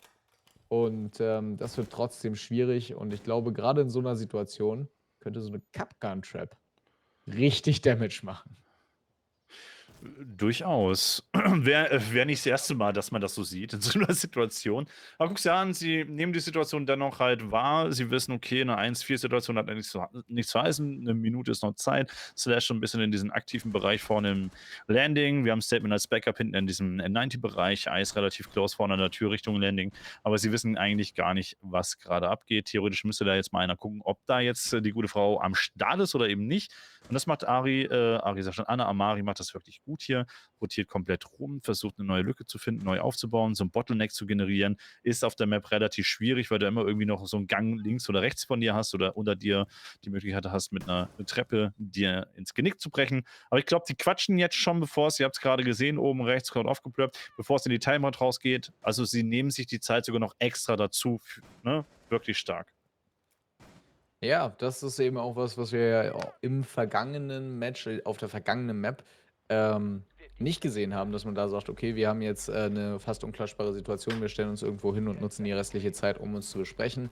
Finde ich da auch vielleicht den richtigen Ansatz auf Seiten von Meh. Die spielen jetzt nämlich gegen einen zweifachen Map- und Matchpoint an und stehen damit mehr als nur mit dem Rücken zur Wand, sondern haben richtig Zugzwang, um noch die Möglichkeit haben, dieses Finale für sich zu entscheiden. Und das ist dann natürlich für sie auch ärgerlich, dass sie die erste Map schon in der Overtime nicht holen konnten. Ja, das ist ein bisschen knapp bemessen gewesen. Ich glaube, auch hier fühlt sich E-Wave vielleicht ein bisschen stabiler. Wie gesagt, das Zusammenspiel von E-Wave gefällt mir allgemein gerade ein bisschen besser, während beim Meh doch die eine oder andere Runde solide aussieht, sage ich mal. Guckst dir an, One hat zwar nur 4 Frags, aber 10 Assists, also er macht schon irgendwo Damage und der kann dann irgendwo verwandelt werden als Frag. Auf der anderen Seite ist aber hier gerade ganz klar zu sehen, dass Ice und Slash sich hier sehr, sehr wohl fühlen. Der Support von Statement, also Statement, seine Art und Weise des Spiels funktioniert hier auf Villa gerade wohl nicht gegen das Team, was auf Clubhouse sehr gut funktioniert mit dieser kackendreisten Aggressivität, die er da teilweise an den Tag gelegt hat. Funktioniert hier nicht ganz so richtig. Er hält sich so ein bisschen zurück und lässt hier Ice und Slash so ein bisschen machen. Und das funktioniert ganz gut. Mal gucken, was jetzt in der Timeout aus der Tasche vom Faith zu holen ist. Vielleicht hat auch Slutty ein paar gute Einwände oder wer weiß, was da jetzt passiert. Ja, ich wollte noch mal kurz aufmerksam machen. das wurde ja vor, ich sage ja mal, etlichen Season eigentlich schon umgedreht. Der gute One hat keine 10 Assists, sondern nur 2. Er ist 10-mal gestorben, leider Sorry, 10-mal Gottes. gestorben. Ja, da habe ich Das ich mich sind so jetzt die selber guten hops alten genommen. Huch. Zeiten. Ja, das ist auch gar kein Problem, passiert, wie du selbst auch sagst, passiert den Besten.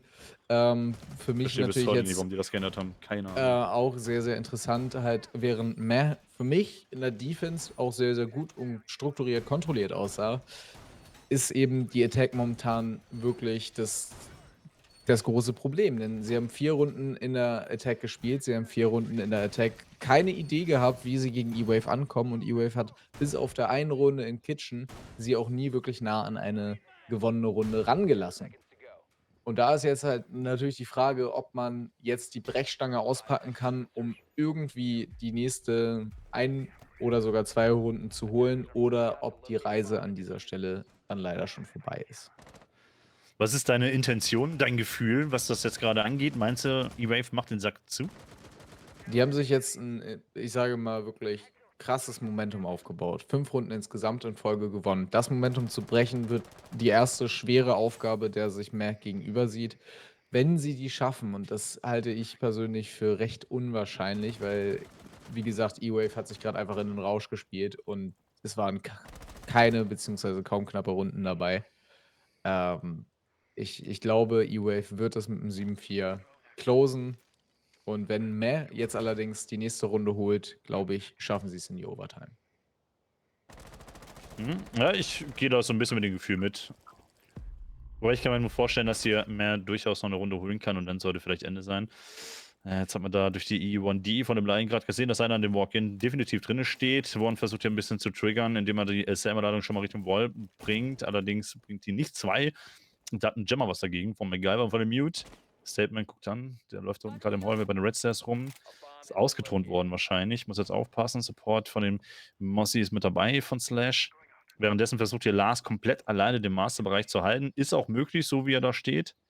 Aktuell ist auch nur One der Einzige, der da den Engage fährt. Fave schon mit der Nux sehr, sehr weit vorne am Start. Beim Landing Richtung Wolf. Das könnte richtig Damage machen, wenn Ice da nicht aufpasst. Ja, und aktuell bewegt sich auch niemand so richtig in die Richtung. Da hat man richtig Glück auf Seiten von Ice, dass da der Head zu dem Shot nicht sitzt. El Padano eröffnet gegen Statement. Das ist auf jeden Fall ein wichtiger Opening-Frag, den man da findet. El Padano wird da auch noch fast von einem C4 rausgeholt. Während Ice jetzt merkt, okay, da muss ein bisschen was passieren. MacGyver ist es aber, der El Padano rausklären kann und hier mit einigen am Damage vom Board geht und sogar den Frag kriegt gegen One. Und das mit einer wunderschönen kleinen Oh Aktion. Die nein. Shotgun regelt da auch noch mal eben den guten Fave raus. Anna Amory ist jetzt alleine mit Sluddy und für sie heißt es jetzt Do or Die gegen Slash, Ice und Lars. 40 Sekunden, beziehungsweise ein bisschen mehr, haben sie noch dafür Zeit. Und dann wird sich sozusagen entschieden haben, ob sie diese Runde gewonnen haben und ob das Finale vielleicht noch weitergeht. Anna Amory versucht jetzt den Plant anzusetzen. Slash hört das. Weiß jetzt, wo sich der Lion befindet. Der Planter wird abgebrochen. Anna Amory mit dem Fight wird da gebacksteppt von Slash und Lars gewinnt den Gunfight gegen Sluddy. Und damit ist auch dieses Finale zu Ende. 7:4 der Endstand auf Villa und damit gewinnt E-Wave mit einem Stand von 2:0 gegen Meh. Not bad. Not bad. Da wird nochmal schön gespielt. Das war vor allem von Ari ist ja schon Anna Amari, war der Versuch jetzt gerade reinzublenden gar nicht verkehrt. Sie wollte ja jemanden da ran sliden, also den Slash, der da vorne in diesem Connector stand, und dann mit ranbaiten, damit der Line dann irgendwie den Frag machen kann, damit sie dann im Nachgang nochmal vielleicht safe blenden kann. Nette Idee. Umsetzung war an sich auch nicht schlecht, aber E-Wave hat sich nicht lumpen lassen. Starkes Spiel, hat mir gefallen, verdientes 2:0, aber knappes. Die erste Map war auch stark. Ja, die erste Map hätte an mehreren Stellen in beide Richtungen gehen können. Ja. Und da hatte vielleicht auch einfach Meh nicht das nötige Glück. Und auch das gehört ja zu diesem Spiel durchaus dazu, um das Ganze auszufinishen. Und jetzt haben wir eben das 2:0 GGWP auf jeden Fall an die Jungs von E-Wave und natürlich auch ein dickes GG an Meh. Vielleicht wird es beim nächsten Mal besser. Und wir werden in Kürze tatsächlich auch den guten Statement bei uns haben und ein paar kleine nette Wörtchen mit ihm reden. Ja, würde ich mal sagen, oder? Dann gehen wir ganz kurz Ja. in eine winzig kleine Pause und sind in Kürze noch mal mit dem Interview mit Statement für euch da.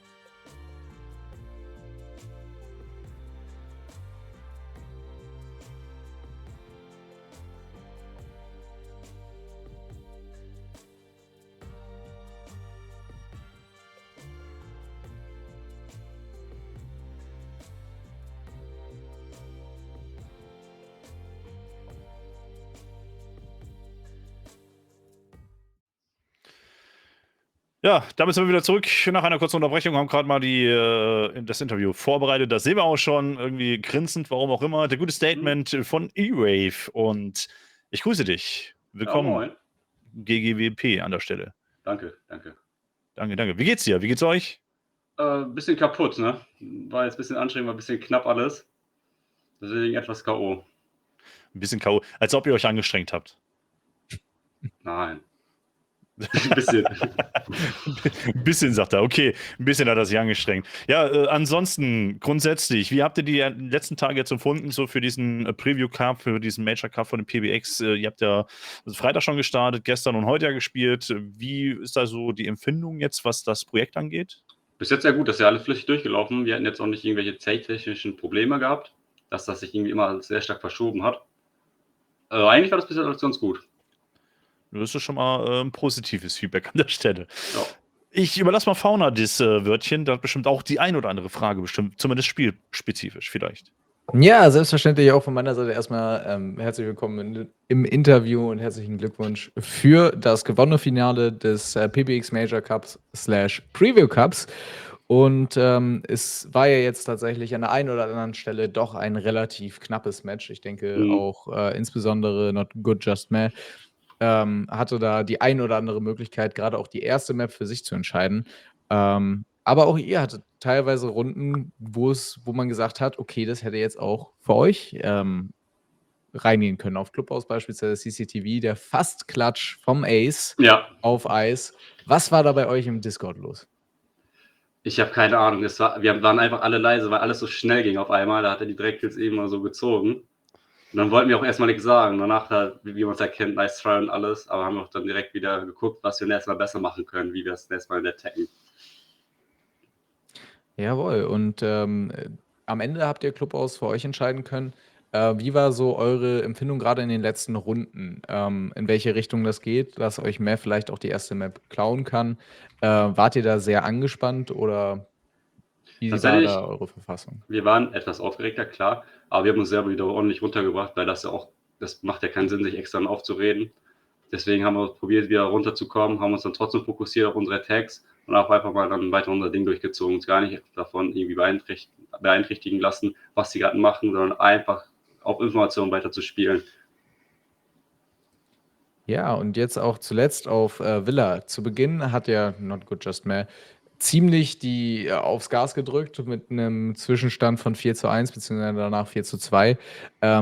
Habt ihr gewusst, dass ihr tatsächlich in der Defense so stark seid, dass ihr sagt, okay, wir fegen die trotzdem noch in der Regular Time weg oder war bei euch tatsächlich, ja, okay, jetzt wird's anstrengend? Tatsächlich, wir waren da eigentlich noch sehr confident bei einem 4:2, da wir wissen, was wir in Defense immer rausholen können. Und wir wissen auch, Villa ist klar mittlerweile echt balanced, aber trotzdem ist Defense, finde ich, immer noch mal 6 gegen 5 wegen der Zeit. Deswegen machen wir uns eigentlich gar keinen Stress, wenn wir mal in Attack zurückliegen und bleiben ruhig und machen dann unser Ding in der Defense. Ja, Shutter, hast du noch weitere Fragen? Zum Spiel selber eigentlich nicht. Es war sehr solide, weil ich fand jetzt nicht, dass ihr so hart reingestrettet habt. Ihr habt ja mehr so nach Gefühl gespielt, ein bisschen default-lastig, wenn ich das so richtig gesehen habe. Also war meine Eingebung dahingehend gar nicht mal so falsch. Habt ihr jetzt in nächster Zeit, steht irgendwas an, was wichtig ist für euch, fürs Team, oder wartet ihr jetzt einfach aufs nächste PBX Cup-Event? Weil jetzt sind ja noch, ich meine, 2 oder 3 Wochen ist ja da der Cup von Blue Jays, wo wir gerne mitmachen oder wo wir mitmachen werden. Nur das einzige Problem ist, dass wir aktuell gerade noch 4 im Line-Up sind. Mit dem Slash haben wir heute zum allerersten Mal gespielt, weil der Dreamy, der vorgestern mitgespielt hat, keine Zeit heute hat. Ne? Deswegen sind wir gerade noch am gucken, aber wie es aussieht, Fauna erinnert sich vielleicht noch mit dem Lars, dass der bei uns da so gesagt getrialt hat, vorgestern.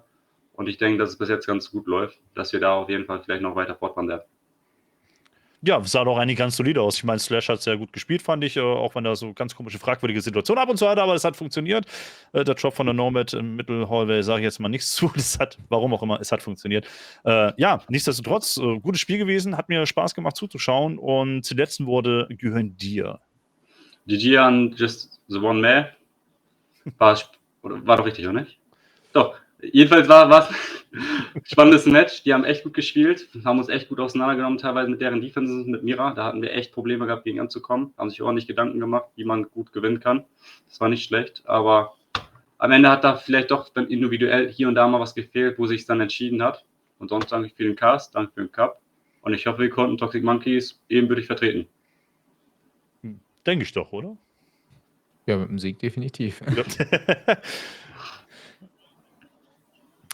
So, derweil ist auch der gute wir One erstmal bei uns eingetroffen. Wir haben nämlich noch ein zweites Interview im späteren Verlauf mit dabei. Ich bin gerade verwirrt. Allerdings Erstmal, warte mal kurz. Wir müssen erstmal ein Statement verabschieden. Dankeschön fürs Dabeisein. Ja. Was denn jetzt Produktion? Wir müssen die doch erstmal verabschieden. Ne? Ja, Statement, ich wünsche einen schönen Abend. Grüße Ja. ans Team. Mach ich. Tschüss, ne? Oh. Alles gut. Alles gut. Ja, Dafür sind wir da. Das ist ein Testcup. Das ist auch die Produktion getestet. So, schau mal, warte, rotes Büchlein. Ich hol's mal raus. Nein, Spaß beiseite. Nicht nur wir schwitzen, auch die Produktion. Ne? Das ist halt einfach so. Ganz genau. Und wir haben am heutigen Abend nicht nur Statement, der eben gerade noch ein bisschen chaotisch verabschiedet wurde, bei uns im Interview, denn wir haben uns gedacht, ja, zum Finale, zu einem so großen Spiel, wollen wir auch nochmal die Worte von einem anderen sehr erfolgreichen Team hören, das hier mitgemacht hat, nämlich von One, von Not Good Just Meh, haben wir zuletzt gestern Abend im Halbfinale gehört und jetzt ist er hier auch nochmal bei uns. Erstmal auch an euch ein sehr, sehr dickes GG. Ihr habt richtig gut gespielt aus meiner Perspektive, habt vieles richtig gemacht. Am Ende hat es dann nicht ganz geklappt, das Finale zu gewinnen. Wie sind so eure Empfindungen momentan? Ja, bei mir gerade ein bisschen Enttäuschung. Es wäre einiges mehr drin gewesen. Besonders, ich glaube, Clubhouse Runde 15 hätten wir einfach uns holen müssen. Dann hätten wir es auch, ja, ne, wie wir jetzt gerade verloren haben, wäre okay gewesen. Und dann hätten wir Map 3 nochmal drauf gegangen. Was natürlich auch nochmal wild geworden wäre, weil wir dann Faith auswechseln hätten müssen, weil der auf 20 Uhr los muss. Das heißt, das wäre auch nochmal ein bisschen coachiger geworden. Aber ja, alles in allem verdient verloren, würde ich mal sagen. Waren dann auch einfach auf Villa ein Ticken schlechter. Ja, ihr hattet ja auch einiges an knappen Situationen, gerade auf Villa, wo man gesagt hat: „Okay, ihr habt es geschafft, die Runde euch aufs Konto zu holen, richtig stark." Auch noch in diesen 1-gegen-1 Situationen, dann die finalen Frags zu holen, aber teilweise waren da ja schon die ein oder andere 1-gegen-4 Situation oder 2-gegen-4 Situation, die ganz schnell auf 'n One-on-One runtergekommen ist. Was habt ihr während der Runde gemacht, um das so 'n bisschen auszugleichen? Ja, es war alles irgendwo, Kommunikationsfehler, oder auch, bei mir teilweise da 'n bisschen Panic-Sachen, wenn ich mich an die Clubhouse-Runde erinnere, die wir auf CC schmeißen. Das 3 gegen 1, was glaube ich war, wo jemand auf Default Blind Spot steht. Ja, einfach Misskommunikation, nicht dieselbe Idee gehabt und dann nicht auf die Calls gewartet. Ja, Shutter. auf Villa hat man das da so 'n bisschen gemerkt, dass Villa nicht so dein, Ding gewesen ist irgendwie, zumindest die erste Hälfte, bevor es bei euch dann in die Attack reingegangen ist. Auf Clubhouse lief es doch um einiges besser für dich. Woran lag's dann deiner Meinung nach, was zumindest jetzt so deine Position anging? Meinst du, Villa war jetzt positionsmäßig einfach nicht so dein Ding in der Defense oder ist die Map-Gegebenheit generell halt einfach relativ schwierig gewesen gegen E-Wave? Hm, ich würde das Problem da hauptsächlich bei mir suchen. Also, ich habe auf Clubhouse ja schon 'n paar fragwürdige Dinge gemacht und, ja, auf Villa ist es dann nicht unbedingt besser geworden, beziehungsweise ich bin einfach nicht in die Situation reingekommen, in denen ich mich vielleicht, mehr comfortable fühle. Ähm, ja, also, weiß ich nicht, an was erinnere ich mich noch? Wo ich Aviator gespielt habe und der Rush über Wolf kommt, ähm, da muss ich eigentlich 'nen Kill ziehen auf die Gridlock so. Die ist mit 'nem Volten. Das ist dann einfach in dem Fall irgendwie 'n Skill-Issue. Ähm Und ja, dann hat vielleicht auch 'n bisschen die Confidence gefehlt in der Folge, aber ja, passiert. Ja, passiert, genau. Wenn wir jetzt noch mal auf Clubhouse zurückschauen, Clubhouse war ja dann auch irgendwie sehr, sehr knapp, als ihr in die Overtime reingekommen wart und dann auf die 7-7 Situation hattet. Wie war da die Stimmung bei euch? Wart ihr angespannt und habt gesagt: „So, let's go, das schaffen wir jetzt?" Oder war da Hype da, war da nicht da, war Konzentration? Wie war die Stimmung? Eigentlich, ruhig und fokussiert. Ähm, ja, mehr, war nicht wirklich da. Also, wir wussten, wie wir das spielen wollen. Wir wussten auch, dass wir das, gewinnen können und, ja, haben's halt dann doch nicht gemacht. Ja. Ja, ja, gut. Mal gewinnt man, mal verliert man, das ist halt so ganz normal. Jetzt noch mal rückblickend auf den, Cup-Verlauf. Ihr habt's ja auch am Freitag gestartet, gestern gespielt, heute gespielt. Wie ist für euch jetzt der Gesamtablauf so gewesen? Habt ihr euch wohlgefühlt, aufgehoben gefühlt? Habt ihr noch irgendwelche Anmerkungen? Wie gesagt, Feedback auch gerne im Discord an alle, die teilgenommen haben, auch gerne von euch dann natürlich noch mal. Wie ist für euch so das Empfinden jetzt gewesen, die letzten Tage? Eigentlich grundsätzlich ganz gut. Das, was wir, so 'n bisschen zu bemängeln hatten, haben wir auch schon, angesprochen. Wurde auch, gut drauf eingegangen. Dementsprechend bin ich da schon mal, guter Dinge. Ähm, was Tournament Organizer und Produktionsseite angeht, ähm, dass es gut wird und ja, ich denke, wenn da dann auch die Anmeldungen zum nächsten Cup offen sind, dann wird man uns hoffentlich, wenn wir Zeit haben, auch wiedersehen. Ja, das hört sich schon mal gut an. Sind irgendwas, andere Dinge geplant mit eurem Line-Up jetzt aktuell oder ist es einfach nur so dieses Meh-Line-Up? Ja, grade ist 'n bisschen schwierig, weil wir ja, also Faith hat ja, gesubbt bei uns, und die restlichen 4 sind, auch schon im Core eingeplant und wir haben eigentlich auch noch, 5., aber bei, dem ist grad 'n bisschen wackelig, ob's also der hat die letzten Wochen keine Zeit gehabt und, müssen wir mal gucken, wann wir den wieder integriert kriegen, und wie das Ganze dann abläuft. Und ja, dementsprechend, wir haben keine langfristigen Pläne oder so. Wir gucken grad erst mal von Woche zu Woche. Ah, okay. Wie ist das mit der Uniliga? Ihr seid da sind noch ein paar von euch am Studieren oder seid ihr alle schon raus? Wir sind alle am Studieren. Die Leute spielen auch außer mir, verstreut mit drin. Ähm, ich bin da auf der, ja, Produktions und Admin-Seite unterwegs, und Mhm. gucke, dass die sich da benehmen. Ähm, ja. Ja, Aber da bin ist ich mal grad auch gespannt. Off-Season und dementsprechend, ja, da geht's auch erst, weiß ich nicht, September, Oktober weiter. Dementsprechend grad relativ, nicht unbedingt Entspannt. entspannt bei uns, weil Klausurenphase bei dem einen oder anderen ist. Aber ja, grundsätzlich erst mal grad nicht so viel los. Man kennt das Problem, ja. Alles klar, von meiner Seite aus auf jeden Fall keine Fragen mehr. Ihr habt sehr gut gespielt. Ich fand das sehr, sehr, gut, was ihr uns da gezeigt habt. Ich war unterhalten definitiv und ja, auf jeden Fall GGWP. Ja, auch von meiner Seite und wie immer, die letzten Worte gehören dir. Ja, auch nochmal Glückwunsch an E-Wave, die uns da auch ordentlich in die Schranken gewiesen haben, sage ich jetzt mal. Gut unsere Fehler gepunished haben. Und ja, ich freue mich aufs nächste Mal. Danke an die Produktion und ja, schönen Abend noch. Bis zum nächsten Mal. Ja, haust rein. Ja, lieber Shutter, das war tatsächlich das Finale Ja. des PBX Major Cups / Preview Cups.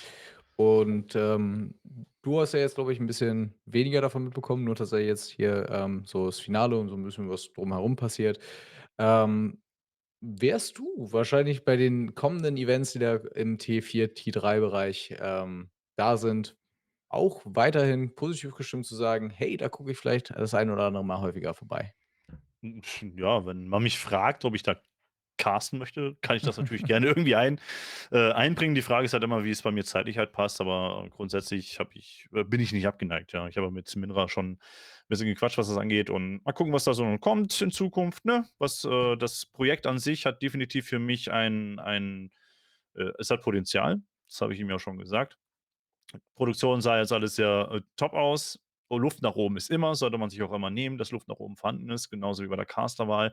Sollte auch immer die Möglichkeit sein, dass die Caster sich natürlich weiterentwickeln wollen. Für mich war jetzt nach einem halben Jahr Abstinenz der Caster-Sache jetzt mal wie das erste Mal. Ich habe meinen Spaß gehabt. Ich hoffe, ihr seid unterhalten gewesen als Zuschauer. Ich hoffe, du hattest deinen Spaß ebenfalls. Ansonsten gibt es von meiner Seite aus nicht wirklich was zu bemängeln. Wenn, mache ich das offstream hinter eurem Rücken. Ja, da freuen wir uns sehr drüber. Hinterm Rücken ist, so wollen wir das.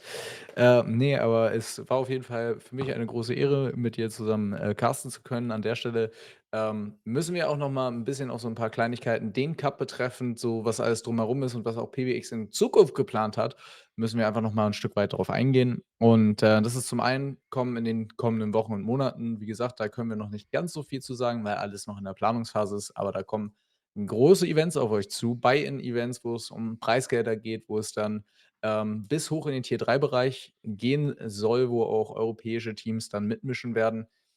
Ich glaube, darauf können sich alle und viele freuen. Das heißt, folgt unbedingt PBX auf allen möglichen Social-Media-Accounts, um da auf dem Laufenden zu bleiben, was dann die Anmeldung für gegebene Events angeht. Es wird dort unter anderem Cups auch in einem Bereich, wo man nicht wirklich viel Geld mitbringen muss, um da mitmischen zu kommen, bis hin zu etwas Größeren. Also da ist für jede Preisklasse alles Mögliche dabei und da könnt ihr einfach mal schauen und vielleicht, wer weiß, sehen wir uns schon demnächst in einem Finalinterview wieder. Zum anderen müssen wir heute auch für die gesamte Produktion dieses Casts einfach mal wirklich eine Lanze brechen, weil wir haben so viele Leute, die hier hinter uns stehen und einfach dafür sorgen, dass ein Shutter und ich auf einem Sonntagabend ganz entspannten, mega spannendes Finale casten können und ihr das Ganze sehen könnt. Dafür müssen wir einfach mal ein paar Leute loben und da muss man sagen, allen voran an Dash, Armin und Luna, die viel um den gesamten Cup drum gemacht haben, die ganze Organisation geschmissen haben. Luna, die in den Admin-Sachen halt überall rumgelaufen ist, geguckt hat, dass alles fair abläuft, die Unmengen an Zeit hier reingesteckt haben, damit für euch am Ende das Ganze ein cooles Event wird und auch alles dabei fair bleibt und jeder da mit einem positiven Gefühl rausgeht. Und das tatsächlich, ohne dass sie am Ende vor der Kamera sitzen oder sagen, hey, hier, ich möchte jetzt aber auch meine Aufmerksamkeit bekommen, sondern die einfach im Hintergrund arbeiten. Wenn man darüber redet, wer im Hintergrund arbeitet, muss man natürlich auch unsere Observer und Produzenten groß loben. Der Observer des heutigen Abends war der wunderbare Eddie, hat uns schöne Einblicke ins Turnier, in die Spiele geliefert. Das war wirklich fabelhaft und auf der anderen Seite natürlich ein riesiges Dankeschön an Michi. Wir haben es schon gehört, er ist in der Produktion aktiv und ist ein absolutes Tier, was das angeht. Der schafft es immer, uns aufs Ohr zu sagen, was gerade benötigt wird, wenn irgendwo Probleme sind, das sofort zu lösen. Und der macht einfach einen so klasse Job, dass den meisten gar nicht auffällt, dass er überhaupt da ist. Und so genau soll es ja am Ende auch sein. Und zum Ende dieser wunderschönen Dankesregel natürlich auch noch mal 'n großes Dankeschön an dich, Shutter, dass du dir gesagt hast: „Auf'm Sonntagabend habe ich mal Lust, da ein bisschen mitzumischen.“ Und es war mir, wie ich schon zu Beginn gesagt habe, eine große Ehre, mit dir zu casten.